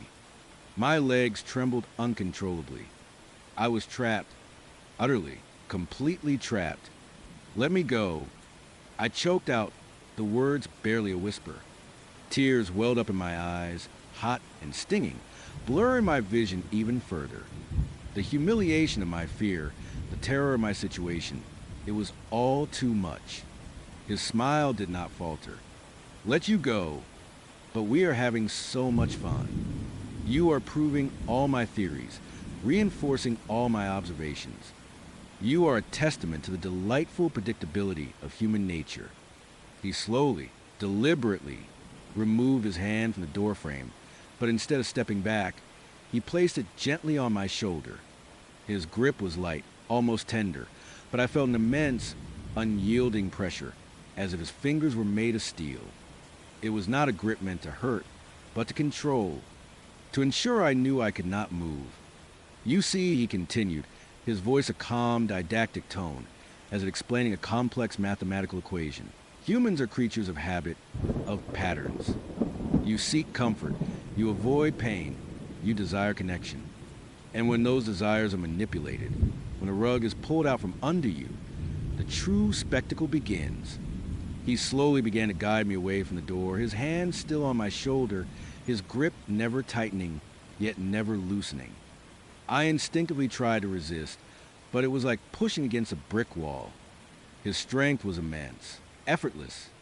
I stumbled backwards, away from my only escape route, back into the sterile, terrifying expanse of his living room. Take your phone out, he instructed, his voice still calm, still smiling. It was not a request. It was an order. My mind, dulled by terror, struggled to comprehend. My phone. Yes, he said, a hint of impatience, a slight tightening of his grip, a subtle change in the light in his eyes. Your phone. I want you to send a message. To your best friend, perhaps, or your mother. Something innocuous. Having a great time, running late, go to stay a bit longer. Something that will ensure no one comes looking for you tonight. The realization hit me like a physical blow. He was not just a psycho, he was a meticulous, calculating one. He had thought this through. He was covering his tracks. He did not want me to just be scared. He wanted me to be completely isolated, completely at his mercy. My hands trembled so violently I could barely retrieve my phone from my purse. My fingers fumbled with the screen, the bright light of the display in agonizing contrast to the darkness swirling in my mind. I opened my messages, my eyes blurring with fresh tears. Hurry now, he prompted, his voice still unervingly pleasant. I would not want you to cause any unnecessary distress to your loved ones, would I? It would not be very kind. Kind. The word was a grotesque mockery, a twisted perversion of its true meaning. My vision swam. I typed out a message to Sarah, my best friend, my fingers shaking so hard I made several typos. Hey, GRT time, gonna stay a bit longer, love you. It was a clumsy, obviously rushed message, but I prayed she would not notice, that she would just assume I was drunk or tired. A tiny, desperate sliver of hope. Perfect, Mark said, watching over my shoulder, his breath warm on my neck. Now, put away. We would not want any distractions, would we? He released my shoulder, and I almost collapsed, my legs threatening to give out. But he was already moving, walking towards a sleek, minimalist table in the corner of the room. On it, among a few art books, sat a single ornate wooden box. It looked out of place in the modern apartment, a relic from another time. My eyes fixated on it, a morbid curiosity momentarily eclipsing my terror. What was in it? What new horror was he about to reveal? He picked up the box, handling it with an almost reverence. It was intricately carved, dark wood, with what looked like a small, silver clasp. He turned back to me, his smile still fixed, but now there was a glint of something new in his eyes' anticipation. You are wondering what is in here. Are not you? He asked, his voice a low, conspiratorial murmur. Another predictable pattern. Humans are inherently curious. It is what often leads them into the most interesting predicaments. He slowly unlatched the box, the soft click echoing in the profound silence of the room. My breath caught in my throat. Every fiber of my being screamed at me to close my eyes, to look away, but I could not. I was mesmerized, a deer caught in headlights. He opened the lid. Inside, nestled on a bed of dark velvet, were not jewels or trinkets or even a weapon. Instead, there were several small, delicate, almost artistic sculptures. They looked like miniature, perfectly rendered human faces. But they were not just faces. They were expressions. One was a tiny, exquisitely detailed face contorted in a silent scream, eyes wide with terror, mouth open in a soundless shriek. Another was a face of profound sadness, tears seemingly frozen on his cheeks. A third depicted a face of pure, unadulterated rage, teeth gritted, brows furrowed. And then there was one, smaller than the rest, a face of serene, almost blissful contentment. My stomach churned. What are those? I whispered, my voice barely a thread. Mark held up the screaming face, turning it gently in his fingers. His smile widened. If that was even possible, a truly grotesque sight. These, he explained, his voice filled with a chilling pride, are my trophies, my observations, immortalized. Each one represents a peak emotion, a pure, unadulterated moment of human experience. The moment when the mask drops, when the true essence is revealed. He looked at me, his eyes burning with an unnerving intensity. This one, he said, gesturing with a screaming face, is a particular favorite. The moment of absolute terror. The raw, primal fear of oblivion. It is exquisite. My blood ran cold, colder than it had ever been. The implications were horrifying. These were not just sculptures, they were mementos. Mementos of people he had terrorized, perhaps even worse. The thought was so sickening, so utterly depraved, that I felt a wave of nausea wash over me. You did this to people. I stammered, my voice trembling uncontrollably. He chuckled again, that same low, guttural sound. Oh, I merely provided the catalyst. The circumstances. The humans themselves provided the art. Their reactions, their vulnerabilities, their predictable patterns. It is all so wonderfully theatrical, is not it? He placed a screaming face back in the box and picked up the one depicting profound sadness. This one, for example, the crushing weight of despair. The moment a person realizes all hope is lost. A truly poignant piece. He looked at me again, his smile unwavering.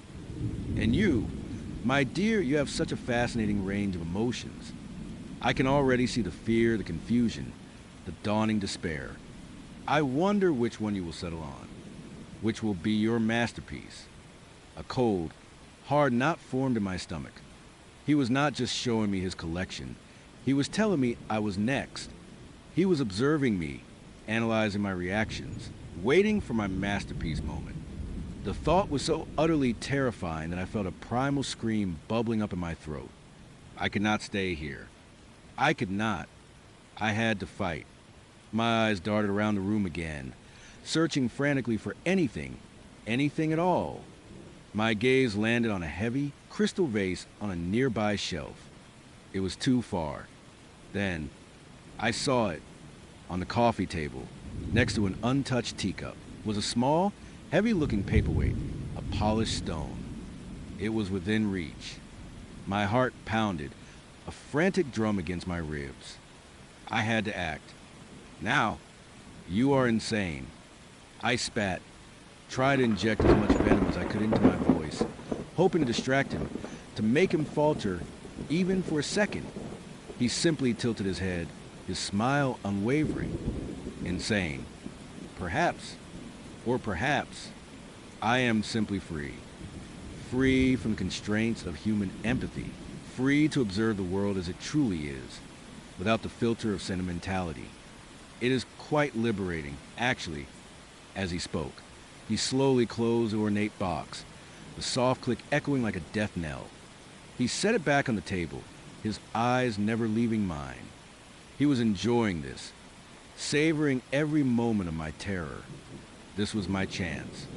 As he placed the box down, his attention briefly shifted a fraction of a second, but it was all I needed. With a surge of adrenaline, I lunged forward, not at him, but at the coffee table. My hand shot out, grabbing the polished stone paperweight. It was heavier than I expected, a comforting weight in my trembling hand. Mark's eyes widened slightly, the first flicker of surprise I had seen on his face. His smile, for a fleeting moment, seemed to falter just a fraction. "Ah, the fight response," he murmured, his voice now tinged with new, almost eager interest. "Excellent. I was wondering when you would choose your path." I did not hesitate. With a guttural cry, I swung the paperweight, aiming for his head. It was not a graceful movement, but a desperate, wild arc born of pure terror and adrenaline. He was quick, incredibly quick. He moved with a speed that defied human ability, a blur of motion. He did not dodge entirely, but shifted just enough that the paperweight, instead of connecting with his temple, slammed into his shoulder with a sickening thud. A gasp escaped his lips, a sound of genuine pain. His smile finally, completely vanished, replaced by a grimace of surprise and anger. His hand instinctively went to his injured shoulder, his fingers pressing against the fabric of his expensive shirt. This was my only chance. Without waiting to see the extent of the damage, I spun around again, my eyes fixed on the front door. My legs, despite their trembling, propelled me forward. I fumbled for the doorknob, my fingers scrambling, my mind screaming at me to move faster, faster.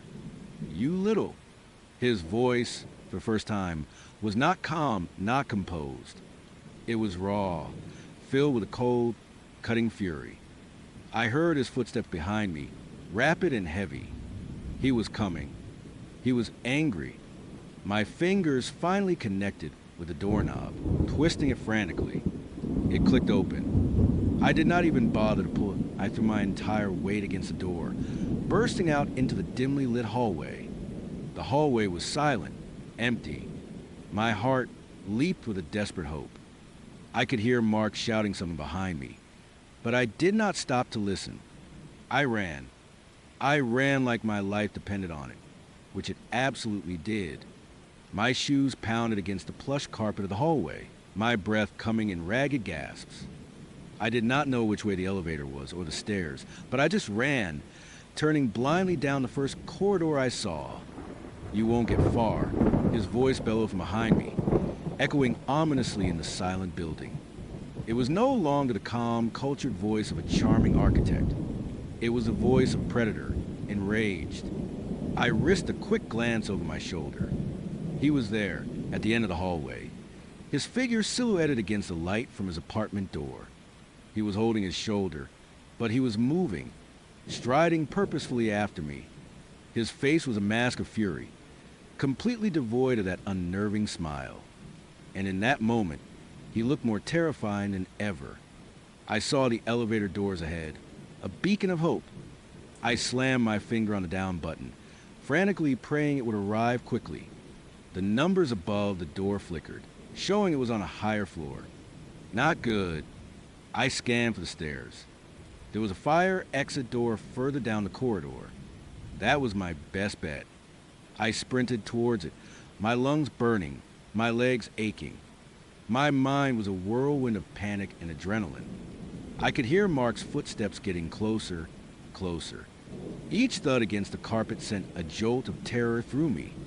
I reached the fire exit door, grabbing the cold metal bar and pushing it open with all my might. It swung inwards with a groan, revealing a stark, concrete stairwell, dimly lit by emergency lights. The air in there was stale and cool. I did not look back. I plunged down the stairs, taking 2, sometimes 3 steps at a time, my feet clattering loudly on the concrete. The sound echoed deafeningly in the enclosed space. I could hear him enter the stairwell behind me, his footsteps heavier, more controlled, but still rapid. He was gaining on me. I stumbled, my ankle twisting painfully, but I forced myself to keep going. The image of those tiny, sculpted faces flashed in my mind, the screaming face, the face of despair. I would not be one of his trophies. I would not. Down, down, down I went, the floors blurring into an endless descent. My legs screamed in protest, my lungs burned, but the fear of what was behind me was a far more powerful motivator. I heard him shout my name, his voice distorted by the echoes in the stairwell, but it was still chillingly clear. You can't escape your nature. You will come back. His words, meant to terrify, only fueled my desperation. I pushed harder, forcing my exhausted body to move faster. I could see the ground floor now, the exit sign a glorious, glowing green. I burst through the fire exit door on the ground floor, out into the lobby. It was empty, thankfully. The building security guard was nowhere in sight. I did not waste a second. I bolted for the main glass doors, pushing them open with a frantic shove. And then I was outside. The cool night air hit my face, a welcome shock after the stale air of the stairwell. The city lights, which had seemed so impersonal and distant earlier, now felt like a comforting embrace. I ran across the pavement, not knowing where I was going, just away. Away from that building, away from Mark, away from that terrifying smile. I did not stop running until my lungs felt like they would burst and my legs gave out from under me. I collapsed onto a park bench several blocks away, gasping for air, tears streaming down my face. My body shook uncontrollably, a violent tremor that would not stop. I pulled out my phone, my hand still shaking too much to hold it properly. I called Sarah, my best friend. It rang twice, 3 times, and then her sleepy voice answered. Hello. What is up? Is everything okay? Your text was weird. Sarah. I choked out, my voice raw and hoarse. Sarah. He is a monster. He tried to keep me. The words tumbled out, incoherent, frantic. Whoa, slow down. What are you talking about? Who is a monster? Mark, she asked, her voice instantly alert, concerned. Yes, he is not human. He has these faces. He collects them. He wanted me to be one of them. I cried, the memory of those sculpted faces making me gag. Sarah's voice was calm but firm. Okay. I am coming to get you. Where are you? Tell me exactly where you are. Are you safe right now? I managed to give her my location, my voice still trembling. She told me to stay put, that she was on her way. As I waited, huddled on the cold park bench, the adrenaline slowly began to recede, leaving behind a crushing wave of exhaustion and trauma. My shoulder ached where I was slammed into the doorframe. My ankle throbbed from the stumble, and my entire body felt bruised and battered, not just physically, but emotionally. The image of Mark's face, not his charming smile, but the look of cold fury as I struck him, was burned into my mind. And that fixed, unnerving smile, the one that never faded, even when he was explaining his monstrous truth. It would haunt my dreams for a long time. Sarah arrived a few minutes later, her car squealing to a stop beside me. She jumped out, her face etched with worry. She took one look at me, my tear-streaked face, my disheveled hair, my trembling body, and pulled me into a fierce hug. Oh my God, what happened? She whispered, her voice thick with concern. I could not speak for a moment, just clutched onto her, burying my face in her shoulder. The relief of being safe, of being with someone who cared, was overwhelming. Eventually, I managed to tell her everything. Every horrifying detail, from the unnerving smile to the chilling revelation, to the ornate box of trophies, to my desperate escape down the stairwell. She listened in stunned silence, her eyes wide with disbelief and horror. "We need to go to the police," she said firmly when I finished, her voice shaking slightly now. "They won't believe me," I whispered, tears starting again. "He is so charming, so put together. They will think I am crazy. They will think I am making it up. We have to try," she insisted, her grip on my hand tightening. "This is not right. This is not okay. What he did, what he said, he is dangerous." And she was right. He was dangerous. More dangerous than anyone I had ever encountered. The kind of danger that did not just threaten your physical well-being, but your very sanity. The police, as I had predicted, were skeptical. They listened patiently, took notes, but their expressions were polite and unconvinced. Mark was a respected architect, no criminal record, lived in a high-rise, immaculate apartment. My story of a man who collected sculpted faces of terror and despair, who was amused by human vulnerability, sounded like the ramblings of a traumatized woman. They took my statement, promised to look into it, but I could tell they did not believe a word of it. They probably thought I had a bad date and just freaked out. I never saw Mark again. I moved out of my apartment a few weeks later, unable to shake the feeling that he might find me. Every kind smile I saw on a stranger's face now made me flinch. Every perfectly composed person filled me with a fresh wave of dread. I knew deep down that he was still out there, still observing, still collecting his masterpieces. The world felt different after that night. The vibrant colors seemed a little duller, the sounds a little sharper. I was no longer the optimist I had once been.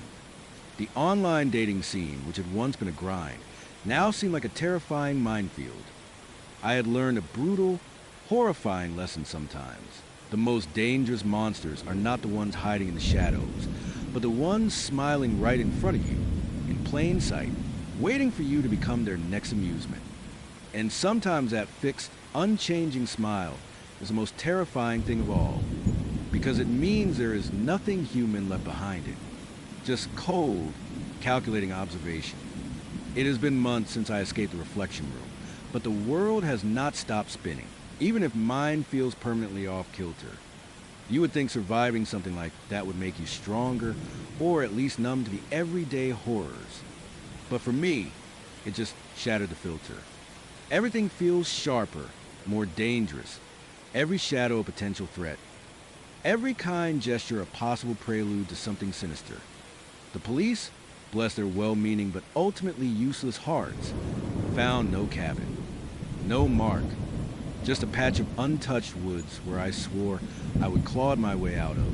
Hell, they called it a severe dissociative episode, a trauma response. I called it a cover-up, or maybe, just maybe, an impossible truth.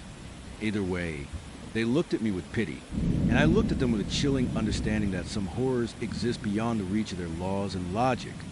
My hopeful nature, the one that saw the best of Mark despite the red flags, is gone.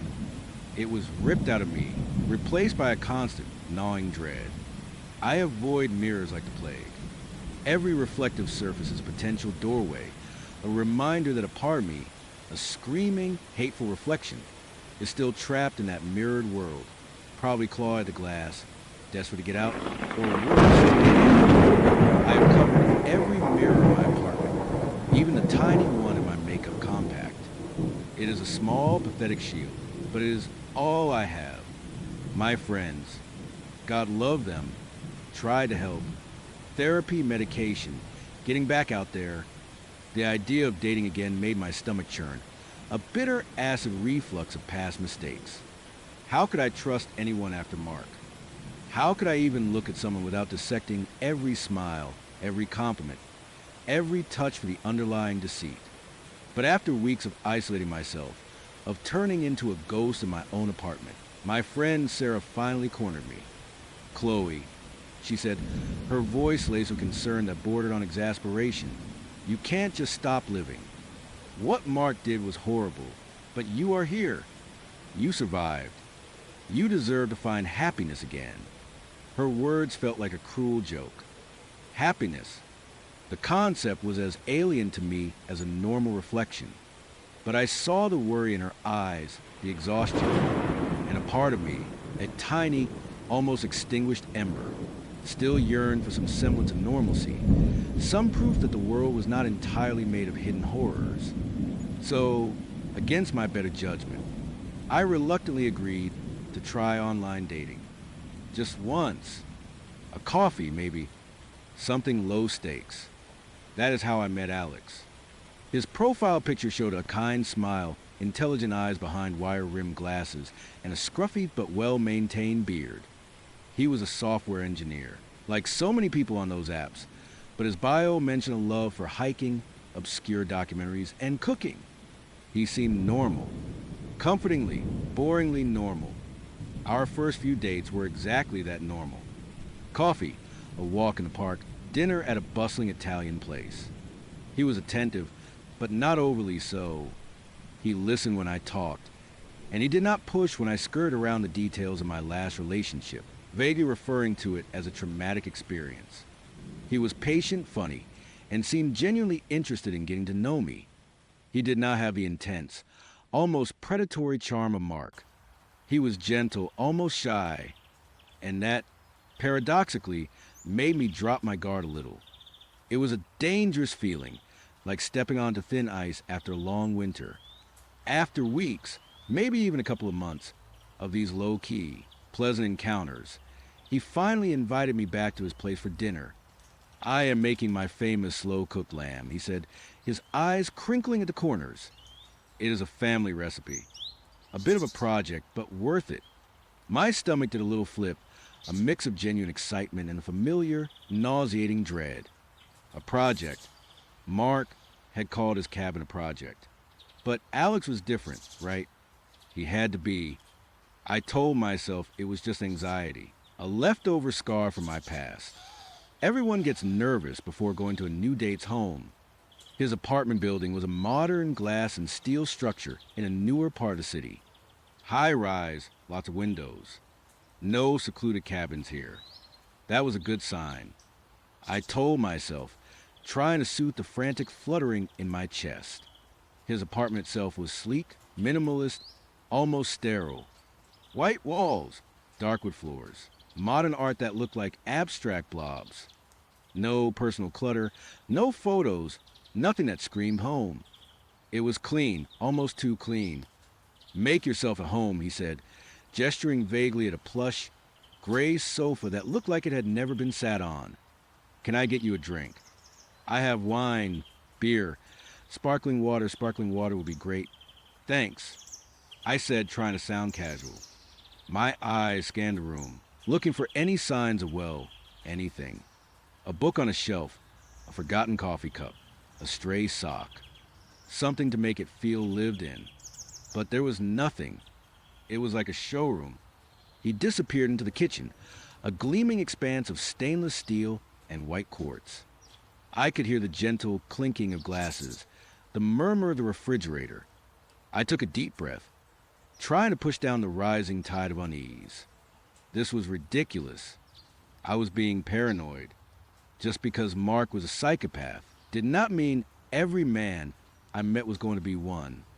A few minutes later, he returned with 2 tall glasses of sparkling water, a slice of lemon floating in each. To a good evening, he smiled, raising his glass. I clinked mine against his, the sound surprisingly loud in the quiet apartment. We talked for a while, sipping our drinks. He told me about his work, a complex algorithm he was developing. I feigned interest, my mind still buzzing, constantly scanning, assessing. He seemed perfectly normal. Maybe even a little too normal, if that makes sense. Like he was playing a role. But then again, was not I doing the same? Try and project an image of a woman who was not constantly on the verge of a panic attack.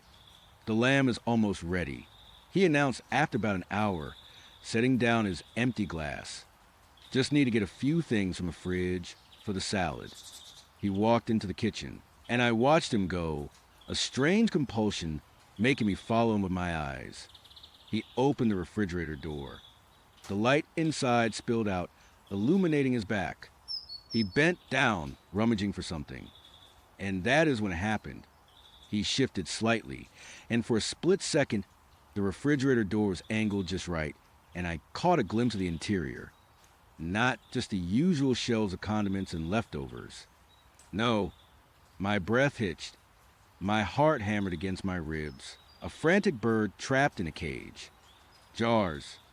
Rows and rows of glass jars. And inside them it was impossible to make out the details from my vantage point in the living room, but the shapes, the colors, they were not food. They were organic, like something from a biology lab, or worse, a butcher shop specializing in the grotesque. My mind reeled. No, it can't be. You are seeing things. Chloe, your trauma is playing tricks on you. But the image was seared into my brain. The unnatural pallor, the faint, disturbing outlines. Alex straightened up, pulling out a plastic container of pre-washed salad greens. He closed the fridge door with a soft click, and the unsettling vision vanished. He turned, smiling. Salad's next. Want to help me toss it? My throat was suddenly dry, parched. Yeah, sure. I croaked, trying to sound normal, trying to ignore the cold dread that was already coiling in my stomach. I stood up, my legs feeling strangely heavy, as if I was walking through water. As I walked towards the kitchen, every nerve ending screamed at me. Get out. Run. Now. But I could not. Not yet. I needed to see. My morbid curiosity, a twisted byproduct of my past trauma, compelled me forward. I needed to confirm what I thought I saw. I needed to know if this was another one of those situations, or if I was truly just losing my mind. I entered the kitchen, forcing a weak smile. Alex was already at the counter, methodically chopping tomatoes. Just grab the dressing from the fridge. Would you? Bottom shelf, usually behind the milk. My heart skipped a beat. This was it. The opportunity. I walked to the refrigerator, my hand trembling slightly as I reached for the handle. I took a deep, shaky breath, trying to prepare myself. This was not going to be pretty. I pulled the door open. The cold air hit my face, carrying with a faint metallic scent, subtly masked by the smell of fresh produce. My eyes immediately dropped to the bottom shelf, searching for the dressing. But my gaze was pulled inexorably to the other shelves, to the rows of jars I would glimpse from the living room. And there they were, clear glass jars of various sizes, filled with a cloudy, yellowish liquid. And suspended within that liquid, floating ethereally, were organs. My stomach lurched. My breath caught in my throat. One jar held what looked unmistakably like a human heart. It was a dull, grayish red, with bits of tissue still attached, the arteries and veins like gnarled roots. It looked almost perfectly preserved, sickeningly lifelike. Next to it, a smaller jar contained a pair of eyes. They were milky white, the pupils dilated and fixed, staring out blankly from their glassy prison. They seemed to follow me, accusingly. Another jar held what appeared to be a section of intestine, coiled neatly like a snake. And then, the most disturbing of all, a jar with what could only be a human brain. It was a pale, convoluted mass, suspended in the fluid, its delicate folds eerily distinct. My vision swam. A wave of nausea washed over me, threatening to overwhelm me. My hands started to shake violently. The metallic scent was stronger, now mixed with something else, something cloying and sweet like formaldehyde.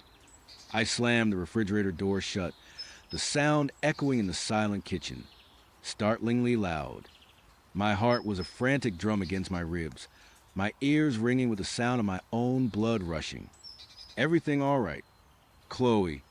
Alex's voice, calm and even, cut through the panic. I spun around, my back pressed against the cold metal of the fridge door. He was looking at me, a slight frown on his face, a knife poised over a half-chopped cucumber. His eyes were unreadable. Yeah, yeah, fine. Just I could not find the dressing. I stammered, my voice thin and reedy. My mind was racing, trying to process what I would seen, trying to figure out an escape route, trying to keep my composure. He chuckled softly. It is right here, actually. I pulled it out earlier. He gestured to a small bottle of vinaigrette on the counter, right next to where he was chopping. My cheeks flushed. A lie and a bad one. He must have seen my reaction. He must have known what I saw. My past trauma, the memories of Mark in the reflection room, flooded back with terrifying clarity. The subtle red flags I would dismiss, the sterile apartment, the almost too normal demeanor. They all coalesced into a single, terrifying image. Alex was another one. Another monster hiding in plain sight. Oh, right? My mistake. I forced out, trying to appear nonchalant.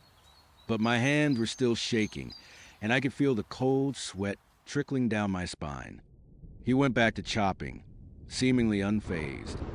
But I could not shake the feeling that his eyes were lingering on me, just a fraction of a second too long. When he thought I was not looking, I needed to get out, immediately. But how? I was in his apartment, high up in a building, far from the street, and he was between me and the door. My mind raced, frantically searching for an excuse. You know, I began trying to keep my voice steady. I just remembered I have an early meeting tomorrow, a really important one. I should probably head out soon. He stopped chopping, slowly. He placed the knife down on the cutting board with a soft thud. The silence that followed was deafening, heavy with unspoken tension. An early meeting, he repeated, his voice still calm, but something in his tone had shifted. It was flatter, colder. But the lamb is almost ready. It has been cooking all day. Chloe, it would be a shame to waste it. He turned to face me fully now, his hands resting on the counter. His smile was gone. His eyes, behind the wire-rimmed glasses, were no longer kind. They were sharp, analytical, like a predator assessing its prey. I know. I stammered, backing away slowly, inch by agonizing inch, towards the living room, towards the front door. And it smells amazing, truly. But this meeting, it is critical. My boss is counting on me. He took a step towards me. Then another. Is it really? Chloe, or did you perhaps see something you were not supposed to see? My blood ran cold. He knew. He absolutely knew. The mask was off. I do not know what you are talking about. I whispered, my voice barely audible. He stopped a few feet from me, his gaze intense, piercing. Do not you. The jars. Chloe, the contents of my collection. He said the word collection with a strange reverence, a possessive pride that made my skin crawl. I just saw some jars. I tried, desperate to deny, to deflect. I did not really look. I was just trying to find the dressing. He let out a soft, humorless laugh. Chloe, you slammed the door shut like you had seen a ghost. Your face went white. Your hands are shaking. Do not insult my intelligence. He took another step, closing the distance between us. I know what you saw, and I know what you are thinking. My mind flashed back to Mark, to his chilling reveal in the reflection room. A vessel, a sacrifice, the same cold, calculating intelligence, the same utter lack of empathy. What are they? I asked, my voice trembling, unable to hold back the question. My survival instincts were screaming at me to run, but a morbid part of me needed to understand. Even if it was the last thing I ever did. His eyes gleamed. They are research, experiments, components. He gestured vaguely back toward the kitchen, towards the refrigerator. You see, Chloe, I am fascinated by consciousness, by what makes us, and what happens when that consciousness is displaced. Displaced. The word hit me like a physical blow, It echoed Mark's talk of doorways and other possibilities, of reflections as separate entities. My blood ran colder than the contents of his fridge. Mark. I whispered, the name a raw, painful sound. Do you know Mark? His expression did not change, but a flicker of something, recognition or surprise, crossed his eyes. Mark. Mark who? He played it off, but I saw it. He knew. Mark, the man who brought me to the reflection room. I pressed, my voice gaining a desperate edge. The man who trapped my reflection. The man who wanted to bring his reflection through. Alex's gaze sharpened, a predatory glint entering his eyes. He took another step, now dangerously close. The reflection room. So it was real, and you are the one who escaped. His voice was low, almost a whisper, filled with a chilling curiosity. Fascinating. I have been looking for you. Or, rather, someone like you. My stomach dropped. This was not just a random encounter. This was connected. This was a trap laid specifically for me. What do you mean you have been looking for me? I demanded, my voice rising. What do you want? He reached out his hand slowly, deliberately, tracing a path toward my face. I flinched, instinctively recoiling. He stopped, his hand hovering in the air. Chloe, you are a unique specimen, he said, his voice a silky purr. You have crossed over. You have seen behind the curtain. And your reflection, it is still out there, is not it? Trapped, screaming. He paused, a strange, almost ecstatic look on his face. That is incredibly rare. Most people who encounter such anomalies, they either go mad or they do not come back at all. But you did, and you carry a piece of that other world with you. My mind raced, connecting the dots, the organs, the jars, his fascination with consciousness. He was not just a collector, he was a twisted researcher, trying to understand, perhaps even replicate, what Mark was doing, or worse, to improve upon it. The organs, I said, my voice barely a whisper. Are they for the reflections? To bring them through. He smiled, a wide, unsettling grin that stretched his lips, revealing perfectly white teeth. Not precisely for them, Chloe, but from them. Or, rather, from those who have interacted with them. Those who have been altered by them. I study the biological remnants, the residual energy. I believe there are physical changes that occur when one's consciousness is exposed to that other dimension. The organs in my fridge, they are samples. Each one tells a story. Each one holds a key. My blood ran cold. He was not just a collector. He was a vivisectionist of the soul, dissecting the physical manifestations of metaphysical horror. And now he wanted me, my body, my mind, my unique connection to the mirrored world. You are insane. I breathed, the words tasting like ash in my mouth. He chuckled a dry, academic sound. Perhaps, or perhaps I am simply on the cutting edge of a new field of science. A field Mark was merely dabbling in clumsily, dangerously. He was a brute, a fanatic. I am a scholar. Chloe, a meticulous observer. And you, my dear, are the most valuable specimen I have encountered yet. He took another step, cutting off my path to the front door. My eyes darted around the apartment, desperate. No escape. The windows were high, the fall lethal. The front door was my only chance, and he was blocking it. What do you want to do with me? I asked, try and keep the terror from completely overwhelming my voice. I want to understand, he said, his voice almost gentle, almost reassuring, which only made it more terrifying. I want to study the effects of prolonged exposure to a displaced reflection.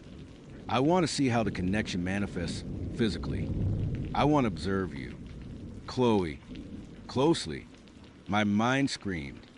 Observe. Mark had observed me, watching me slowly break in the reflection room. This was not a date. This was an abduction, a scientific experiment, and I was the unwilling subject. No, I said, my voice gaining strength, fueled by a surge of adrenaline and a desperate will to survive. You are not touching me. I am leaving. I lunged, not for the door, but for the kitchen counter, grabbing the heavy, sharp chef's knife he had been using just moments before. My hand closed around the cold handle, my fingers trembling but firm. Alex's eyes widened in surprise, a flicker of something akin to annoyance crossing his face. Now, Chloe, there is no need for that, he said, his voice still calm, but with an underlying edge of steel. He began to advance, slowly, cautiously, circling me. I held the knife out, pointing it at him. Stay back. I swear to God, I will use it. He laughed again, a chilling sound. You really think you can stop me? Chloe, I have dealt with far more volatile subjects. You are traumatized. Yes, but you are still just a woman. And I am quite strong. He lunged, surprisingly fast for his lean frame. I screamed a raw, guttural sound and swung the knife wildly. He sidestepped, moving with an unnerving grace, and grabbed my wrist, twisting it. The knife clattered to the floor, sliding under the kitchen island. Panic, cold and absolute, seized me. I thrashed, kicking and struggling, but he was stronger, his grip like iron bands.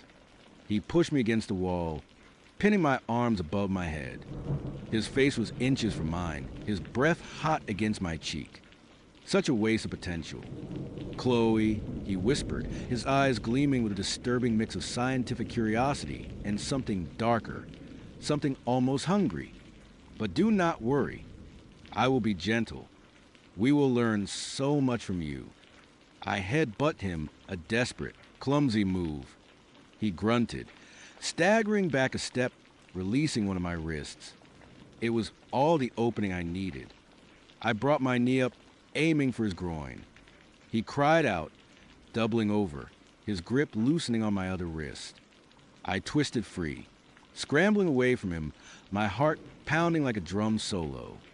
He was still bent over, groaning, but I knew he would not be down for long. My eyes darted around, searching for anything. My gaze fell on the refrigerator, and for a split second, I saw it again, not in the glass door, but in the polished stainless steel. A distorted reflection of my own terrified face, eyes wide with horror, mouth agape in a silent scream. And for a fleeting, terrifying moment, I thought I saw another face behind me, grinning, its features twisted in a familiar, malevolent sneer. My reflection, or was it just my mind playing tricks? But the image, however brief, ignited a furious spark of defiance within me. I was not going to be another specimen in his twisted collection. I was not going to let another monster take me. I spun around, not toward the front door, but towards the kitchen. Alex was straightening up, his face contorted in pain and rage. He saw me heading for the fridge, and his eyes widened. No, he roared, lunging again. But I was faster. I yanked the refrigerator door open, ignoring the metallic scent, ignoring the horrors within.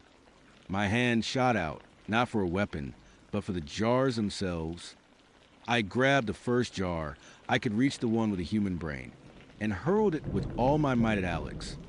It shattered against his chest, the yellowish liquid splashing across his pristine white shirt, the pale, convoluted mass of the brain splattering sickeningly. He screamed, a high-pitched, almost animalistic sound of pure disgust and outrage, not pain. My research. You ruined it. He recoiled, wiping frantically at his shirt. His focus momentarily diverted from me to his ruined specimen. It was my chance. I grabbed another jar, this one containing the milky eyes, and threw it at his face. It hit him squarely, bursting open, the viscous fluid and the detached eyeballs splattering over his glasses and into his hair. He shrieked, stumbling back, clawing at his face, trying to clear his vision. You bitch, he yelled, his voice choked with fury. I did not wait. I did not hesitate. I grabbed a third jar, the one with the heart, and hurled it at the nearest window. The glass, thick and reinforced, cracked but did not break. I did not care. The noise was deafening. Then, I ran, past Alex, who was still blinded and sputtering, past the ruined organs on the floor, past the shattered glass. I ran for the front door, my hand fumbling for the lock. He recovered quickly, his rage overriding his momentary shock. I heard his heavy footsteps pounding behind me. He was closing in. My fingers finally found the deadbolt, twisting it frantically. It clicked open. I wrenched the door open, not caring about slamming it into the wall. I burst out into the hallway, screaming at the top of my lungs. Help! Police! He is a murderer. My voice echoed in the silent, sterile hallway. No one appeared. This was a high-rise, soundproofed. Most people were probably asleep or had their own lives to worry about. Alex was right behind me, his hand reaching for my shoulder. I did not look back. I ran, down the hallway, my bare feet slapping against the polished floor, my lungs burning. I could hear his furious shouts, his heavy footsteps gaining on me. I saw the elevator, its doors just closing. I pounded on the call button, desperate. Too late. It descended, taking my only quick escape. My eyes darted to the emergency stairwell door. A red sign, an arrow pointing down. My last hope. I threw myself against the door, bursting through it and into the concrete stairwell. The air was colder here, smelling of dust and stale air. I did not stop. I flew down the stairs, 3 steps at a time, my legs screaming in protest. I could hear him behind me, his footsteps heavy and relentless, echoing in the confined space. He was not as fast as me going down, but he was powerful. I could hear his ragged breathing, his curses. You won't get away. Chloe, you are mine. You are valuable. His words fueled my terror, igniting a primal need to escape. I was not a specimen. I was not a vessel. I was Chloe, and I was going to live. Floor after floor blurred past. My legs were burning, my lungs on fire. I did not know how many floors there were, but I just kept going, pushing past the pain, past the fear, driven by the horrifying image of those jars and the knowledge that he wanted to add me to his collection. Finally, after what felt like an eternity, I burst through a door on the ground floor. It led into a deserted lobby, dimly lit. The night security guard was asleep at his desk, his head slumped on his chest. I did not hesitate. I ran for the main doors, glass doors leading out into the street. They were locked. My heart sank. A coded entry system. I pounded on the glass, screaming for help, for anyone. The sleeping guard stirred, groaning, slowly lifting his head. Just then, the stairwell door burst open behind me. Alex, disheveled, covered in yellowish fluid and bits of organic matter, his glasses askew, his eyes blazing with a terrifying fury, lunged into the lobby. He saw the locked doors, saw the waking guard, and his eyes narrowed. He was cornered. He looked at me, a chilling, triumphant smile spreading across his face. You are not going anywhere. Chloe. He reached into his pocket and pulled out a small, gleaming object, a syringe. My blood ran cold. The security guard, finally shaking off his sleep, saw Alex, saw his state, saw the syringe, and then saw me, terrified, press against the glass. His eyes widened in alarm. Hey, what is going on here? He yelled, pushing himself up, fumbling for something under his desk. Alex glanced at the guard, a flicker of irritation crossing his features. He knew his time was running out. He would not be able to subdue me and deal with the guard. He turned back to me, his eyes filled with a desperate, chilling resolve. This is not over. Chloe, he hissed, his voice raw with hatred. You are still connected, and I will find you. I will complete my research. With that, he turned and ran, not back to the stairwell, but toward the side exit, a maintenance door that led to the alley. The guard, now fully awake and reaching for his phone, yelled after him. I stood there, trembling, my back pressed against the cold glass doors, watching Alex disappear into the darkness. The security guard was talking frantically into his phone, looking at me with mix of confusion and horror. "Are you all right, miss?" he asked, his voice shaking. "What happened? Who was that man?" I could not speak. I could only point, my finger trembling, towards a now empty hallway where Alex had disappeared, towards a ghost of the horrors I had just escaped. They found Alex's apartment. They found the shattered jars, the gruesome contents splattered across the kitchen. They found the other, intact jars in the fridge. This time, there was undeniable proof. No one could dismiss my story as trauma. Alex was gone, vanished into the night. But the police confirmed his identity, confirmed his background as a disgraced biology researcher with a history of unethical experiments. They call me a hero, a survivor, but I do not feel like one. I feel like bait. The terror has not ended. It is just evolved. I am no longer just haunted by the reflection of myself trapped in a mirrored world. Now, I am haunted by the knowledge that there are others like Mark, perhaps even worse, who are all right. So this happened a few years back, and even now, just thinking about it makes the hair on my arm stand up. I have always been a pretty grounded guy, you know, not one for ghost stories or conspiracy theories. But what I experienced had changed me. It made me realize there are things in this world and people that defy all logic, all reason. It all started, as many modern horror stories do, with a dating app. I would have been single for a while, focused on my career, and honestly, a bit tired of the whole dating scene. But then I matched with Sarah, and Sarah was different. Her profile picture showed a woman with bright, intelligent eyes and a smile that genuinely reached them. She had a quirky sense of humor in her bio, something about loving old books and finding beauty in forgotten things. We started chatting, and it was easy, effortless even. We talked about everything: our favorite movies, our childhoods, our dreams. She seemed incredibly smart, well-read, and had this calm, almost serene presence, even through text. After a week of non-stop messaging, we decided to meet for coffee. The coffee date was even better. She was exactly as I would imagine, maybe even more captivating in person. She had this way of listening, really listening, that made you feel like you were the only person in the room. Her laugh was soft, a little melodic, and she had a habit of tucking a stray strand of dark hair behind her ear when she was thinking. I was smitten completely. We talked for hours, the coffee long since gone cold. Over the next few weeks, we went on a few more dates. Dinner, a walk in the park, a movie. Each time, I found myself falling a little deeper. She was enigmatic in a way that was intriguing, not frustrating.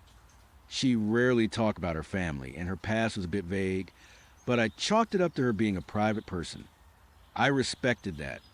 Besides, I was so caught up in the present, in her, that I did not really press. I mean, who does that on a second or third date?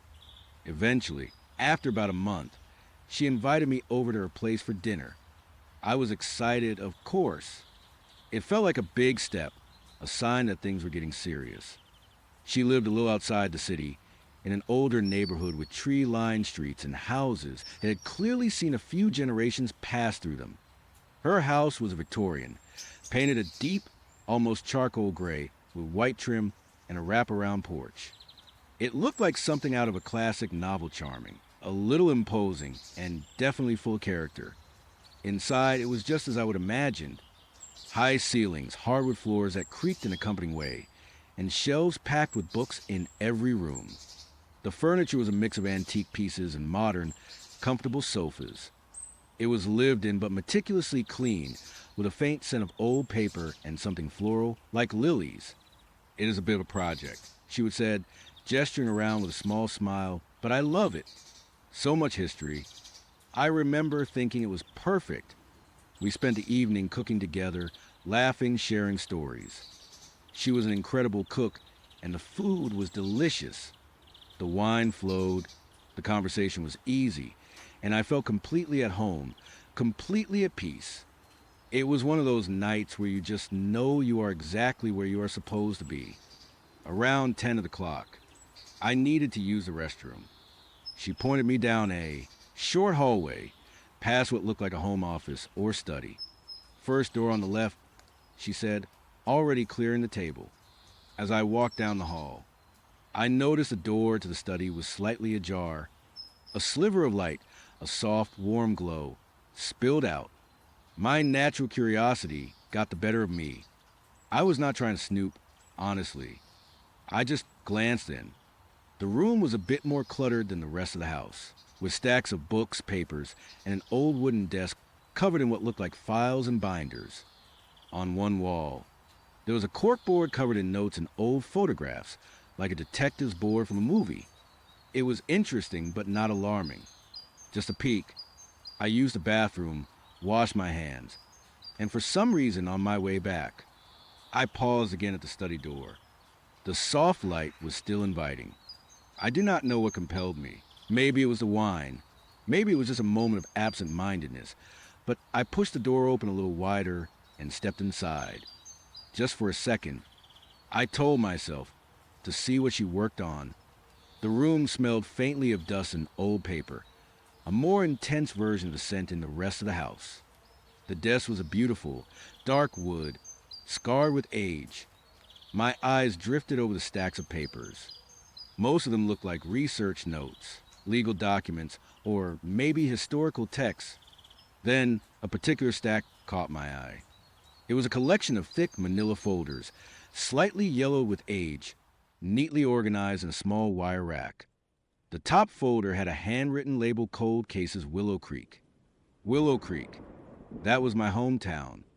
Or at least the town where I grew up, about an hour's drive from here. A small, quiet place. It was a strange coincidence, but not impossible. Maybe she was a true crime buff or a history enthusiast researching local mysteries. I picked up the top folder, a strange mix of curiosity and a vague sense of unease stirring in my stomach.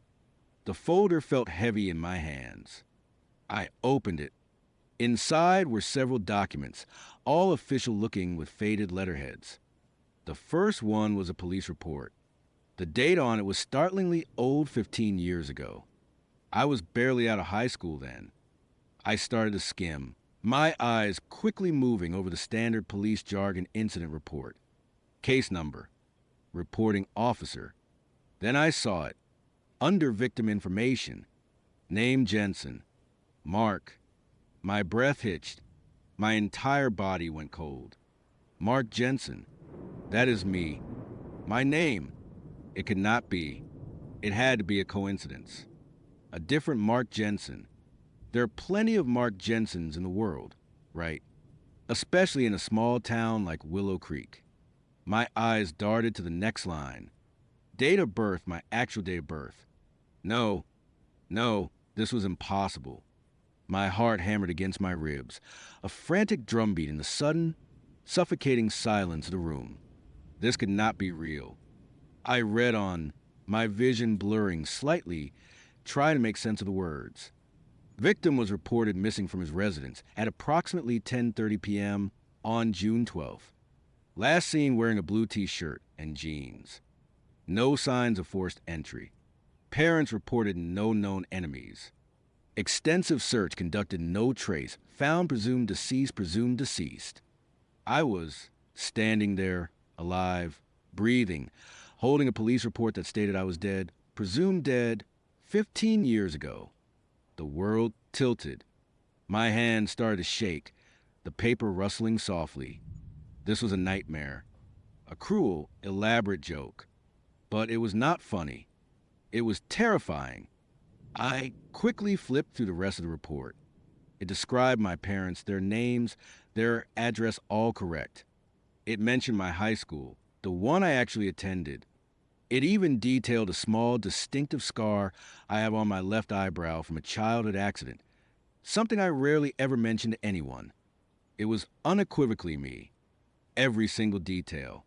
A wave of nausea washed over me. My mind raced. trying to find a logical explanation. Was this some kind of prank? But how? And why? Sarah, did she know about this? Was she behind it?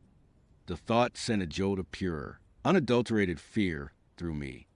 The charming, intelligent woman I would fall in for, living in this beautiful old house, with a police report declaring me dead in her study. I heard her voice then from the living room. Mark, everything all right in there? Dinner's getting cold again. The sound of her voice, usually so comforting, now sent a shiver down my spine. I slammed the folder shut, my movements clumsy and panicked. I shoved it back into the wire rack, tried to make it look exactly as it had been. My hands were clammy, my heart still racing a mile a minute. I felt like I was going to throw up. I took a deep, shaky breath, trying to compose myself. I plastered a fake smile on my face, hoping my eyes did not betray the terror swirling within me. Yeah, just admiring your book collection. I called back, my voice sounding strained even to my own ears. I walked back into the living room, trying to appear normal. Sarah was there, a graceful silhouette against the warm glow of the lamps, a soft smile on her face. She looked beautiful, harmless. But now, all I could see was a hidden darkness behind her serene eyes. Every gesture, every word she spoke for the rest of the evening was filtered through this new, horrifying lens. You seem a little quiet, she observed, her head tilted slightly, her gaze unnervingly direct. Just thinking. I managed, trying to keep my voice steady. Long week.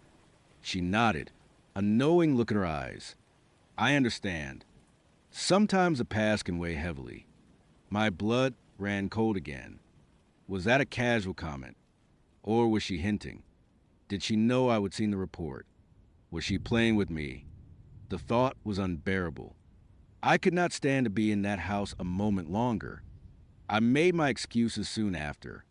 It is getting late, and I have an early start tomorrow. I lied, forcing another smile. Dinner was amazing. Sarah, really? She walked me to the door, her hand resting lightly on my arm as I stepped onto the porch. Her touch, which had felt so warm and inviting just hours before, now felt like an icy brand. Drive safe. Mark, she said, her smile lingering a little too long, her eyes holding mine for a beat longer than was comfortable. I had a wonderful evening. I hope to see you again very soon. As I drove away, the charcoal gray Victorian grew smaller in my rearview mirror, but its ominous presence loomed larger in my mind. The streetlights cast long, dancing shadows through the trees, making every corner feel like a hiding place. I kept checking my rear view, half expecting to see her standing there, watching me go. I got home, but sleep was impossible. My apartment, usually a sanctuary, felt cold and unwelcoming. Every shadow seemed to twist into something menacing. I paced the floor, my mind replaying the words on that police report. Mark Jensen, presumed deceased, 15 years ago. How? Why? What the hell was going on? I tried to search online, typing in Willow Creek, missing persons Mark Jensen, June 12th. Nothing. No news articles, no forum posts, no mention of any cold case. It was like the internet had no record of it. But the report in Sarah's house was so detailed, so real. It had to be authentic. The only explanation that made any sense, the only one that truly terrified me, was that Sarah was involved. She had my police report, a report of my death. What kind of person collects something like that? And why me? Was I a target? Was she some kind of serial killer who kept trophies of her victims, and I was somehow resurrected? Or was she just a collector of morbid curiosities, and I was an unwitting part of her collection? I knew I could not confront her directly. Not yet. I needed more information. I needed proof. And the only place I knew to find it was back in that study, in that old house. It was a crazy idea, a dangerous idea, but I felt an overwhelming need to understand. My entire sense of reality had been shattered. I had to know what was real and what was not. The next day at work was a blur. I pretended to be busy, but my mind was miles away, replaying the horror of the previous night. Around lunchtime, I called Sarah. My heart was pounding as I dialed. "Hey, stranger," she answered, her voice light and cheerful.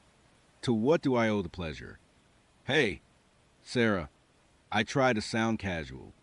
"Listen, I think I left my phone charger at your place last night. Would it be all right if I swung by later today to pick it up? I really need it for work." It was a flimsy excuse, but the best I could come up with on the spot. "Oh, really?" she said, a hint of something I could not quite place in her tone. Amusement, suspicion. I did not recall seeing it. "But of course, you are welcome to come look. Say around 6. "Perfect," I said, trying to sound relieved. "See you then." The hours dragged by. My stomach was a knot of anxiety. I felt like I was walking into a trap, but I could not stop myself. I had to know. I had to see those reports again, maybe take pictures, something to prove I was not losing my mind. At 5:30, I left work. The drive to her house felt different this time. The old Victorian, which had seemed so charming just 24 hours ago, now looked like a Gothic monstrosity. Its dark windows like vacant eyes staring out at the world. The trees lining the street seemed to lean in, their branches like skeletal fingers reaching for me. Sarah greeted me at the door, her smile as warm as ever, but now it felt like a practice performance. "Come in." "Mark," she said, stepping aside. "I have checked the living room, but I did not see your charger anywhere. Maybe you left it in the kitchen." "Yeah, it could be." I mumbled, trying to avoid her gaze. I walked into the house, my senses on high alert. The scent of old paper and lilies was still there, but now it seemed cloying, suffocating. Every creak of the floorboards, every shadow, made me jump. She led me to the kitchen. "I will just be in the living room. If you want to look around," she offered, her voice light. "Make yourself at home." "Thanks," I replied, my voice hoarse. I pretended to rummage through my bag on the kitchen counter, my eyes darting toward the hallway where the study was located. She walked back into the living room, and I heard the rustle of a newspaper. This was my chance. Taking a deep breath, I crept toward the study. The door was closed this time. My hand trembled as I pushed it open, wincing at the soft squeal of the hinges. The room was dark, the curtains drawn. I fumbled for the light switch, and a single, bare bulb hanging from the ceiling flickered to life, casting harsh shadows. I went straight for the wire rack on the desk. The Cold Cases Willow Creek folder was still there, exactly as I would left it. My hand shook so badly I almost dropped it. I pulled out my phone, switched it to camera mode, and started taking pictures of every page. The incident report, the victim details, the missing person description. Every word, every date. As I scrolled through the pages, a new horror unfolded. There was not just my report. There were others. Several other folders, all labeled cold cases from various small towns in the region. And inside them, more police reports. More missing persons. Each one with a name, a date, a description. And then I saw it. Attached to one of the reports, a faded, grainy photograph. It was a picture of me, a much younger me, from high school, smiling awkwardly for a school photo. It was my photo. It was unequivocally me. The reporter was attached to us for a different incident, a different date. But the victim's name was still Mark Jensen. This time, it was not a missing person. It was a report of an attempted abduction, filed a few years after the presumed deceased report. It described a struggle, a near escape, and a perpetrator who was never identified. But I had no memory of that either. None. It was like my life had these gaping holes, these dark, terrifying blanks. My head swam. What did this mean? Was I a serial victim? Was someone trying to abduct me multiple times? And why did I remember none of it? Then a chilling realization dawned on me. The names in the other folders. I scanned them quickly. Some of them were familiar. Not friends, exactly, but people I remember from my youth. Kids from other schools in the area. People whose faces I would seen in yearbooks or at local events. Kids who had, indeed, disappeared or been involved in strange incidents that were never fully explained, stories that had become local legends, whispered about in hushed tones. Sarah was not just collecting my case. She was collecting all of them. My blood ran cold. This was not just about me. This was about a pattern, a terrifying, methodical pattern. And she had all the pieces. A soft click echoed in the silent room. The study door, which I had left slightly ajar, was now fully open, and Sarah was standing in the doorway. She had not made a sound. She was just there, a still, dark silhouette against the dim light of the hallway. Her face was obscured by shadow, but I could feel her eyes on me, sharp and penetrating. My heart leaped into my throat. I froze, my phone still clutched in my hand, the screen displaying the grainy photo of my younger self. I did not even try to hide it. There was no point. She had seen me. She had known. "What are you doing?" "Mark," she asked, her voice soft, dangerously calm. It was no longer the melodic, comforting voice I would fallen for. It was flat, devoid of emotion, like a dull knife. I tried to speak, but my tongue felt thick and useless. I thought I heard something. It was a pathetic lie, and we both knew it. She stepped into the room, slowly, deliberately. The harsh light from the bare bulb above cast long, distorted shadows around her. As she moved, her face became visible. The serene smile was gone. Her eyes, usually so bright and intelligent, were now cold, almost dead, devoid of any warmth. Her lips were set in a thin, hard line. She looked like a predator. "You found them," she stated. Not a question, but a simple, chilling affirmation. I swallowed hard, my throat dry. "What is this?" "Sarah, why do you have these? Why is my name on them? I was never missing. I was never abducted." The words tumbled out, desperate and confused. She walked closer to the desk, her gaze fixed on me. She picked up the folder I had been looking through, her fingers tracing the faded lettering. "Oh, but you were." "Mark," she said, her voice a whisper now, a chilling hiss that barely reached my ears. "You were. Many times." My blood ran cold. "What are you talking about? You do not remember, do you?" A faint, cruel smile touched her lips. "That is the beauty of it. The memory wipe. It is so effective. You just come back. Like nothing ever happened. But it did. Oh, it absolutely did." She looked at me then, her eyes boring into mine. "You were the first. Mark. The very first I found. So resilient.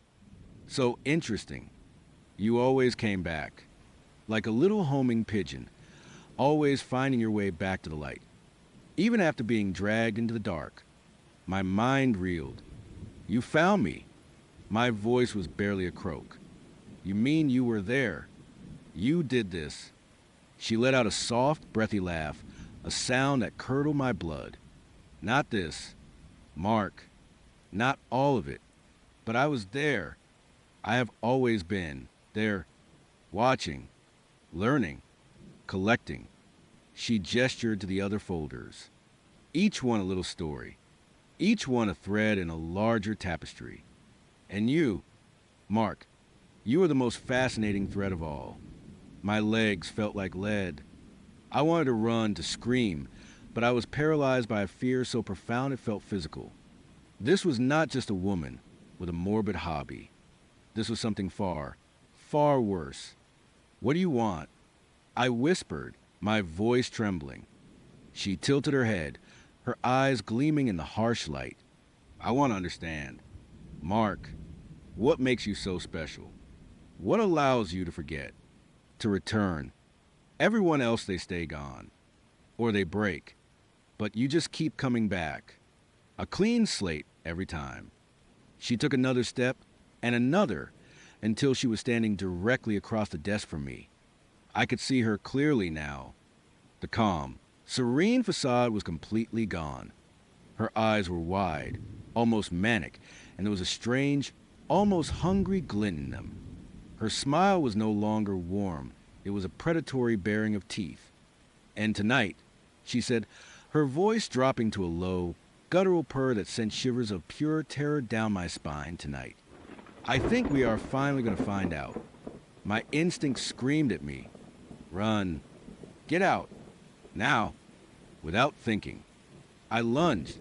I pushed the desk between us, sending a cascade of papers and folders to the floor. The old wooden desk scraped loudly against the hardwood, a jarring sound in the sudden silence. Sarah stumbled back, surprised. It was all the opening I needed. I did not look back. I sprinted out of the study, down the hallway, and toward the front door. My heart was pounding so hard, I thought it would explode. Every muscle in my body screamed with adrenaline. I heard her behind me, a low growl, a sound that was utterly inhuman.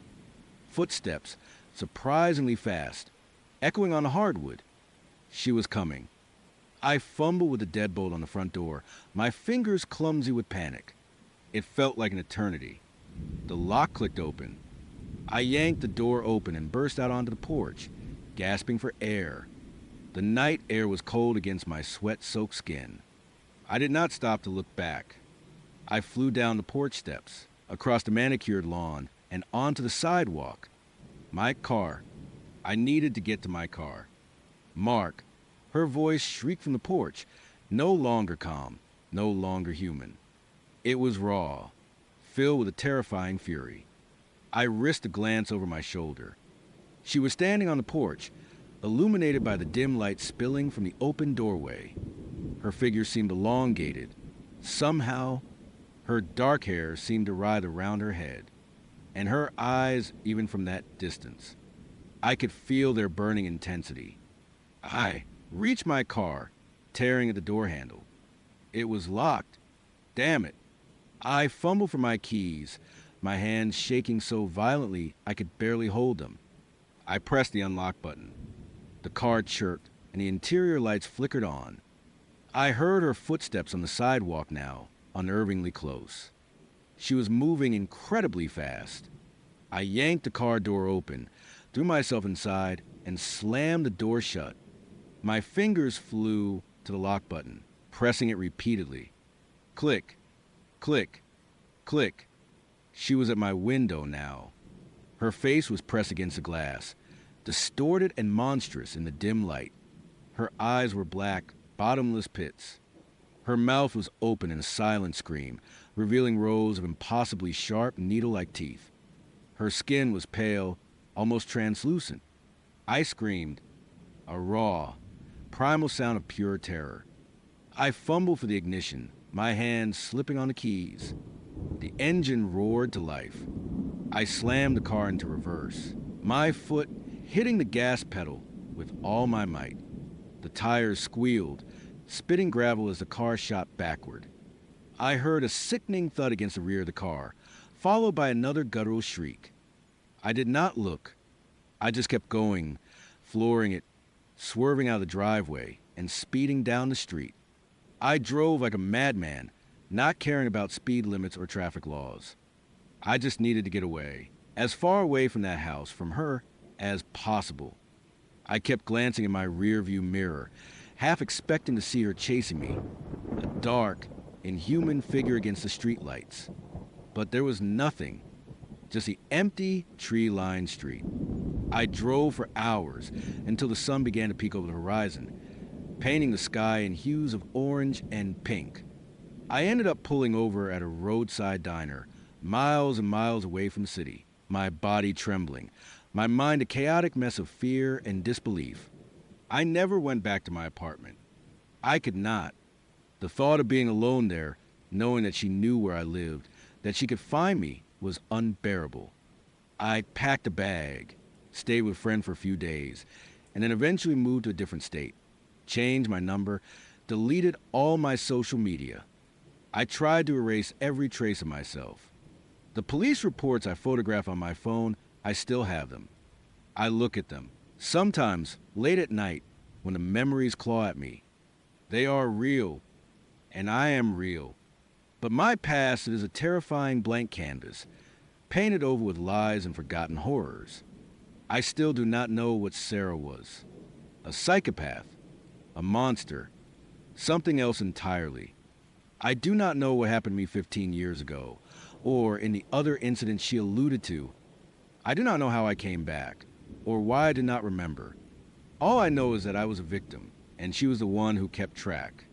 She was the one who collected the evidence of my repeated disappearances, my forgotten traumas. And sometimes, when I am alone in the dark, I wonder if I am truly safe. If she is still out there, somewhere, watching, waiting for me to come back again. Waiting for the final chapter of my story. The one where I do not forget. The one where I don my name as Ethan, and for most of my life, I consider myself a pretty unremarkable guy. I am 32. I work a decent but unexciting desk job, and I live alone in a small, 2-bedroom house on the outskirts of town. It is not fancy, not by a long shot.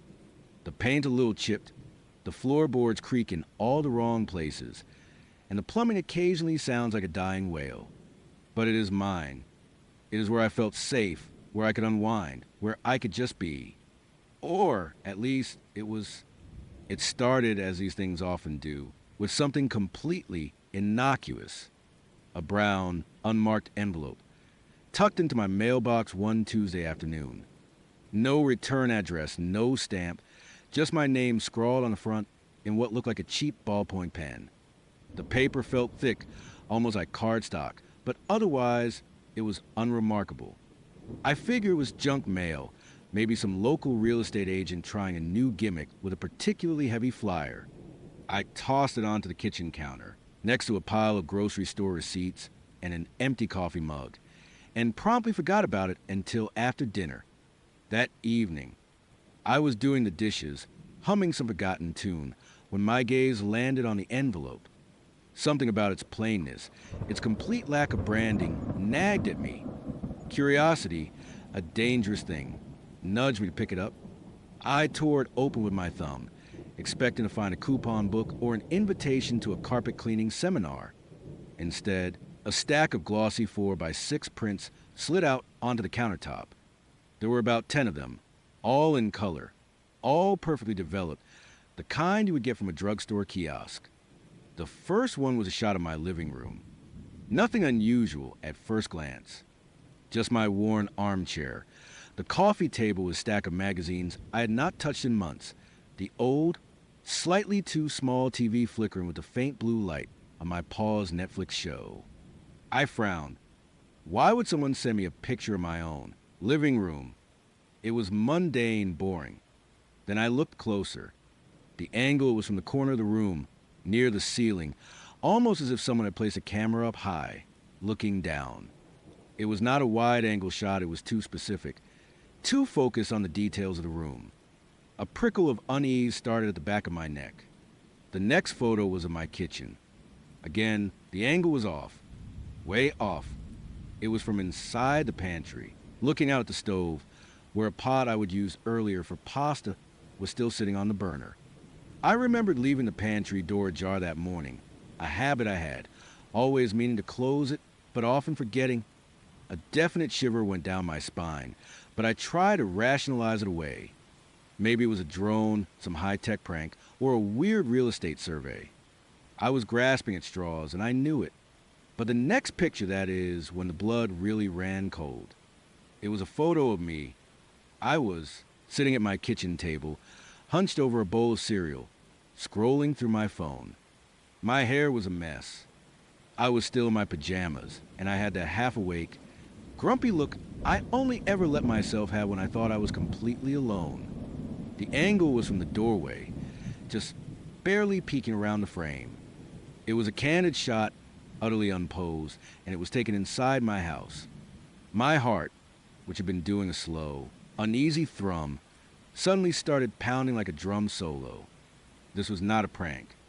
This was not a wide-angle lens. Someone had been in my house.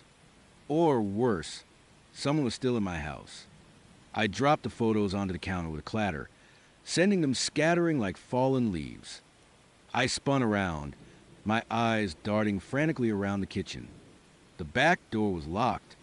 I was sure of it. The windows were latched. Everything seemed normal. Too normal. The silence that followed my abrupt movements was heavy, oppressive. It felt like the air had thickened, pressing it on me from all sides. My breath hitched in my throat. I spent the next hour meticulously checking every lock, every window latch, every possible point of entry. I went through the living room, the bedrooms, the bathroom. I even checked the attic access panel in the hallway, a dusty square I had not touched in years. Nothing. Everything was secure. The locks were solid, the windows firmly shut. I walked through the house twice, calling out, "Hello, is anyone here?" My voice sounded thin and pathetic in the sudden, echoing silence. The only answer was a familiar creak of the old house settling, a sound that usually comforted me but now felt sinister, like a knowing chuckle. That night, I did not sleep. Not really. I lay in bed, staring at the ceiling, every shadow seeming to shift and writhe in the dim light filtering through the blinds. Every creak of the house, every rustle of leaves outside, sounded like footsteps, like someone moving stealthily in the next room. My mind kept replaying the images in my head, especially that one of me at the kitchen table. The sheer audacity of it, the invasion of privacy. It felt like a violation, like someone had reached into my chest and squeezed my heart, leaving a cold, empty ache in its place. I kept telling myself it had to be a mistake, a misunderstanding, but the evidence was right there, undeniable. The thought of someone watching me in my own home, while I was at my most vulnerable, made my skin crawl. The next morning, another envelope. This one was not in the mailbox. It was slipped under my front door, lying on the welcome mat, a stark white against the dark wood. My hands were shaking so badly, I almost tore the paper before I even got to the kitchen. This batch was worse. Much worse. There was a picture of me, sleeping, my face buried in the pillow, one arm flung out, completely vulnerable. The angle was from the foot of my bed, low to the ground, almost as if the camera had been placed on the floor, hidden beneath a blanket or a piece of furniture. Another one showed me in the shower, my back to the camera, steam fogging the lens, my silhouette barely visible. That one made me feel sick to my stomach, a wave of nausea washing over me. I felt a cold knot of dread tighten in my gut. This was not just someone breaking in and taking pictures. This was someone who had spent significant time in my house, observing my most intimate moments, meticulously documenting my private life. They knew my routine, my habits, my most unguarded expressions. I called the police again. They sent a different officer this time, a younger guy named Officer Davies. He listened patiently, looked at the photos, and then gave me the standard "we will look into it" spiel. He asked if I had any enemies, any disgruntled exes, or if I would recently fired anyone. I told him no, none of the above. He suggested I install better locks, maybe get a security system. He even hinted that it might be a prank by some kids with drone, or a very elaborate, very disturbing practical joke. I did not have any disgruntled exes, and no kid would go to this much trouble for a prank. Besides, a drone would not get those angles, not inside the house. Not like that. He left, and I was left with the sickening feeling that I was completely, terrifyingly on my own. Paranoia, cold and insidious, began to set in. I started barricading my bedroom door at night, pushing a heavy dresser in front of it, then piling chairs on top for good measure. I slept with a baseball bat next to my bed. Its wooden weight is small, cold comfort in the suffocating darkness. I stopped inviting friends over, stopped going out unless it was absolutely necessary for work or groceries. Every shadow became a potential hiding place. Every unfamiliar sound sent a jolt of adrenaline through me. I started seeing things out of the corner of my eye, a flicker in the hallway, a shadow moving in the living room when I knew I was alone. My comfortable home, my sanctuary, had become a cage, and I was the trapped animal, constantly under surveillance. The walls felt like they were closing in, no longer protecting me, but conspiring against me. Then came the little things. Things that individually could be explained away, dismissed as forgetfulness or my own growing anxiety, but together formed a terrifying, undeniable pattern. My toothbrush would be slightly out of place on the counter, angled differently than I remembered leaving it. A mug I would left on the kitchen counter would be in the sink, washed and dried, or sometimes still dirty, but definitely not where I would left it. The toilet seat, which I always, without fail, left down, would be up. Once, I swore I heard a faint whisper, a barely audible sigh, coming from the attic vent and hallway, but when I pressed my ear against it, there was nothing but the usual silence of a house, punctuated by the frantic drumming of my own heart. I started labeling my food, marking bottles of milk with a pen, only to find a level lower than I would left it a day later. My cereal box was lighter. My bread bag had fewer slices. Someone was eating my food. Someone was living here, in the very fabric of my home, a silent, unseen roommate. I went out and bought a cheap set of wireless security cameras. I installed them in every room, pointing them at the most likely hiding spots, corners, the closets, under the bed. I even put one in the attic, hoping to catch a glimpse of whatever. It has been almost 3 years since I drove away from Sarah's house, her monstrous face pressed against my car window, her fangs bared. 3 years since my entire reality shattered into a million irreparable pieces. You know that feeling when you wake up from a nightmare, and for a few seconds, you are not sure if you are still in it. That is my life now, every single day. I changed everything. New city, new job, new phone number. I even got a different haircut, just in case. I try to build a new life, a normal life, but it is like trying to build a sandcastle on a beach during a hurricane. The foundation just is not there. I see shadows in my periphery, hear things that are not there, and every time I look in a mirror, I half expect to see someone else staring back, or maybe nothing at all. The fear is a constant companion, a chill that lives deep in my bones. Sarah's words, "You were my first subject," always coming back, echo in my mind, a chilling lullaby. I still do not know what she was or why I keep forgetting, but I live in constant fear that she is still out there, waiting for me, that something is still out there. For a long time, I avoided dating. The idea of letting anyone close, of sharing my shattered world, was terrifying. But loneliness, man, it is a persistent beast. It gnaws at you, whispers promises of normalcy, of connection, until you start to believe it. So, against my better judgment, I dipped my toe back into the dating pool. Apps, of course. It is the only way anymore. Swiping through endless faces, each one a potential predator or victim, or worse, just another reminder of the superficiality of it all. Then I saw her profile. Amelia. Her photos were stunning, a genuine smile, intelligent eyes, a hint of playful mischief. She was an artist, specializing in abstract landscapes, and her bio was witty and self-deprecating. We matched, and for the first time in what felt like forever, a tiny spark of hope flickered within me. Maybe, just maybe, this could be different. Our initial conversations were easy, flowing. We talked about art, music, our favorite obscure documentaries. She seemed real, grounded, and incredibly kind. We set up a coffee date. The moment I saw her walk into the cafe, my breath caught. She was even more beautiful in person, with a cascade of auburn hair and eyes that sparkled when she laughed. We talked for hours, the coffee growing cold, the world outside fading away. I found myself laughing, genuinely laughing, for the first time since before Sarah. It felt good, too good. A tiny, paranoid voice in the back of my head whispered, This is how it starts. But I pushed it down. I wanted this. I needed this. We went on a few more dates. Dinner, a walk in the park, an evening at an art gallery.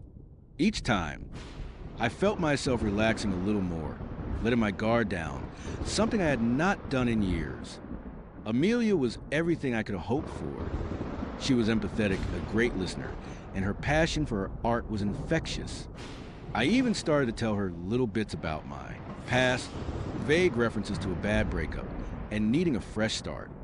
She listened patiently, never pressing, just offering a comforting hand squeeze. One evening, after a particularly wonderful dinner, she invited me back to her apartment. It was a cozy space, filled with her vibrant paintings, stacks of books, and the warm scent of linseed oil and old paper. We sat on her couch, talking, laughing, until the conversation lulled, and we just looked at each other. The air crackled with unspoken anticipation. She leaned in and I met her halfway. Her lips were soft, her kiss gentle at first, then deepening. It was comforting, safe. For a moment, I forgot everything Sarah, the abductions, the memory wipes, the constant fear. I was just there with Amelia. We ended up spending the night. It was tender, loving, and surprisingly normal. When I woke up the next morning, the sunlight streaming through her windows, I felt a lightness I had not experienced in years. She was still asleep beside me, her auburn hair fanned out on the pillow. I lay there, just watching her, a profound sense of peace settling over me. I eventually got up, needing to use the bathroom. Amelia's apartment was a little quirky, and the bathroom door was a sliding one, made of frosted glass. As I walked past it, I saw a blurry shape inside. She must have woken up and gone in already. I thought, a small smile touching my lips. But then I remembered her lying next to me, still asleep. I paused, my heart giving a little thump. Maybe she would just gotten up a few seconds after me. I listened. No sound, just the quiet hum of the building. I pushed the thought away. Probably just the light playing tricks. I opened the bathroom door. Empty. The shower curtain was drawn, but a quick peek revealed nothing. Just an empty bathroom. I shook my head, chuckling at my own jumpiness. Paranoia, old friend. I thought, still got a tight grip on me. I went about my business, then splashed some water on my face. As I looked up at the mirror, drying my hands, I caught a glimpse of something in the reflection over my shoulder. It was Amelia. She was standing in the doorway, watching me. Her hair was a bit messy, her eyes still heavy with sleep, a soft smile on her face. Morning, sleepyhead, I said, turning with a smile, ready to pull her into a hug. But there was no one there. The doorway was empty. My smile faltered. My blood ran cold. I spun back to mirror. Amelia was still there in the reflection, her smile now a little wider, a little too fixed. Her eyes, though they were not Amelia's. They were a darker shade, almost black, and there was a subtle, unsettling emptiness behind them. And her hair was not the vibrant auburn I loved. It was a dull, lifeless brown, almost gray in places. I stared transfixed. The reflection in the mirror was undoubtedly Amelia's face, her features, her body, but it was wrong. It was like looking at a photograph that had been expertly photoshopped, with just one or two elements subtly altered to create a sense of unease. The woman in the mirror was not Amelia. Not really. Panic, cold and sharp, began to prickle at the edges of my composure. My breath hitched. This was not paranoia. This was real. I took a step back, my eyes glued to the reflection. The woman in the mirror did not move. She just stood there, smiling that unsettling smile, those dark, empty eyes fixed on me. Amelia, I whispered, my voice barely audible. The reflection did not respond, did not even blink. It just watched. I forced myself to turn around again, slowly, my heart hammering against my ribs. Still nothing. The doorway was empty. The apartment was silent. I whipped back to the mirror. The reflection was gone. Just my own, terrified face staring back at me. My hair was disheveled, my eyes wide with fear. My face, just my face. I leaned against the sink, breathing heavily, trying to rationalize it. Sleep deprivation. Stress. My mind playing tricks on me because of all the trauma I would endured. That was it. It had to be. My past was catching up to me, manifesting in hallucinations. I was losing my mind. This was the breakdown I would have been dreading. I splashed more water on my face, trying to clear my head. When I looked up again, my own reflection stared back, looking pale and shaken. I closed my eyes, took a deep, shaky breath, and opened them again. Still me. I stumbled out of the bathroom, my heart still racing. Amelia was still asleep in bed, exactly as I would left her. Her chest rose and fell in a steady rhythm. She looked utterly peaceful. I walked over and gently touched her shoulder. She stirred, a soft groan escaping her lips, and slowly opened her eyes. They were the warm, intelligent brown I knew and loved. She smiled, a genuine, sleepy smile. Morning, she mumbled, her voice husky. Morning. I managed, my voice still a little hoarse. I tried to sound normal, but inside, I was screaming. We had breakfast, made small talk, and I tried desperately to shake off what I would see. I kept glancing at her, searching for any hint of those dark, empty eyes, that dull hair. But she was just Amelia, radiant and warm. Over the next few weeks, the incident in the bathroom faded into background, becoming a weird moment. I would almost convince myself I would imagine. Amelia and I grew closer. We talked about moving in together, about future plans. I started to believe, truly believe, that I could have a normal life after all, that the past was truly behind me. Then it happened again. We were at a friend's housewarming party. It was a lively gathering, music playing, people laughing. Amelia was in her element, chatting animatedly with a group by the kitchen island. I was getting drinks from a fridge when I happened to glance at the large, ornate mirror hanging on the wall opposite her. And there she was, my Amelia in the reflection, but not. She was still talking, still smiling, but her reflection was not. Her reflection was silent. Her smile stretched too wide, too thin, a grotesque caricature of Amelia's genuine joy. Her eyes were those same dark, empty pools I would seen before. And her hair, that dull, lifeless brown. It was like a mask, perfectly mimicking Amelia's movements, but utterly devoid of her life. Then, her reflection did something Amelia did not. As Amelia laughed at a joke, her reflection slowly, deliberately, turned its head and looked directly at me. Its eyes, those dark, dead eyes, met mine across the crowded room. There was no warmth, no recognition, just a chilling, predatory stillness. The smile on its face did not falter, but it felt like a silent threat. A wave of nausea washed over me. My hands started to shake, nearly dropping the glasses I was holding. I quickly looked away, my heart pounding in my chest like a drum. I risked another glance. Amelia was still there, in the flesh, laughing, oblivious. The mirror reflection was gone, just a blur of partygoers. I excused myself, mumbling something about needing fresh air, and stumbled out onto the balcony. The cool night air did little to calm my racing mind.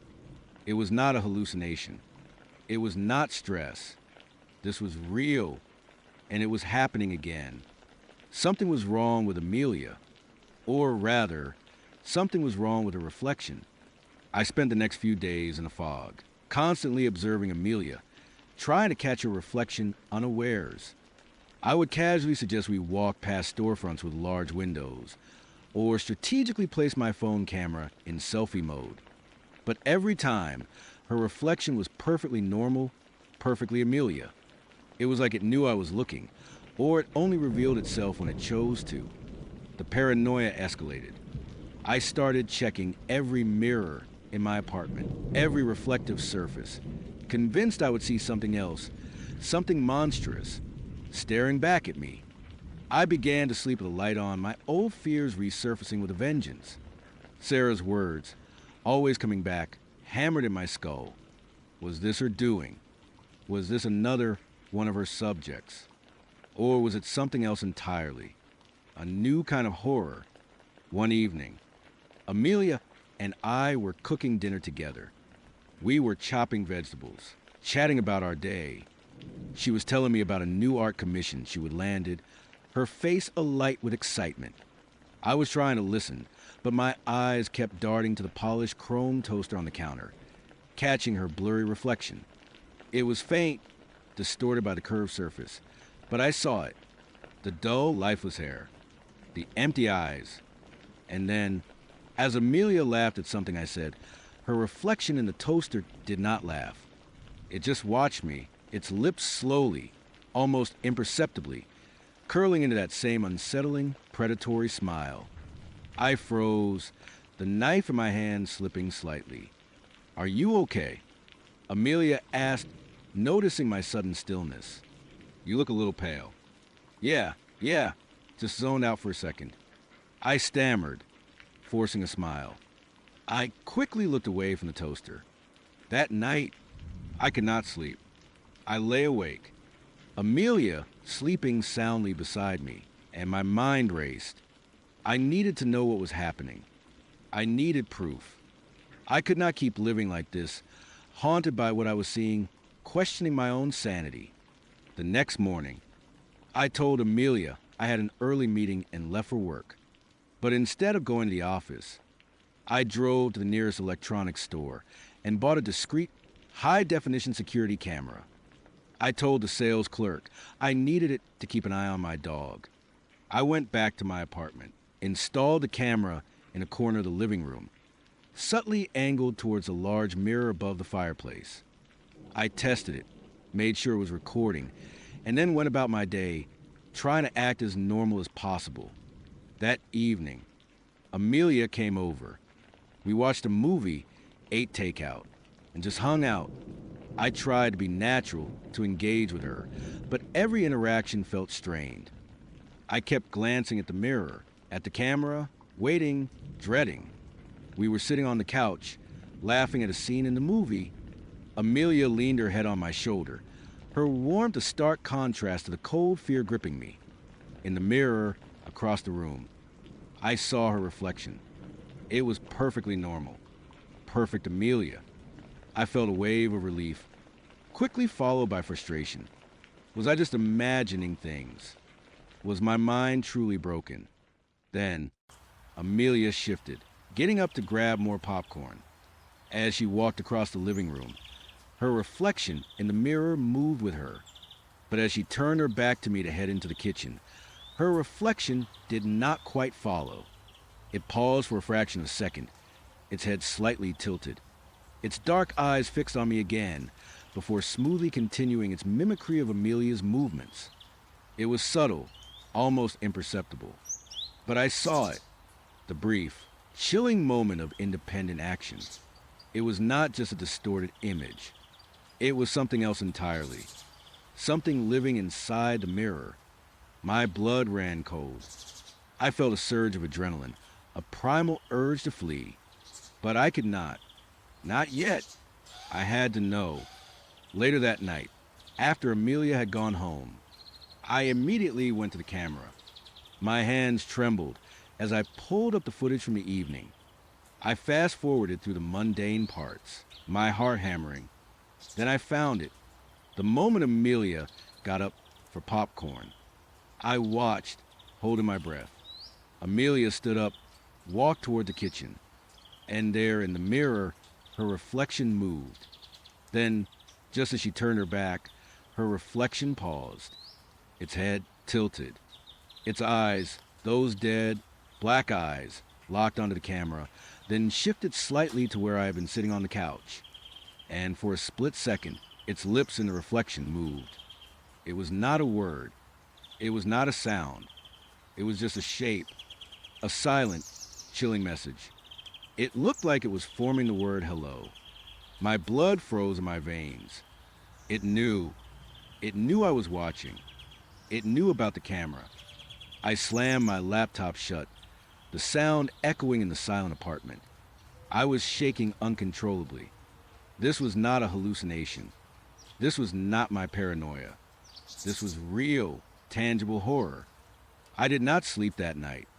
I just sat there in the dark, clutching a baseball bat, staring at the mirror, waiting for something to happen. Nothing did. The next day, I called Amelia. My voice was tight, strained. I told her I needed to talk, that something important is going on. She sounded concerned, agreed to meet me at a quiet coffee shop. I got there early, my mind a whirlwind of fear and desperation. How do you tell someone, hey, your reflection is a malevolent entity that is watching me? It sounded insane. But I had the video. I had the proof. Amelia arrived, looking radiant as always. She smiled, but her brow was furrowed with worry. What is wrong? She asked, her voice gentle. I took a deep breath, trying to steady myself. Amelia, I began. I know this is going to sound crazy, but you have to listen to me. Something is wrong. With your reflection. Her smile faltered. Her eyes widened slightly. My reflection, she repeated, a hint of confusion, or maybe something else, in her voice. Yes, I pressed, leaning forward. I have been seeing things. In mirrors and windows.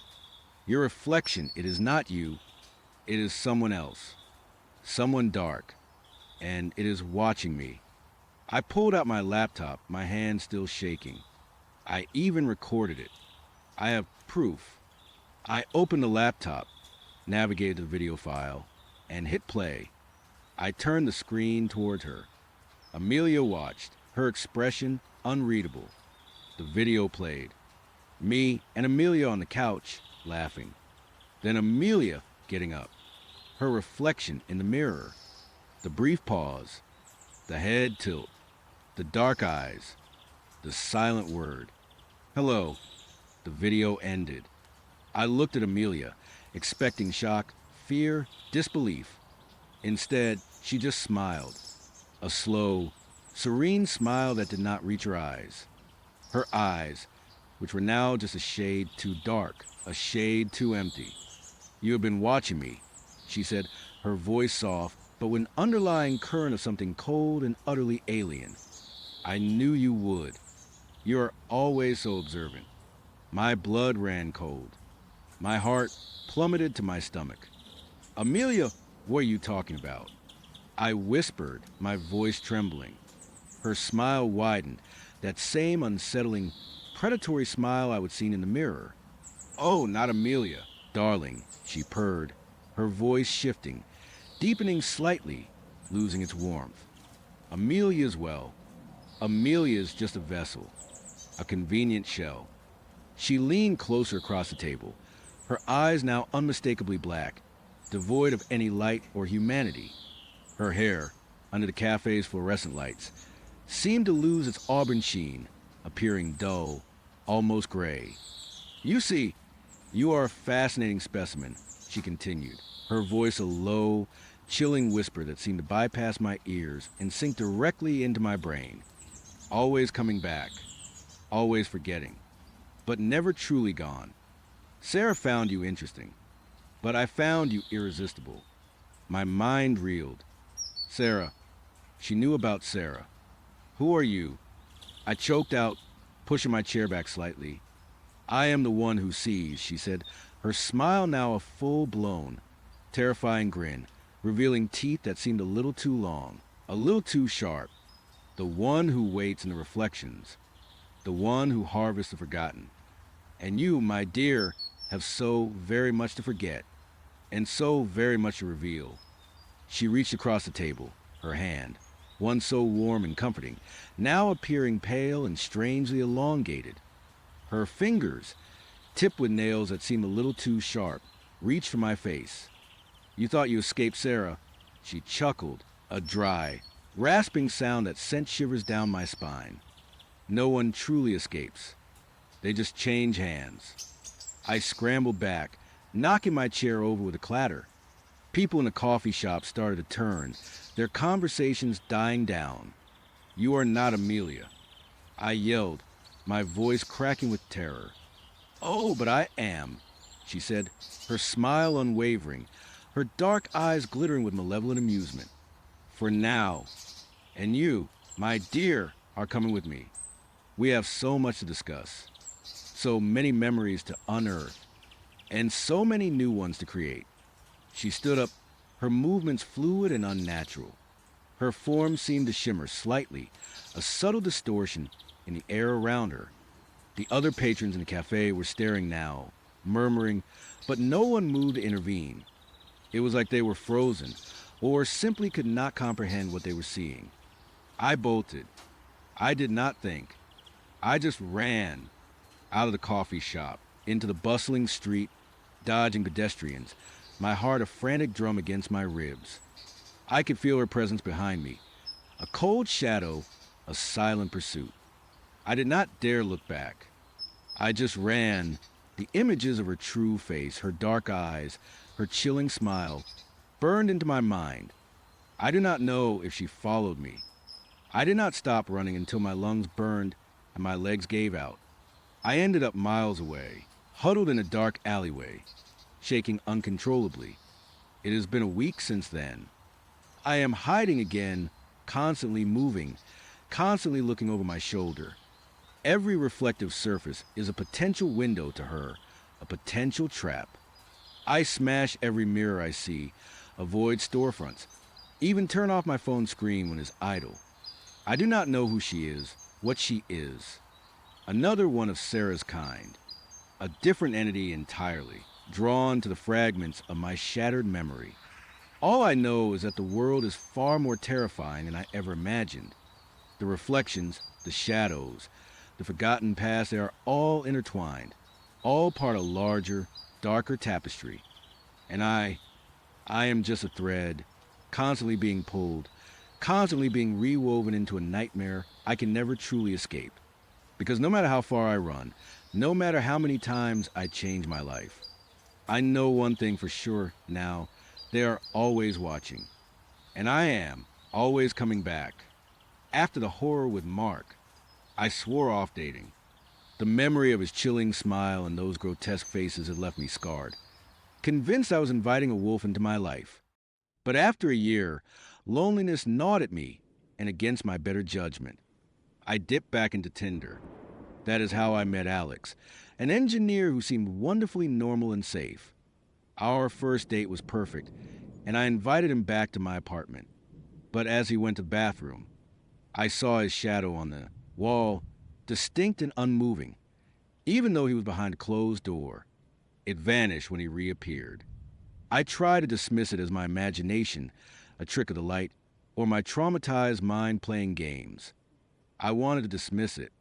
I wanted Alex to be the good one, the normal one, the one who could finally bring some peace back into my life. For weeks after that, Alex was that guy. He was everything I would hope for. He was kind, attentive, and incredibly stable. An engineer, just like his profile said, with a steady job and a quiet confidence. He never pushed boundaries, always listened, and seemed genuinely interested in everything I had to say.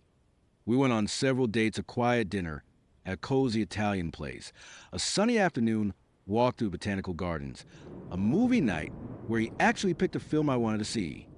Each date was a small, gentle step back into a world I thought I would lost forever. With every passing day, the memory of that strange shadow faded a little more. I convinced myself it was just a fluke, a momentary lapse in my perception, a residual anxiety from my past. Alex was so normal, so safe. He was the antithesis of Mark, the calm after the storm. I found myself smiling more, sleeping better. I started to believe that maybe, just maybe, I could actually have a normal life again. He always came to my place, or we met out. I never really thought about it until he mentioned he was finally settling into his new house. He had just bought it a few months ago, he said, and had been so busy with work and unpacking that he had not really had anyone over. It was a little out of town, he explained, in a quieter, more rural area. He liked the peace and quiet. I understood that. After everything I had been through, peace and quiet sounded like heaven. Then came the invitation. "Why do not you come over to my place this Saturday?" he asked one evening, his smile warm and inviting. "I will cook you dinner. Nothing fancy, just something simple, but I promise it will be good." My heart fluttered with a mix of excitement and a familiar, faint tremor of apprehension. It was a big step. Meeting someone new was one thing, but stepping into their personal space, their home, that was an entirely different level of intimacy and trust. But this was Alex. Safe, normal Alex. I pushed down the flicker of doubt and accepted. I would love that, I said, and for a moment, I truly believed it. Saturday arrived, bright and clear. I dressed carefully, trying to project an air of casual confidence. The drive out to his place was longer than I expected. The suburban sprawl slowly gave way to winding country roads, lined with tall trees and occasional glimpses of fields. My phone signal started to get spotty, then completely disappeared. Must be a dead zone out here. I muttered to myself, a tiny prickle of unease starting to form. But I quickly rationalized that rural areas often had patchy reception. Nothing to worry about. Finally, I pulled onto a gravel driveway that led to a house nestled amongst a cluster of mature oaks. From the outside, it looked like a house. It was a 2-story, slightly weathered structure, probably built in the 70s or 80s. A little overgrown with ivy in places, the paint peeling faintly in others, but nothing overtly sinister. It was not isolated in a spooky, middle-of-nowhere kind of way, but it was certainly secluded from its nearest neighbors. There were no other houses immediately visible, just trees.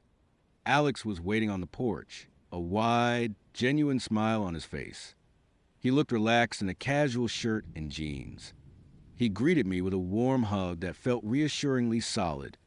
"Glad you made it," he said, his voice a low rumble. "Come on in. Dinner's almost ready." As I stepped inside, the first thing I noticed was a dimness.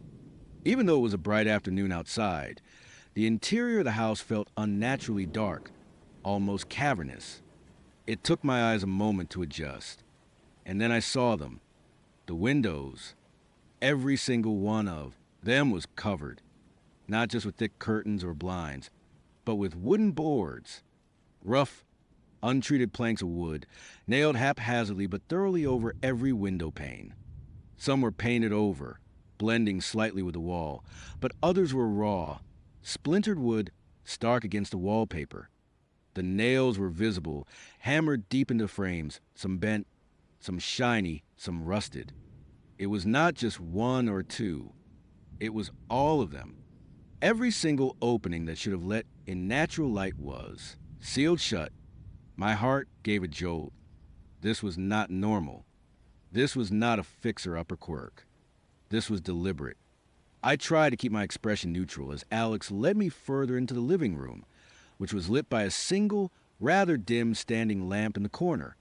The air felt heavy, stagnant, despite what I assumed were open vents from the central air conditioning. There was a faint, almost imperceptible smell. In the air, something metallic, like old pennies mixed with a damp, earthy scent. So, I began, trying to sound casual, my voice a little higher than I intended. Interesting decor choice with the windows. I gestured vaguely towards a particularly aggressively boarded-up window in the living room. Alex chuckled, a sound that seemed to echo a little too much in the enclosed space. "Oh, those," he said, waving a dismissive hand. "Yeah, it is a bit unusual. I know. It is for a couple reasons. Actually, first off, soundproofing. With my engineering projects, sometimes I am working on things that can get a bit noisy, and I do not want to disturb the neighbors, even if they are a fair distance away. And I like my privacy when I am really focusing." He paused and added, "And secondly, insulation. This old house can get quite drafty, and nailing up those boards really helps keep the heat in during winter and the cool air in during summer. Saves a fortune on the energy bill, honestly. He smiled, as if this was the most logical, practical explanation in the world. I nodded slowly, trying to process his words. Soundproofing, insulation, practical, rational, but it felt insufficient. It felt like a flimsy curtain trying to hide a gaping hole. My rational mind tried to accept it. He is an engineer. Engineers are practical. Maybe he just really values his privacy and hates drafts. But my gut screamed. It was not just practical. It was extreme. And it was dark. Oppressively dark. We moved into the kitchen, which was equally dim, lit by under-cabinet lights that cast long, unsettling shadows. He would clearly try to make an effort. There was a bouquet of fresh flowers on the small kitchen island, and the table was set for two. But even the flowers seemed to struggle in the perpetual twilight, their colors muted. As Alex busied himself with the last-minute preparations for dinner, I found myself glancing around, my eyes constantly drawn to the sealed windows. I walked over to one, running my fingers over the rough wood. It was solid, unyielding. I pressed my ear against it, half expecting to hear something, anything from the outside world. But there was nothing, just the faint hum of the refrigerator and Alex's quiet movements behind me. The silence in the house was profound, almost suffocating. It felt like the air itself was thick, dampening all sound. "Everything okay?" Alex asked, turning from the stove. His smile was still there, but his eyes held a glint I had not noticed before. A slight intensity. "Yeah, just admiring your craftsmanship." I stammered, pulling my hand away from the window. I tried to laugh, but it came out as a weak, reedy sound. He came over to me, putting a hand on my arm. His touch was warm, but it did not feel comforting. It felt possessive. "It is not for everyone." "I know," he said, his voice softer now, almost conspiratorial. "But you get used to it. And the peace and quiet, it is really something else." We sat down to eat. The food was surprisingly good, a simple pasta dish, but flavorful. Alex talked easily, asking me about my day, telling me anecdotes about his work. He was charming, engaging, and tried to make me feel at ease. And for moments, I almost forgot about the windows, almost forgot the oppressive darkness, almost forgot the faint, strange smell that still clung to the air. But then I would catch a glimpse of a boarded-up window in my periphery, and the unease would rush back, cold and sharp. I kept trying to get my phone to work, subtly pulling it out of my purse and checking for a signal. Nothing. The little no service icon mocked me from the top of the screen. When Alex noticed, he just chuckled again. "Told you, dead zone. Do not worry, you are safe here." The word safe felt less like a reassurance and more like a pronouncement. As the evening wore on, the initial charm of Alex's company began to wear thin, replaced by a growing sense of claustrophobia. The house felt like a tomb. I felt increasingly isolated, cut off from the outside world, from anyone who knew where I was. I remembered Mark, and the chilling realization that I was once again in a situation where I felt trapped, where the person I was slowly revealing a side I had not anticipated.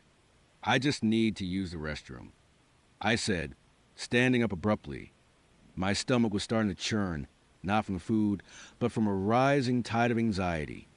"Down the hall, first door on your left," Alex said, his eyes following me a little too intently.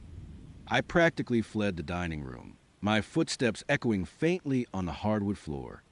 The hallway was even darker, lit only by the spill of light from the dining room and a single, low-wattage bulb at the far end.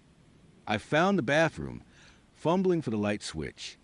The light flickered on, revealing a small, stark room with a single, boarded-up window above the toilet. I locked the door, more out of instinct than necessity. My hands were shaking as I splashed cold water on my face. I looked at myself in the mirror. My face was pale, my eyes wide and a little frantic. You are being paranoid. I told myself, it is just a weird house. Alex is fine. You are fine. But then, I saw it, on the wall, just to the left of the mirror, where the shadow of the doorframe met the corner. It appeared. A shadow, but the door was closed. And it was not my shadow. It was tall, slender, and utterly still. It was the same distinct, unnerving shadow I would seen in my apartment that first night. But this time, it felt more present, more defined, as if it had substance. It was not just a trick of the light. It was there, watching, my breath hitched in my throat. I stared at it, frozen, my heart hammering against my ribs. It did not move. It did not flicker. It was just there, a silent, menacing presence. And then, slowly, impossibly, it seemed to breathe. The edges of it seemed to waver, just slightly like smoke, then settle back into perfect stillness. A cold dread washed over me, far worse than anything I would felt earlier.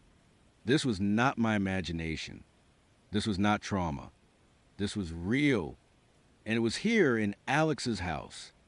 I backed away from the mirror, my eyes glued to the shadow.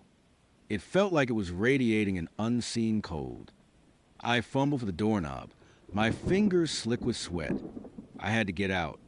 I had to get out now. I unlocked the door and practically burst out of the bathroom, my heart pounding a frantic rhythm.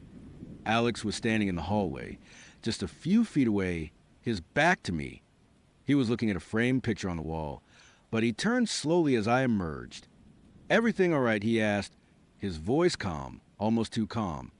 He knew. He had to know. "Fine." I choked out, trying to compose myself. "Just not feeling great. I think I need to head home." His smile did not falter, but his eyes were different now. Cold, calculating. The warmth was gone, replaced by something predatory. "Oh, but you just got here," he said, his voice a low purr that sent shivers down my spine. "And dinner is not quite over yet. I made dessert." I did not care about dessert. I did not care about anything but getting out. "No, really. I should go. I am not feeling well." I tried to walk past him, towards what I hoped was the front door. He moved faster than I thought possible, stepping in front of me, blocking my path. "Nonsense," he said, and his voice was no longer gentle. There was an edge to it, steel hard. "You are my guest. You are staying for dessert." My blood ran cold. This was not the Alex I knew. This was something else. Something terrifying. My mind raced, flashing back to Mark, to the feeling of being utterly helpless. I could not let that happen again. "Alex, please." I pleaded, trying to keep my voice steady, but it trembled. "I really need to leave." He just stared at me, his smile fixed, his eyes utterly devoid of warmth. "You are not going anywhere." Panic surged through me. I looked around, desperate for an escape route. The front door. I had to get to the front door. I tried to dart past him again, but he grabbed my arm, his grip surprisingly strong, almost painful. "Let go of me." I cried, struggling against him. His grip tightened. "Do not be difficult." His voice was low, menacing. I yanked my arm free, my heart pounding like a drum against my ribs. I ran. I did not know where the front door was, but I just ran, blindly, through the dim hallway, away from him. I heard his footsteps behind me, calm and measured, not a frantic chase, but a deliberate pursuit, like a predator stalking its prey. I burst into what looked like a study or an office. More boarded up, windows everywhere. The air in here was even colder, the metallic smell more pronounced. A large, heavy desk sat in the middle of the room, littered with papers and strange-looking tools.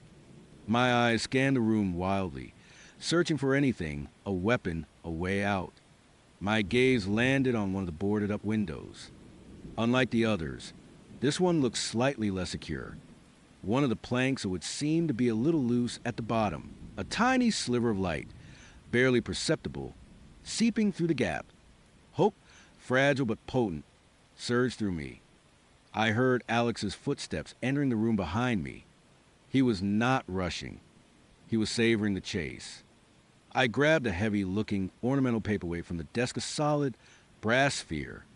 It was surprisingly heavy. With all my strength, I swung at the loose board, aiming for the bottom edge. Crack! The wood splintered, and the board shifted, groaning. Another swing, harder this time. Smash! The board tore away from the nails with a screech of tortured wood, leaving a jagged opening. Behind it, I saw not the outside, but another layer of wood, painted black. And behind that, a pane of glass. I could hear Alex just behind me now, his breathing shallow, his presence chilling. "What do you think you are doing?" he hissed, his voice no longer calm, but laced with chilling fury. I ignored him, desperate. I smashed the paperweight against the glass behind the broken board. The glass did not shatter immediately. It was thick, reinforced. I hit it again and again, adrenaline coursing through me. Crack. Shatter. The glass finally gave way, breaking into jagged shards that rained down on the floor in my arms. A rush of cold, damp air flooded into the room, carrying with it that metallic, earthy smell, now much stronger, almost overpowering. And then I saw it. Through the jagged hole in the window, beyond the broken glass and splintered wood, I saw not the familiar outside world of trees and sky. Instead, I saw a narrow, dark space. It was like a void, an abyss, between the outer wall of the house and what seemed to be another, inner wall. And in that suffocating darkness, pressed against a further, unseen pane of glass, was a face. A human face. Pale, gaunt, its eyes wide with an unspeakable terror. Its mouth was open in a silent scream, a silent plea. It was covered in what looked like dried blood and grime. And it was staring directly at me, through the void, through the layers of glass and wood. It was the face of a man, thin and desperate. And as my eyes adjusted to the dimness, a horrifying realization dawned on me. It was Alex's face, but not the Alex standing behind me. This Alex was broken, terrified, trapped. And then, from the darkness of the void, a skeletal hand, impossibly thin, pressed against what must have been inside of the glass, trying to reach out to me. The fingers were long, bony, tipped with black, broken nails. My scream tore through the oppressive silence of the house. Behind me, Alex let out a low, guttural growl. "You should not have done that," he snarled, and his voice was no longer human. It was deeper, raspier, laced with something ancient and malevolent. I scrambled to the broken window, tearing my skin on the sharp edges of glass and wood. I did not care. I did not care about the pain. I just had to get away from him. From it, I tumbled out, landing hard on something soft and damp soil mixed with dead leaves. I was outside, but it was still dark. The house loomed behind me, a monstrous shadow against the faint, bruised twilight sky. The air was thick with a metallic, earthy stench now. I did not look back at the face in the wall, or at the thing that was Alex. I just ran. My legs burned, my lungs ached, but I ran. Through the overgrown yard, past the trees, stumbling, falling, picking myself up again. I could feel something behind me, a presence, a cold breath on my neck, but I did not dare look.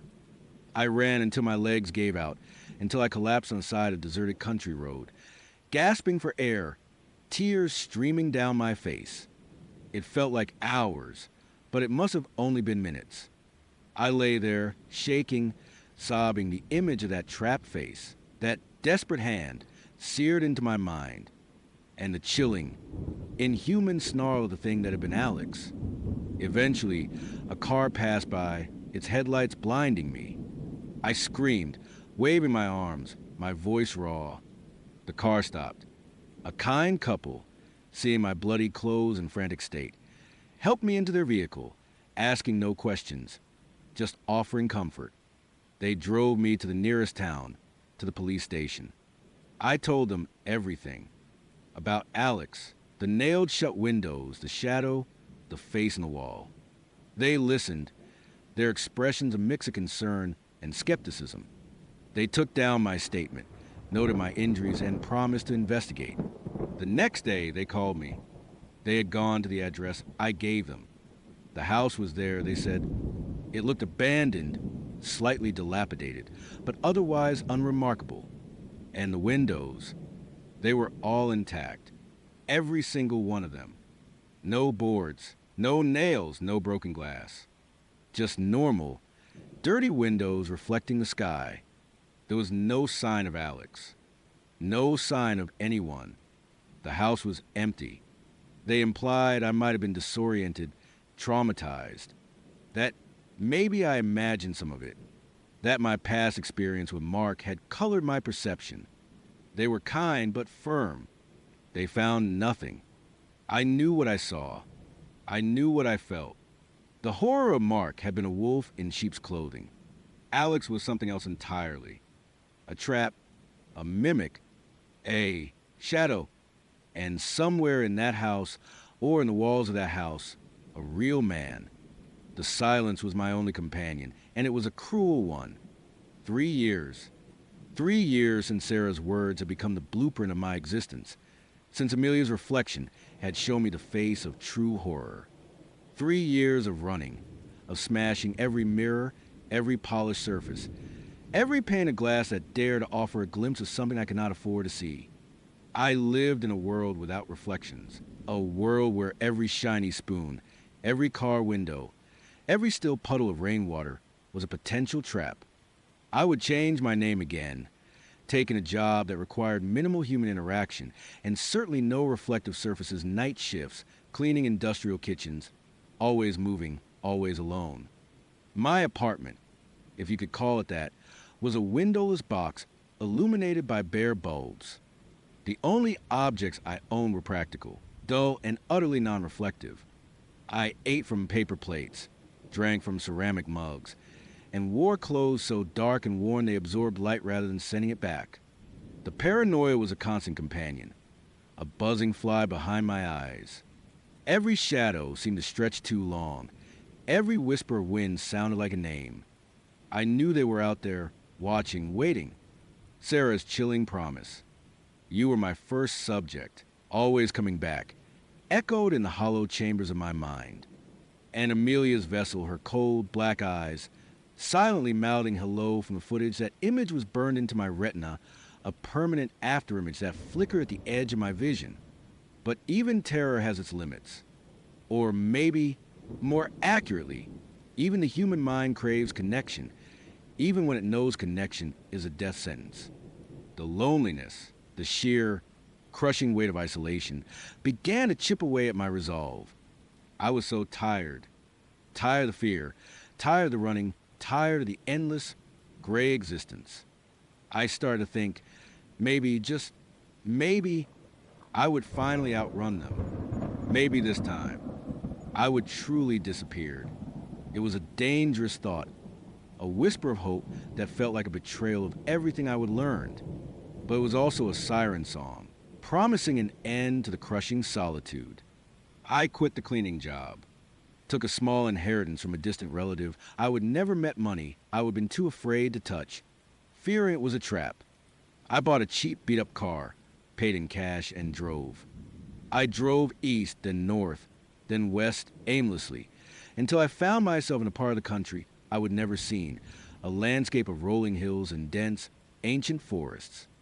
It was beautiful, in a wild, untamed way. Remote, perfect for disappearing.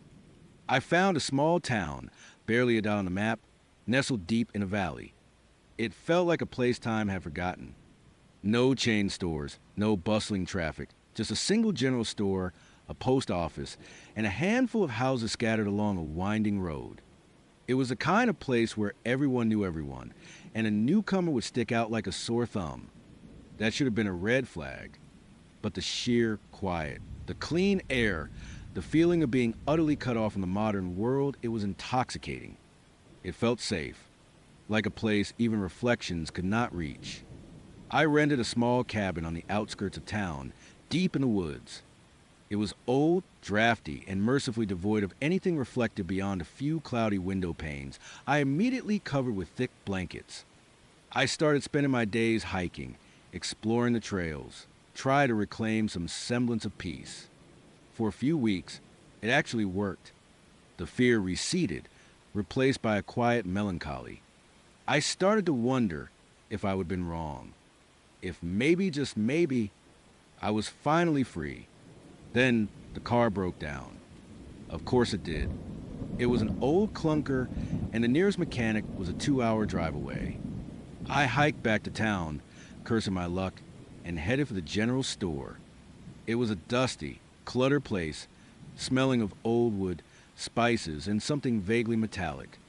An elderly woman with kind eyes and a head of snow-white hair sat behind the counter, knitting.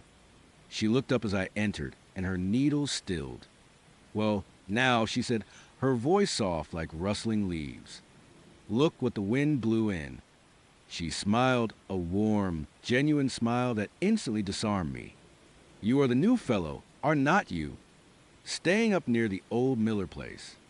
I nodded, surprised she knew. That is me, just trying to get my car fixed. Ah, the old Ford, she chuckled. She is a stubborn one. Do not you worry, my son-in-law. Thomas, he is good with engines. He will take a look for you. He will be back from his rounds soon. She gestured to a worn wooden chair. Sit a spell. I am Alara.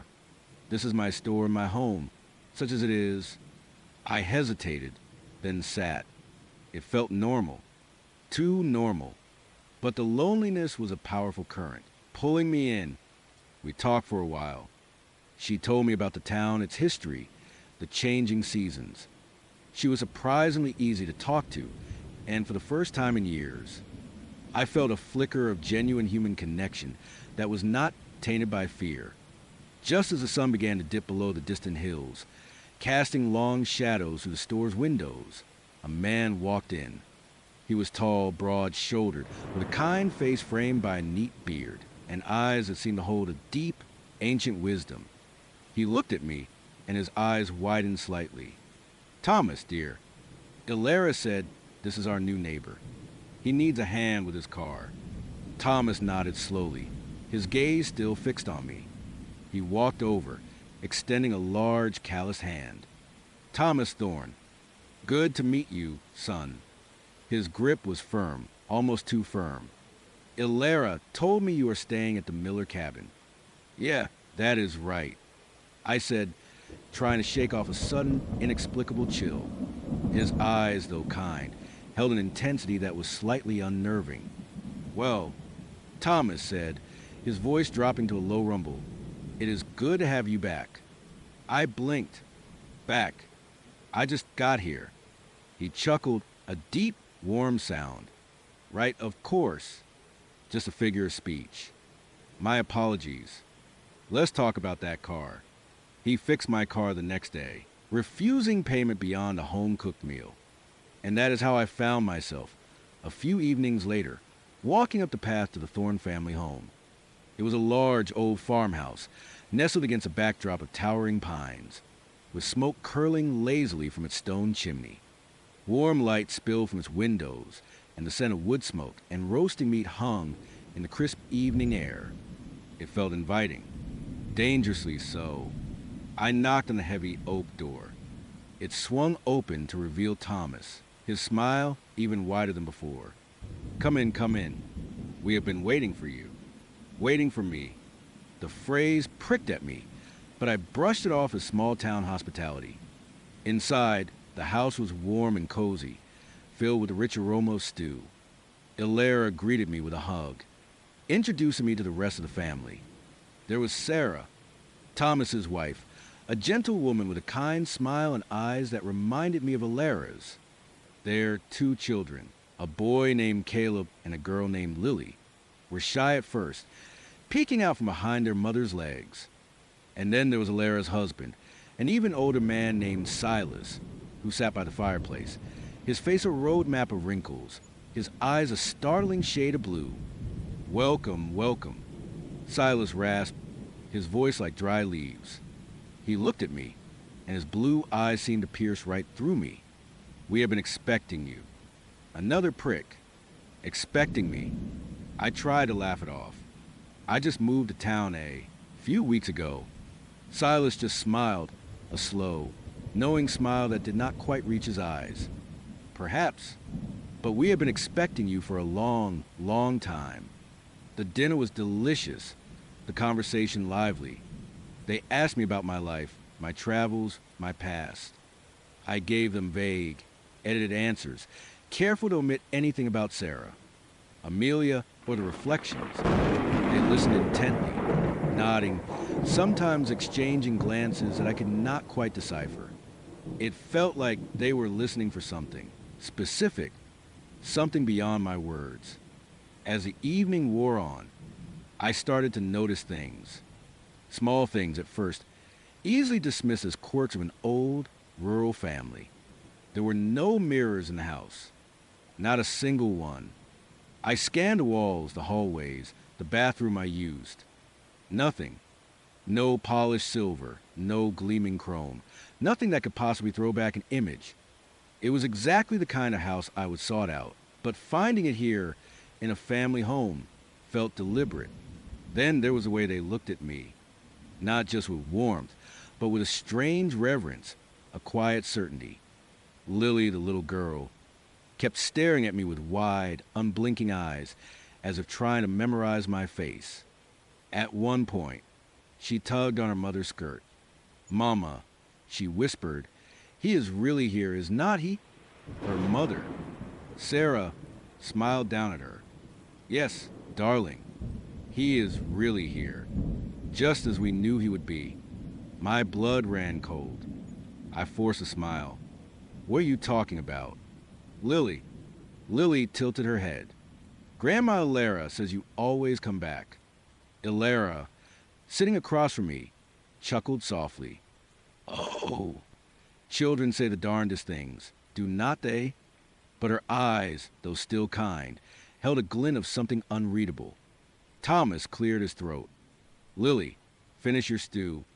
He gave me an apologetic look. She has got a vivid imagination. I tried to shake off the unease. It was just an old family in a remote town, a bit eccentric, perhaps, but the phrase always coming back. It echoed Sarah's own words, the very words that haunted my nightmares. Later, as Silas and I sat by the fireplace, sipping herbal tea, he looked at me, his blue eyes intense. "You know," he began, his voice barely a whisper, "you have your great-grandfather's eyes. The very same." I frowned. "My great-grandfather? I did not think so. My family, they are from a different part of the country." Silas just smiled, that same knowing, unnerving smile. "Oh, but they are not they? The roots run deep here, deeper than you know." He reached out a gnarled hand and patted my arm. "It is good to have you home, son. Truly, we have waited so long for your return." The word hung in the air, return. It was not a figure of speech anymore. It was a statement, a declaration. My heart began to pound a frantic rhythm against my ribs. I felt a cold dread begin to coil in my stomach. I tried to leave shortly after. "It is getting late," I said, standing up. "I should head back to the cabin." Thomas and Sarah exchanged a look. "Nonsense," Thomas said, rising. "It is a long walk in the dark, and the woods can be tricky. Why do not you stay the night? We have a guest room all ready." "Oh, no." I could not impose. I insisted, my voice a little too quick, a little too strained. "It is no imposition at all," Sarah said, her voice gentle, but with an underlying firmness. "We always keep it ready. For when you arrive," Silas nodded from his armchair. "Indeed, it would be rude to leave so soon after your long journey." Their words, their unwavering certainty, their collective insistence, it was overwhelming. It felt less like an invitation and more like a gentle, unyielding command. I found myself agreeing, against every instinct screaming at me to run.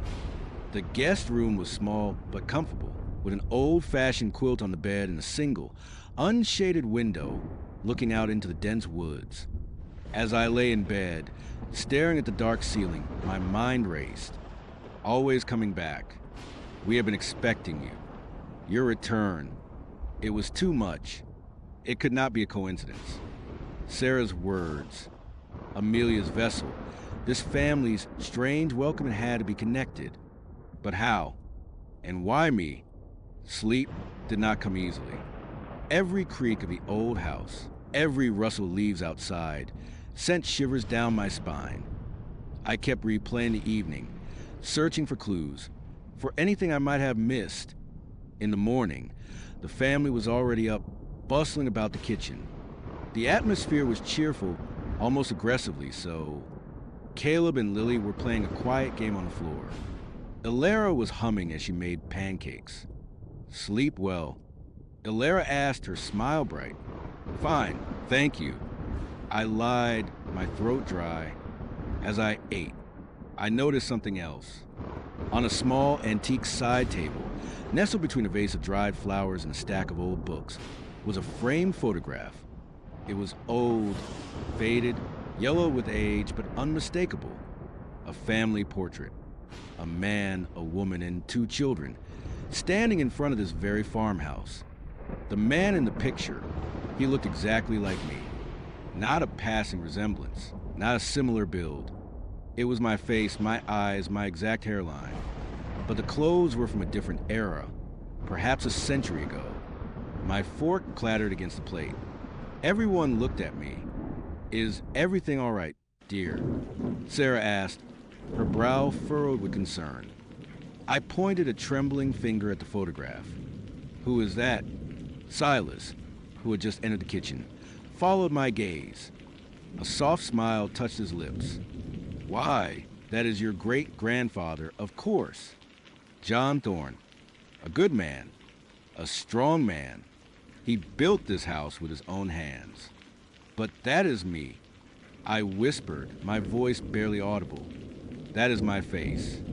Ilara chuckled. Oh, you do favor him. Do not you. It is uncanny. We always said you would look just like him when you finally came back to us. Came back. I repeated, my voice rising. I am not John Thorne. I am not even a thorn. My name is I stopped myself, realizing I was about to give them a name I had not used in years, a name I would try to bury. Thomas stepped forward, his expression grave. Son, we know who you are. Or, rather, who you have always been. The names, the faces, they change. But the essence, the spirit that remains. What are you talking about? I demanded, pushing myself away from the table. My heart was a frantic drum, echoing the terror that had been my constant companion. This is insane. I have never met you people before in my life. Silas slowly approached me, his blue eyes holding a strange, almost hypnotic quality. You may not remember, not yet. The journey is long, and the veil of forgetting is thick. But you are here. You have returned. The cycle continues. The cycle. The word hit me like a physical blow. Sarah had used that word. Amelia's vessel had hinted at it. What cycle? The cycle of the harvest. Ilara said, her voice soft, but chillingly clear. The renewal, the sustenance. Caleb, the little boy, looked up from his game, his eyes wide. Are you gonna be the new light? Grandpa. Silas nodded, his gaze never leaving mine. He will, just as he always has. Panic seized me, cold and sharp. These people were not just eccentric. They were mad. Or something far, far worse. I was trapped. I had walked straight into another web, another nightmare. I need to go, I said, my voice trembling. I made a move toward the door. Thomas stepped in front of it, blocking my path. His kind face was now set, unyielding. "You can't leave, son." "Not yet. Not when you have just arrived." "Let me go," I yelled, my voice cracking. "We can't," Sarah said, her gentle voice now laced with an unsettling sorrow. "The preparations are almost complete. The vessel waits. And you are the key." Vessel. The word hit me like a physical blow. Amelia. Her dark eyes, her unsettling smile. "You are connected to them, are not you?" To the reflections. To Sarah. Silas nodded slowly. "The reflections are merely the gateway, the place where forgotten gather. And Sarah, she is a shepherd. She guides the lost souls, the ones who always return back to the fold." He gestured around the room. "This house, this family, we are the guardians, the tenders of the harvest. We ensure the light never fades." My mind reeled. This was it, the ultimate trap. I had not escaped. I had merely run into the arms of the very thing I was fleeing. "What do you want with me?" "You are the light," Ilara said, her voice filled with strange, almost reverent awe. "The purest essence. You always return, always seeking, always coming back. And we are here to welcome you home, to prepare you for the great return." Prepare me for what? I backed away, my eyes darting around the room, searching for an escape route. The windows were too small, the door blocked. For the merging, Thomas rumbled, his voice devoid of its earlier warmth. For the renewal of the vessel, for the sustenance of what lies beyond the reflections. It clicked into place, a horrifying, sickening realization. They were not just a family. They were a cult, and I was not a long-lost relative. I was a sacrifice, the light they spoke of, the essence they were going to harvest me, my very being. "No," I whispered, shaking my head. "No, you are insane." Silas chuckled, a dry, rattling sound. "Insanity is in the eye of the beholder, my boy. We simply understand the true nature of existence. The world, you know, it is merely a fleeting shadow. The true reality lies beyond the glass, in the realm of the forgotten. And you, dear boy, are a bridge between worlds. Always have been, always will be." I lunged for the back door, a desperate, adrenaline-fueled burst of energy. Thomas moved with surprising speed for a man his size, intercepted me, his grip like steel on my arm. I struggled, yelling, kicking, but he held me fast. "Calm yourself," he said, his voice strangely soothing, even as I fought him. "It won't hurt, not for long, and you will be part of something truly magnificent." Ilara and Sarah approached, their faces etched with serene, almost beatific joy. Caleb and Lily watched in the corner, their eyes wide, not with fear, but with an unsettling anticipation. "It is time," Ilara said, reaching out to touch my face. Her touch was cold, like marble. "The vessel is hungry, and you, our dear light, are finally ready." I thrashed harder, screaming now, pure terror bubbling up from the deepest parts of my soul. "Let me go, you monsters. Let me go." But their grip was unyielding. They began to pull me, slowly, steadily, toward the part of the house I had not noticed before, a narrow, dark hallway that seemed to open into nothingness. The air grew colder, heavy with metallic scent, like old blood and dust, as they dragged me down the hall. I caught a glimpse of something at the very end, a faint shimmer, like moonlight on water. It was a mirror, a massive, ornate mirror, shrouded in a dark cloth, standing at the end of the hallway like a sentinel. And as they pulled me closer, one of them reached out and slowly, deliberately, pulled back the cloth. The mirror was ancient, its silvered surface tarnished and dark, like a pool of stagnant water. But as I was forced to look into it, a ripple spread across its surface. The murkiness cleared and I saw it. My reflection. But it was not just me. Behind my own terrified face, a shadowy form began to coalesce. Dark eyes, empty and hungry, lifeless hair, an unsettling smile that stretched too wide. It was Amelia, or rather, the entity that had worn her face. And behind her, even deeper in the glass, a faint, fleeting glimpse of another face, cold and calculating. Sarah, Amelia's reflection looked directly at me, her dark eyes locking onto mine. And then, slowly, deliberately, her lips moved, silently mouthing the words that had haunted my sleep. Hello. And then, just as before, her reflection began to move independently.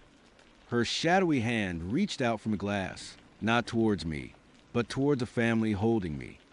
They smiled, their faces filled with a terrifying devotion. Welcome home. Light, Silas whispered, his voice filled with triumph. The harvest begins. I screamed, a primal, guttural sound ripped from my throat. I fought with every fiber of my being, but their strength was absolute.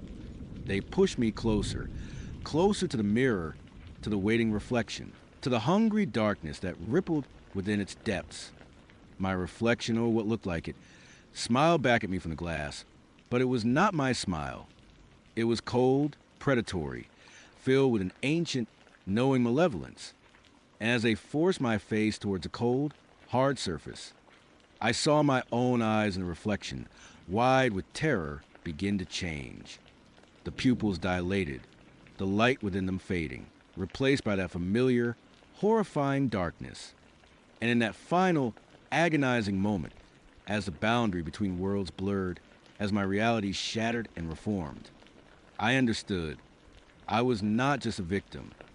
I was a harvest. I was the light. And I was always coming back. Not to escape, but to be devoured over and over again in an endless, terrifying cycle. And the worst part, a part of me, deep down, felt a horrifying sense of inevitability, a sense of belonging. The cold glass touched my skin, and the world went black. It all started, as so many terrible things do these days, with a swipe right. My name's Sarah, and I had been pretty much done with online dating. It felt like an endless cycle of awkward small talk, ghosting, and realizing that the person in the profile picture was either from 10 years ago or a completely different human being. But then I saw Mark's profile. He had this easy smile, kind eyes, and a bio that was not just a string of emojis or a vague declaration of living life to the fullest. He was a librarian, apparently, which I thought was endearing. A little nerdy, maybe, but at least he would not be trying to sell me crypto. On the first date, we messaged back and forth for a few days, and it was surprisingly normal. He was witty, thoughtful, and seemed genuinely interested in what I had to say. So, against my better judgment, I agreed to meet him for coffee. We picked a place called the Daily Grind, a little independent spot downtown that always smelled like roasted beans and old books. Perfect for a librarian. I figured. I got there a few minutes early, nursing a lukewarm iced latte my usual, a habit so ingrained it was practically a personality trait. The bell above the door chimed, and in walked Mark. He was even better looking in person, taller than I expected, with dark, neatly combed hair and those same kind eyes. He was wearing a simple Henley shirt and jeans, looking relaxed and approachable. Sarah, he asked, his voice smooth and a little deeper than I would imagine. That is me, I said, trying to sound casual, but a flutter of nerves was already doing a little dance in my stomach. He smiled, a genuine, crinkling at the eyes kind of smile. Mark.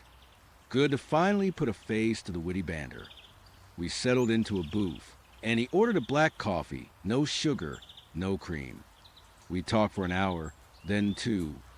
It was effortless. We covered everything from our favorite obscure documentaries to our shared frustration with the rising cost of living in the city. He listened intently, making eye contact, and laughed at my jokes, even the bad ones. I found myself genuinely enjoying his company, something that had not happened in a long time. At one point, he He reached into his messenger bag, a worn leather thing that looked like it had seen a lot of libraries, to grab his wallet. As he pulled it out, a small leather-bound journal slipped from the bag and landed silently on the seat beside him. It was old, the leather scuffed in places, with a slightly raised, intricate pattern on the cover that I could not quite make out from my side of the table. He did not notice it immediately. We were mid-conversation about my cat, Mittens, and her latest antics. He was just reaching for the check when his phone buzzed. He pulled it out, glanced at the screen, and his smile faltered for a second, a fleeting shadow crossing his face. "Shoot," he muttered. "I completely forgot I had to pick up a special order for a patron before the library closes. I am so sorry. Sarah, I really hate to cut this short." I waved it off. "No worries, it happens." This was great, though.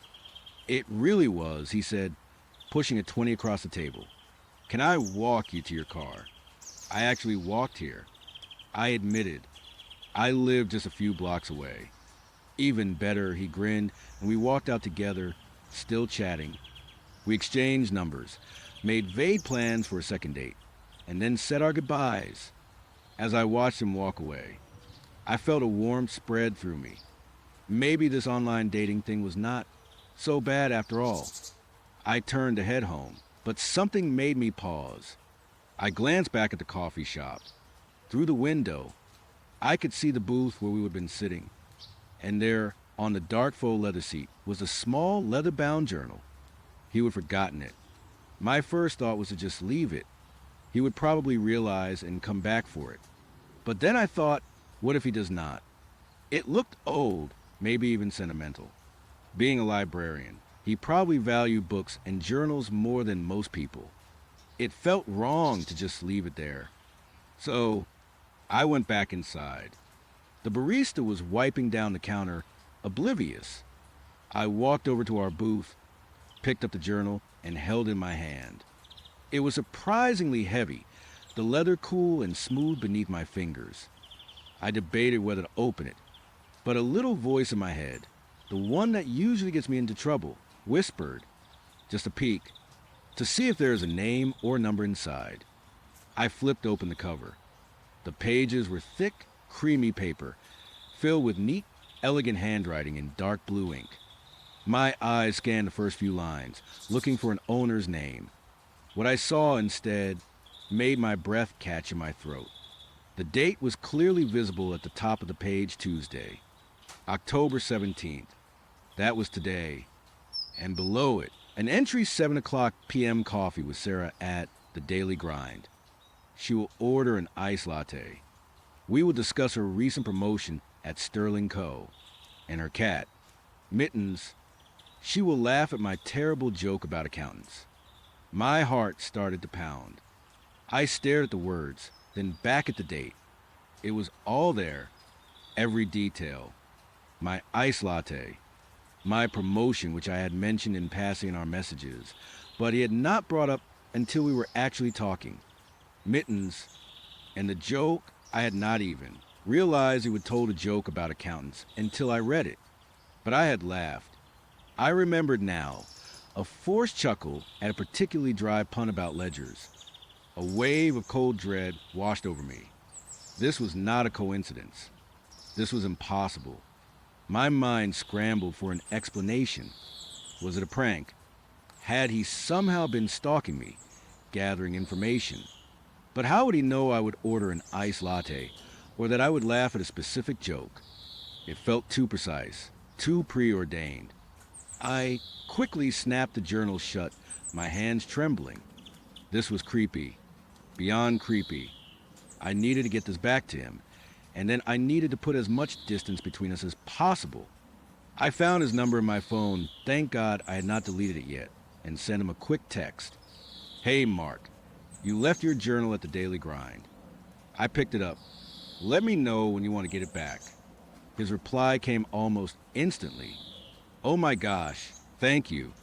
Sarah, that journal is very important to me. Could I swing by your place in an hour or so?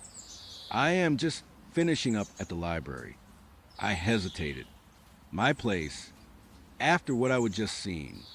But I also wanted to get rid of the thing, and I wanted to see his face when I handed it over, to look for any telltale signs of deception.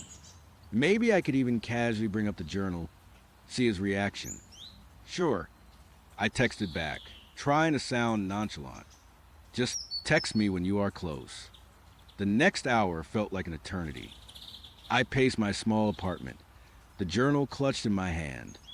My mind raced, trying to rationalize what I would seen.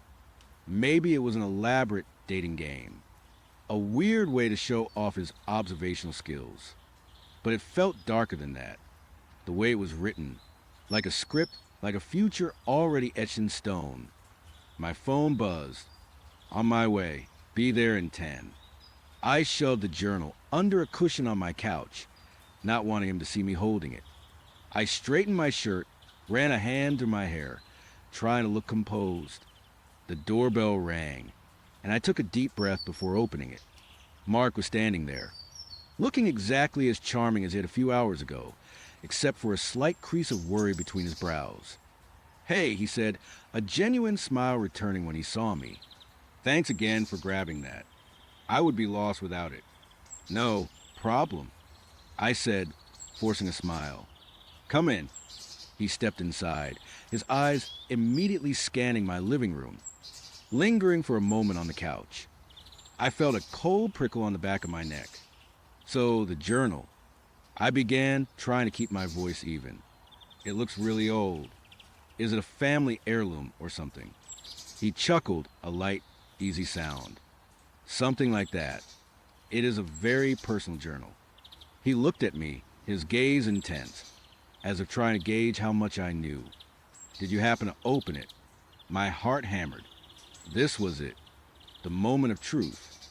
"I did, actually," I admitted, watching his face closely. "Just for a second, to see if there was a name inside, so I could contact you." He did not react with surprise or alarm. Instead, a slow smile spread across his face, not quite reaching his eyes.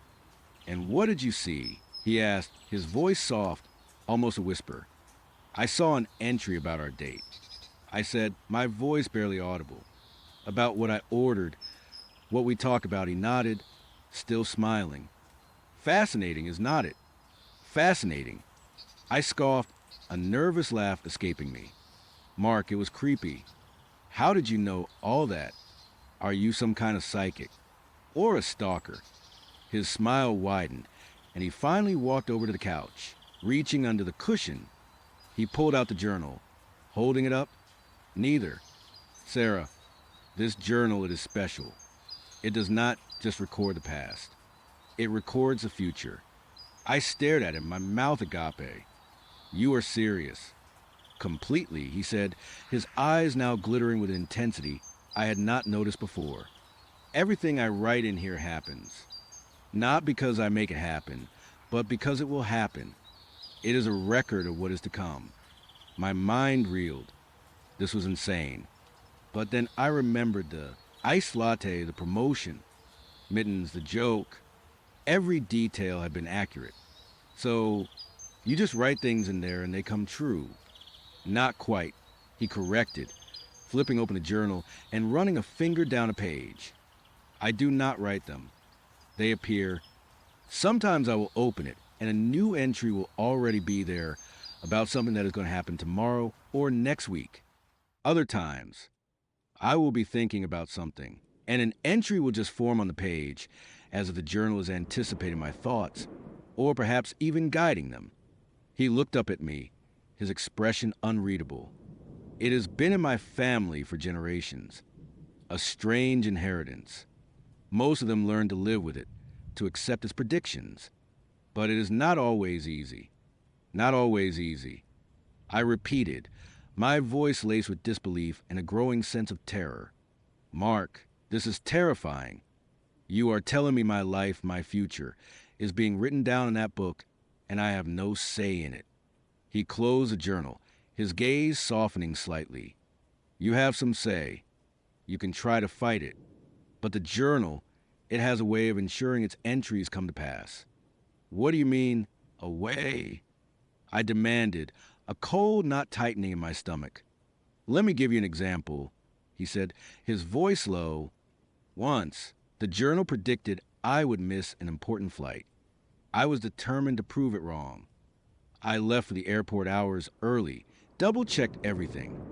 But on the way, my car got a flat tire in the middle of nowhere. Then, when I finally got a tow, the mechanic took forever. By the time I reached the airport, the flight had already departed. The journal's entry came true, despite all my efforts. He paused, letting his words sink in.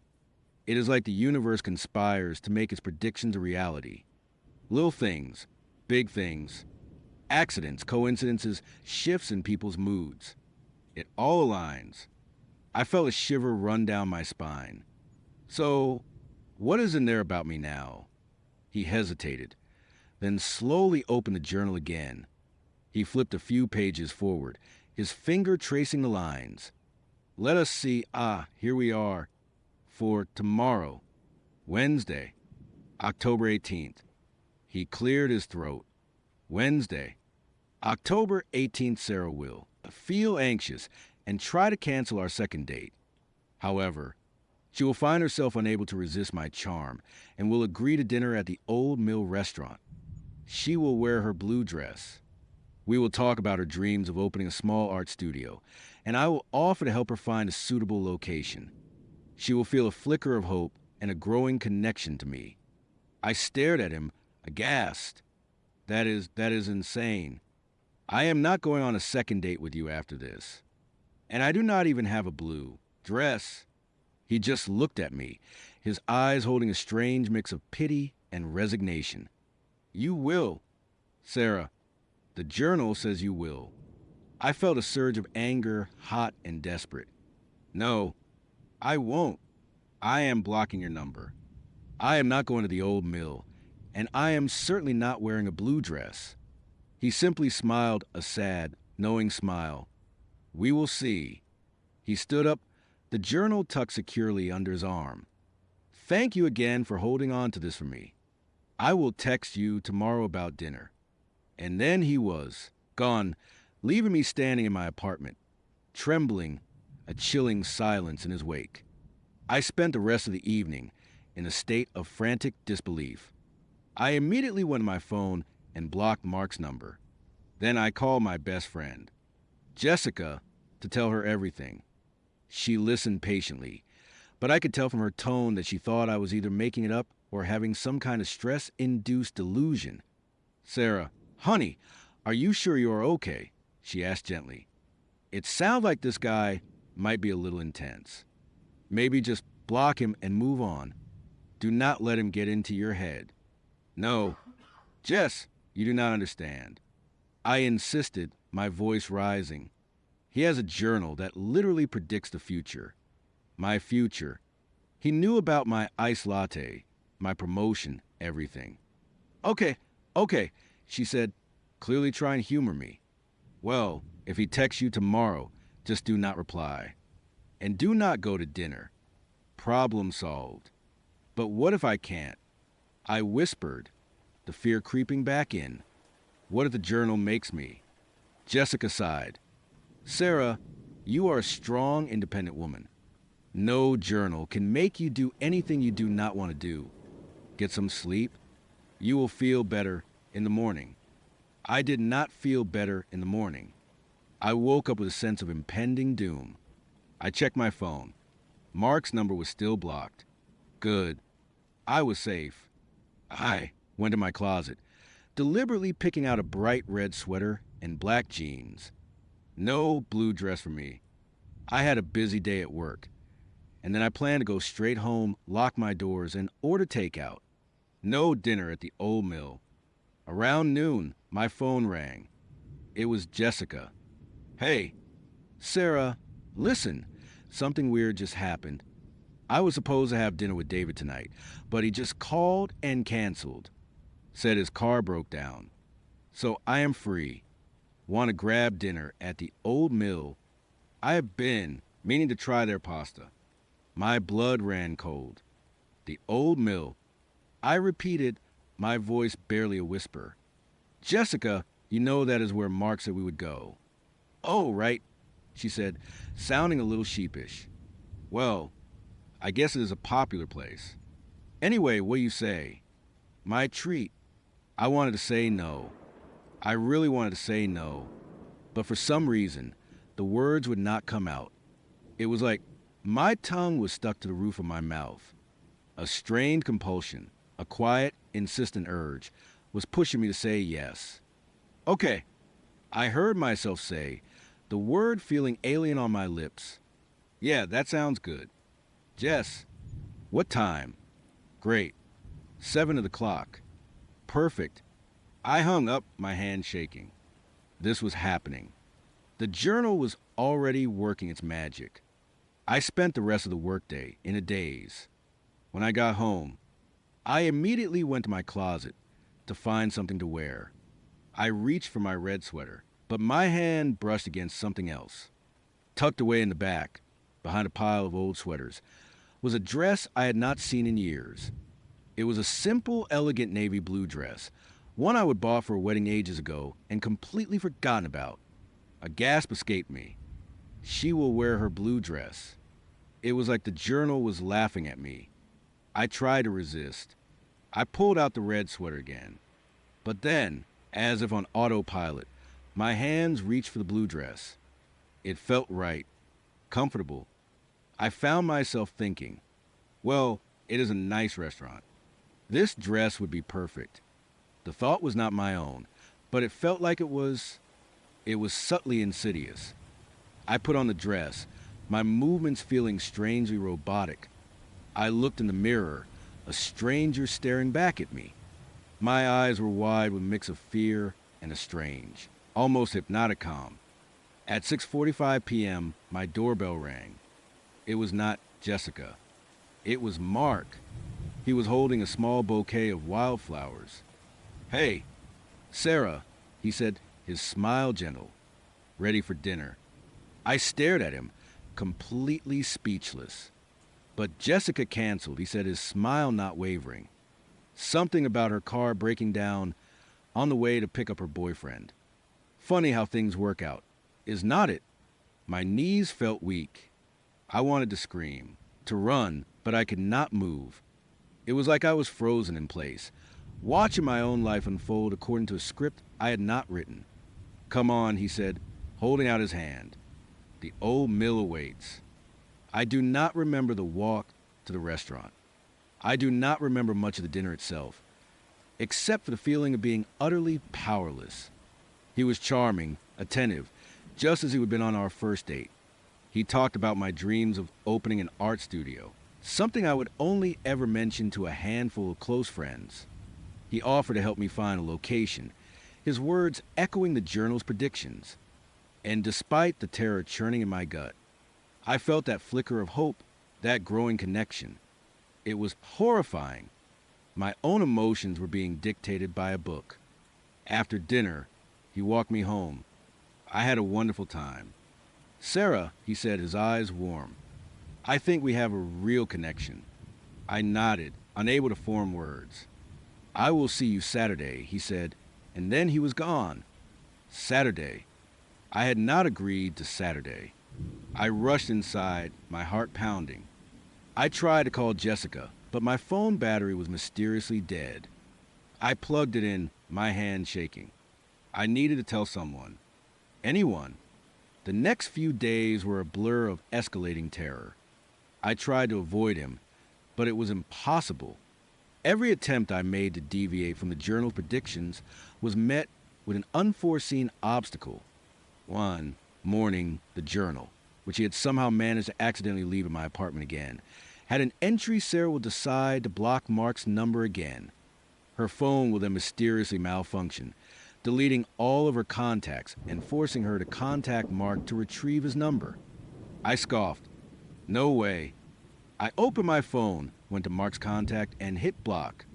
Immediately, my phone screen glitched, pixels scattering like digital dust. Then, the screen went black. When it came back on, all my contacts were gone. Every single one. I stared at the blank screen, tears stinging my eyes. The only way to get Mark's number back, if I even wanted it, was to ask him for it. The journal had forced my hand. The predictions became more personal, more isolating.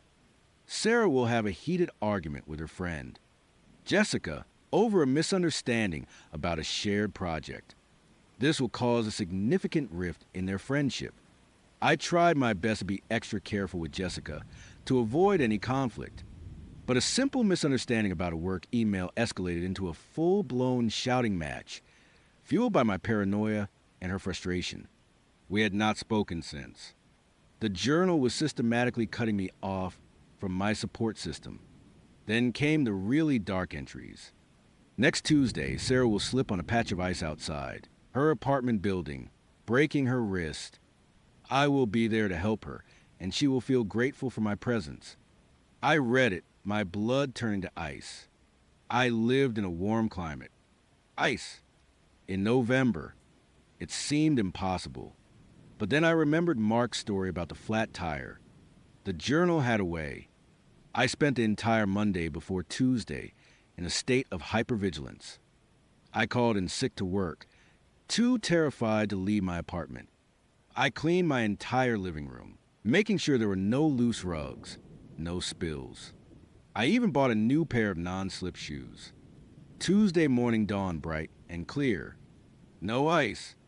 I felt a surge of relief, a tiny flicker of hope that maybe, just maybe, I could outsmart it. I decided to take a short walk to the corner store for some groceries, just to prove I could. I carefully descended the steps of my building, my new shoes gripping the concrete. But as I reached the bottom step, a sudden, sharp pain shot through my ankle. I cried out, losing my balance. My foot had twisted on something small and hard, something I had not seen. I fell, my arm instinctively reaching out to break my fall. There was a sickening crack. A scream tore from my throat. I lay there, clutching my throbbing wrist, tears streaming down my face. And then a shadow fell over me. Sarah, Mark's voice. He was there, kneeling beside me, his face etched with concern. Oh my God, what happened? He helped me up, his touch surprisingly gentle. He called an ambulance, stayed with me at the emergency room, and even drove me home afterward. All the while, the words from the journal echoed in my head. I will be there to help her, and she will feel grateful for my presence. And I was grateful, even though I knew, deep down, that he was part of this twisted game, that the journal had orchestrated my accident. I could not help but feel a terrifying sense of relief that he was there. It was a horrifying realization the journal was not just predicting my future, it was shaping my emotions, making me feel things I did not want to feel. My broken wrist meant I could not work. I was trapped at home, isolated, my only visitor, Mark. He would bring me food, help me with chores, and sit with me, talking for hours. He never brought up the journal directly, but his presence was a constant, chilling reminder of its power. One afternoon, while Mark was out getting groceries, I decided I could not take it anymore. I had to confront him. I had to know the full truth. I knew he kept a journal in his messenger bag, which he often left casually on my coffee table. With my good hand, I reached for it, my heart pounding. I pulled out the journal. It felt heavier than usual, almost pulsing with dark energy.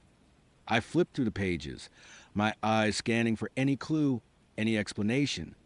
Most of the entries were about me or about Mark's own mundane activities, but then I saw something different. An older entry, written in a different hand, a more elegant, looping script. March 12th, 2005. Mark will discover this journal in his deceased grandfather's study. He will be drawn to its power, unaware of the burden it carries. He will attempt to use it for personal gain, but the journal will quickly assert its will, dictating his life path. Then, another entry, further back, in yet another hand, August 1st, 1978, Arthur will find the journal in the attic. He will be curious, then obsessed. The journal will guide him to his true calling, but at the cost of his free will. He will become its keeper, until it chooses another. My blood ran cold. This was not just Mark's journal. It was something ancient, something that had passed from hand to hand, generation to generation. It was not just predicting lives, it was consuming them. Mark was not the master, he was just another victim, just like me. I flipped to the very last page, the page that was currently blank, waiting for its next entry. And as I watched, a single line of elegant, dark blue script began to slowly, agonizingly, form on the page. December 1st, Sarah will confront Mark about the journal. She will discover its true nature, that it has chosen her as its new keeper. Mark will attempt to warn her, but it will be too late. The journal will compel her to write the first entry for her next victim. My breath hitched in my throat. New keeper. Next victim. It was a cycle. A horrifying, inescapable cycle. Mark had not been trying to control me. He had been trying to survive. And now, the journal was passing its curse. It burdened onto me. Just then, the front door opened. Mark walked in, a bag of groceries in his hand. He saw me, the journal open in my hand, and his face drained of color. "Sarah," he whispered, his voice full of a terrible sorrow. "You found it. You knew." I choked out, tears streaming down my face. "You knew this was happening. You knew it was going to choose me." He dropped the groceries, a carton of milk exploding on the floor. I tried to fight it. "Sarah, I tried, you know. Sometimes you think you have seen it all, heard it all. You read a story, or something happens to a friend of a friend, and you think, okay, that is the peak of weird. You hear about second dates gone wrong, or dinner parties with unsettling guests, and you feel a shiver, sure, but you can always rationalize it. You can always say, well, at least that won't happen to me. But then something happens to you. Something that makes those other stories look like bedtime fables. Something that rips the fabric of your reality and leaves you wondering if anything you ever knew was actually real. This is not about a second date gone wrong. Not exactly. This is about a first date with a place that should not exist. I am not a particularly adventurous guy. Not really. I work a pretty standard office job, live in a pretty standard apartment, and my social life mostly revolves around Netflix and ordering takeout. Like a lot of people these days, I was on dating apps, swiping through an endless parade of selfies and bios that all started to sound the same.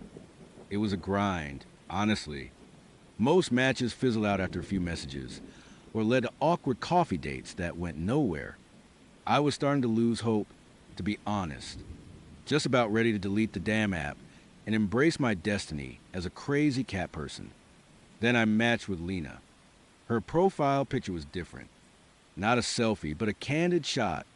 She was standing in what looked like a dense forest, sunlight dappling through the leaves, a faint, almost ethereal smile playing on her lips. Her eyes, though, were what really caught me. They were a striking shade of green, and they held this deep, quiet intensity, like she knew a secret no one else did. Her bio was short, just a few lines about loving nature, old books, and quiet places. No emojis, no trendy hashtags. Just simple, elegant prose.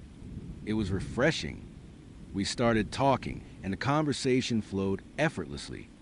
She was intelligent, funny, and surprisingly insightful. We talked about everything: books, movies, our hopes and fears. It was a kind of connection I would have been hoping for, but never actually found on these apps. She mentioned she lived a bit off the beaten path, in a small, quiet town, but she did not elaborate much. I just figured she meant a charming, rural community, the kind of place people go to escape the city hustle. It sounded idyllic. Actually, after about a week of constant messaging, she suggested I come visit her. "It is a bit of a drive," she typed, "but I promise it will be worth it. I will make you dinner." My heart did a little flutter. This was it. I thought, a real connection, a romantic getaway. I was excited, maybe a little too excited to notice the first few cracks in the facade. She gave me directions, not an address for my GPS. "My town is not really on the usual maps," she explained. "It is very small, very old. You will have to follow my instructions carefully. That should have been my first red flag, screaming in neon. But I was so smitten, so eager. I just laughed it off. Sounds like a hidden gem. I messaged back, trying to sound cool. She replied with a single emoji, a slightly smiling face. The directions were meticulous, handwritten and scanned into a PDF she sent me. They were incredibly detailed, referencing specific landmarks: a gnarled oak tree at a crossroads, a rusted iron bridge, a cluster of mailboxes that spell out a faded name I could not quite make out. It was like something out of a treasure hunt. I tried to plug some of the road names into GutGoo Maps just to get a general idea of the route, but a lot of them did not show up, or they led to dead ends in the middle of nowhere. I figured it was just an issue with the mapping software, that these were old, forgotten county roads. I was an optimist, you see, a naive, hopeful optimist. I packed a small bag, filled my tank, and set off early on a Saturday morning. The drive started out normal enough. Highways, then state routes, then progressively smaller county roads. The further I went, the less familiar the landscape became. The rolling hills of suburbia gave way to dense, ancient-looking forests. The trees pressing close on either side of the road, their branches interlacing overhead, creating long stretches of perpetual twilight, even in the middle of the day. My phone signal started to get spotty, then completely disappeared. I tried to restart it, thinking it was a glitch, but nothing. Just a persistent no service notification. I started to feel a prickle of unease then. It was not just a remote area, it felt isolated. Cut off, but I pushed the feeling down. Lena was waiting. The road became unpaved, gravel crunching under my tires, kicking up dust plumes behind me. The air grew still and heavy, the only sound the whirring of my engine and the occasional chirp of an unseen bird. The gnarled oak tree Lena had mentioned was exactly where she said it would be, its branches twisting like arthritic fingers against the bruised sky. I made the turn, onto an even narrower track. Then came the rusted iron bridge. It looked ancient, its metal groaning under the weight of my car, the planks underneath rattling ominously. I sped across, a shiver running down my spine. On the other side, the road seemed to disappear into a tunnel of trees, the canopy so thick that no sunlight penetrated. It was like driving into a perpetual dusk. I kept checking her directions, meticulously following each turn, each landmark. A broken-down barn, a stream with unusually black water, a series of peculiar rock formations that looked almost carved, not natural. Every mile I drove, the feeling of unease intensified, twisting into something colder, something sharper. It was not just that I was lost, it was that I felt like I was being led. Led somewhere specific, somewhere apart. The last part of the drive was the strangest. The road became little more than two ruts in the earth, winding through a forest that felt impossibly old, impossibly silent. No bird song, no rustling leaves, just the hum of my engine and the frantic thumping of my own heart. I started to wonder if I would made a mistake, if I should turn back. But the road behind me looked just as dark, just as unwelcoming. And besides, I was almost there, was not I? I would come too far to turn back now. Just when I was about to give up, to admit defeat and try to navigate my way out of this forgotten corner of the world, the trees suddenly thinned. And there it was, the town. It appeared so abruptly, like a stage set dropped into the middle of the wilderness. No welcoming sign, no gas station, no convenience store. Just a cluster of buildings, nestled in a small valley. They were all uniformly built, old-fashioned, made of dark wood and gray stone, with steep, pointed roofs. They looked like something out of a colonial painting, but too perfect, too well-preserved for their age. There were no power lines visible, no satellite dishes, no modern cars. Just a few older models parked neatly along the dirt roads. The first thing that struck me was the silence. It was not a peaceful quiet, it was an oppressive, heavy silence. The kind that makes your ears ring. I drove slowly down the main street. My car feeling like an intruder, its engine noise a jarring disruption. There were people, a few of them, walking or standing outside their homes. They all wore simple, dark clothing that looked like it belonged to a different era. And they all turned to watch me, not with curiosity, not with welcome, but with a vacant, unblinking stare. Their faces were pale, their expressions utterly devoid of emotion. It was like looking at mannequins that had suddenly come to life, but only just. Their eyes, though, were the worst. They were dark, depthless, and they followed my car with an unnerving synchronization. I gripped the steering wheel so tight my knuckles went white. I consulted Lena's directions again. Her house was on the edge of town, near a small, overgrown cemetery. I found it quickly enough. It was a two-story house, just like the others, but with a small, manicured garden out front. A faint wisp of smoke curled from the chimney, even though it was not particularly cold. I parked my car, killed the engine, and the silence crashed down again. I took a deep breath, trying to calm my hammering heart. This was just a quaint, old-fashioned town. I told myself, these were just shy country folk.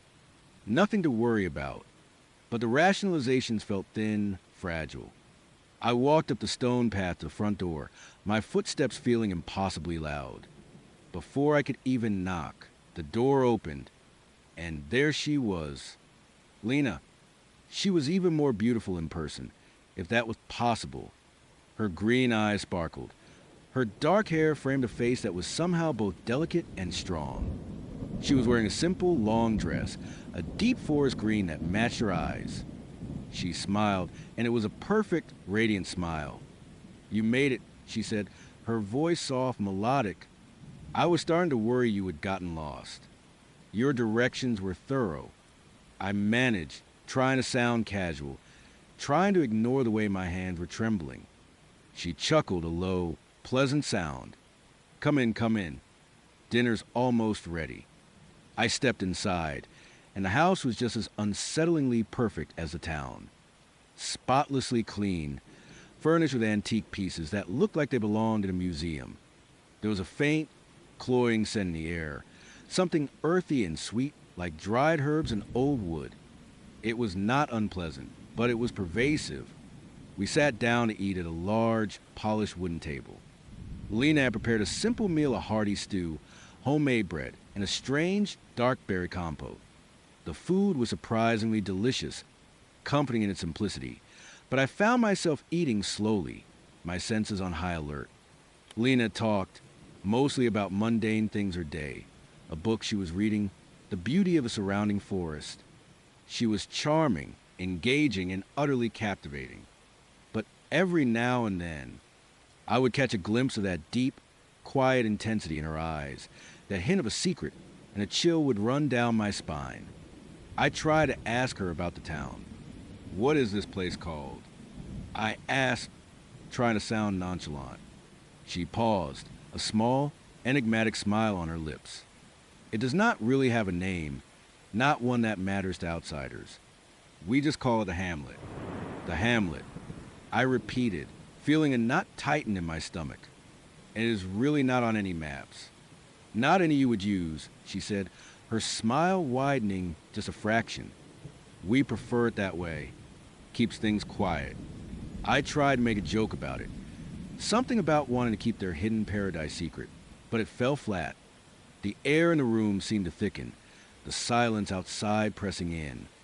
After dinner, we sat by a crackling fire in the living room.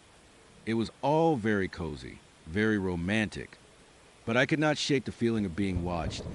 Even though it was just the two of us, I kept glancing at the windows, at the dark shapes of the trees outside. "It is getting late," she said eventually, her voice a gentle suggestion. "You must be tired from your drive. I have made up the guest room for you." I was tired, physically and mentally. The drive, the strangeness, the constant vigilance. I agreed, relieved to have a moment to myself. The guest room was upstairs, just as immaculate as the rest of the house. A plush bed, a small window looking out into the dense woods. I thanked her, and she gave me another one of those perfect, unsettling smiles. "Sleep well," she said, her eyes lingering on mine for a moment too long. "You are safe here." That last phrase, "you are safe here," echoed in my mind as I closed the door. It was not reassuring, it was a warning. I lay in the bed, fully dressed, staring at the ceiling. The silence outside was absolute, not even the chirping of crickets. Just nothing. It was unnatural. I knew I had to leave. Immediately, I crept out of bed, carefully opened the door, and peered into the hallway. Darkness. I tiptoed down the stairs, trying to be as quiet as possible. My heart was pounding, a frantic drum against my ribs. I reached the front door, my hand on the doorknob. It was locked and bolted from the inside. A cold wave of dread washed over me. I tried the back door, the windows, all locked, all secured. This was not just an old house, it was a fortress. And I was trapped inside. Panic started to set in. I went back upstairs, my mind racing. I tried my phone again. Still no signal. I paced the guest room, my thoughts spiraling. What was this place? Who was Lena, really? And why was I here? I finally collapsed back onto bed, exhausted but too wired to sleep. I must have drifted off eventually, because I woke with a start to a faint, rhythmic sound. A low, guttural chanting, barely audible, coming from somewhere outside. It was slow, repetitive, and deeply unsettling. It sounded ancient, primal. I crept to the window, peering through the gap in the curtains. The moon was a sliver in the sky, casting long, distorted shadows. I could not see much, just the outlines of the trees. But the chanting continued, growing a little louder, a little more insistent. It felt like it was coming from deep within the forest, or perhaps the cemetery Lena had mentioned. I spent the rest of the night huddled in the corner of the room, listening to the strange, alien sounds, my imagination conjuring horrors in the darkness. When dawn finally broke, the chanting stopped as abruptly as it began. A faint, gray light filtered through the window. I felt like I had not slept in days. I heard Lena stirring downstairs, the gentle clinking of dishes. I had to act normal. I had to figure out a way out. I went downstairs. Lena was in the kitchen, making breakfast. She smiled brightly. "Good morning. Sleep well." Like a log. I lied, forcing a smile. My voice sounded thin. "Reedy?" She made pancakes, bacon, and coffee. The food tasted bland this morning, almost flavorless. I tried to engage her in conversation, to subtly probe for information. I was thinking. I said, trying to keep my voice even, "I really should head back today. I have got work on Monday." Her smile did not falter, but her eyes went cold. Just for a fraction of a second. "Oh, but you just got here. You have not even seen the best parts of the hamlet. We have so much to show you. I really appreciate it. Lena, but I can't stay. My boss will kill me." She tilted her head slightly. "Your car is having some trouble. I noticed it when I went out for water this morning. The battery seems to be dead." My blood ran cold. Dead. But I just filled it up and the battery's brand new. "These old roads can be hard on vehicles," she said, her tone dismissive. "Do not worry. My cousin, Silas, he is very good with cars. He will take a look at it later today." Silas. I had not seen anyone else in the town. Up close, just those blank stares. I did not want anyone touching my car. My only way out, or, she continued, we could just walk to the nearest town. "How far is that, anyway?" I asked, trying to sound hopeful. She laughed, a genuine warm laugh, but it did not reach her eyes. "Oh, it is quite a long walk, my dear. Days, perhaps, through the deep woods. And you would not want to get lost out there." My heart sank. I was truly trapped. The day passed in a blur of forced pleasantries. Lena took me on a tour of the hamlet. We walked to the silent streets, past the same dark-clad, unsmiling people who stare with those vacant eyes. She pointed out the general store, the small church with its oddly pointed steeple, the communal well. Everything was meticulously kept clean and utterly devoid of life. There were no children playing, no dogs barking, no music. Just a heavy, oppressive silence. I noticed something else during the tour. The people were not just staring at me, they were watching me. Every movement, every glance. It felt like I was an exhibit, an anomaly. And Lena, she observed me observing them, her smile never wavering, but her eyes missing nothing. Later that afternoon, a tall, gaunt man with long, gray beard and those same dead eyes came to the house. This must have been Silas. He did not speak, just gave me a nod, took my car keys from Lena, and disappeared around the back of the house. I watched him go, feeling a profound sense of helplessness. That evening, Lena made a particularly rich, earthy tea. It smelled sweet, almost floral. I was paranoid, but I was also thirsty and exhausted. I took a few sips. It was surprisingly soothing, and soon a wave of drowsiness washed over me. My eyelids felt heavy, my thoughts sluggish. "You look tired," Lena said, her voice soft, almost a lullaby. "Perhaps a good night's sleep will do you good." I barely made it up to the guest room before collapsing onto the bed. The last thing I remember before sleep claimed me was a faint, cloying scent of the tea and Lena's perfect, unsettling smile. I woke up disoriented, the room bathed in moonlight. My head throbbed and my mouth felt dry. The drowsiness was gone, replaced by a frantic energy. I knew that tea had not been just tea. I would have been drugged.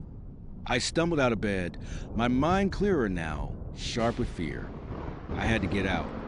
Now, my car might be fixed, or it might not, but I could not wait around. I needed to find another way.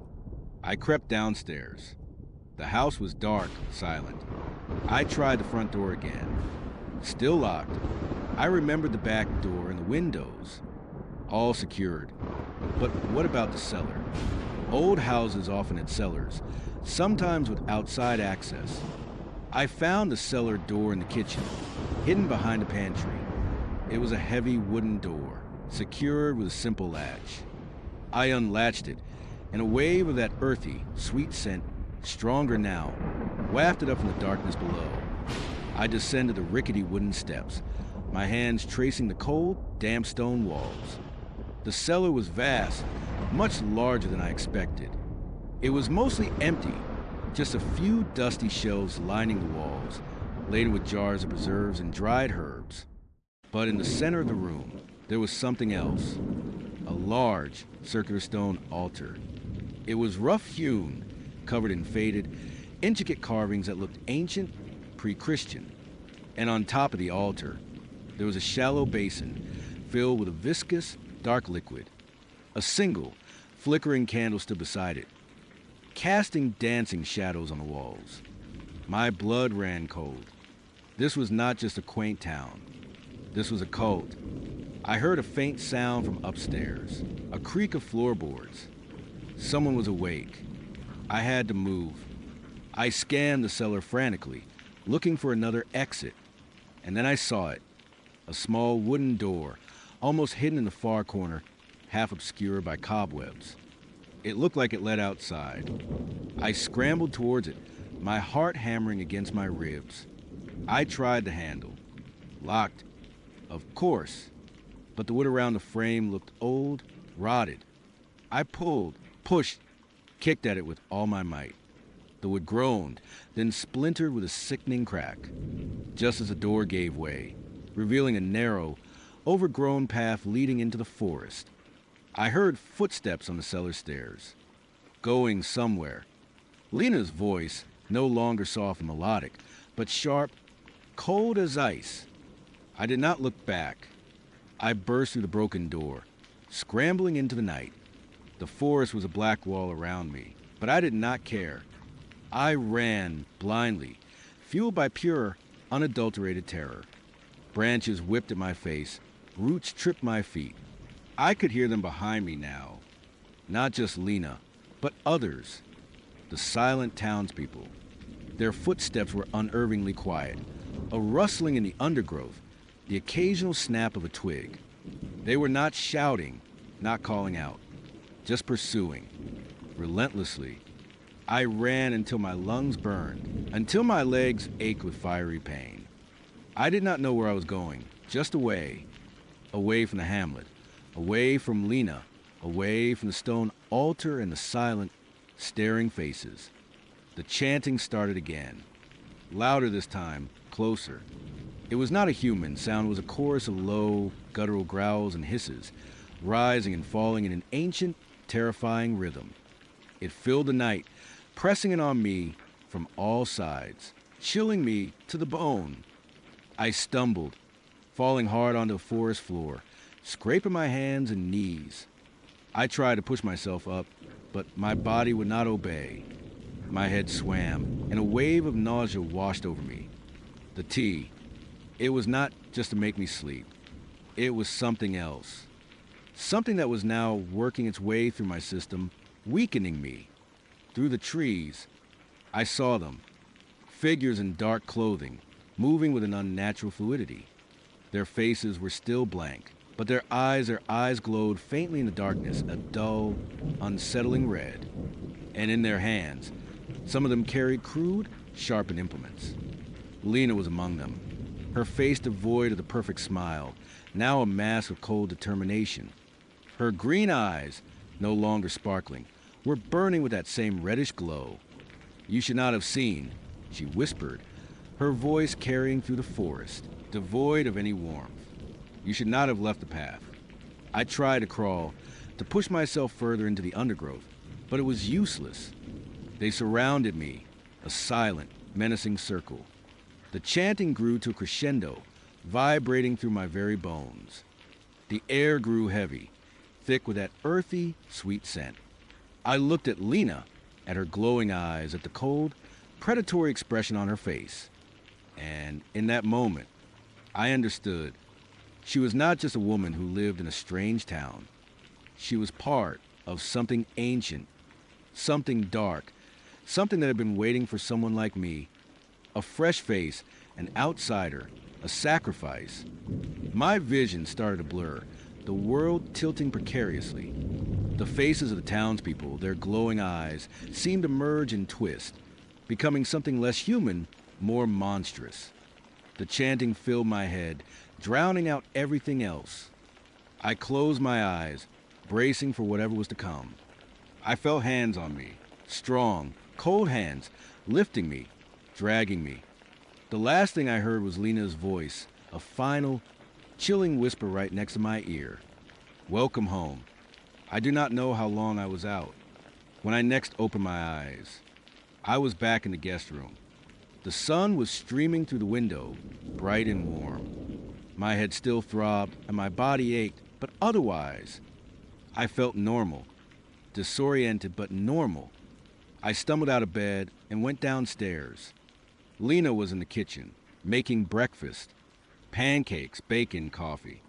She turned, a bright, perfect smile on her face. "Good morning," she said, her voice soft, melodic. "Sleep well." I stared at her, my mind reeling. The cellar, the altar, the chase, the glowing eyes, was it all a dream? A nightmare induced by her strange tea. "My car," I started, my voice hoarse. "Oh." Silas fixed it right up, she said cheerfully. "It is running perfectly. You can leave whenever you like.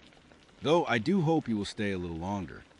I felt a profound sense of confusion. I looked around the house. Everything was pristine, normal. There was no broken door in the cellar.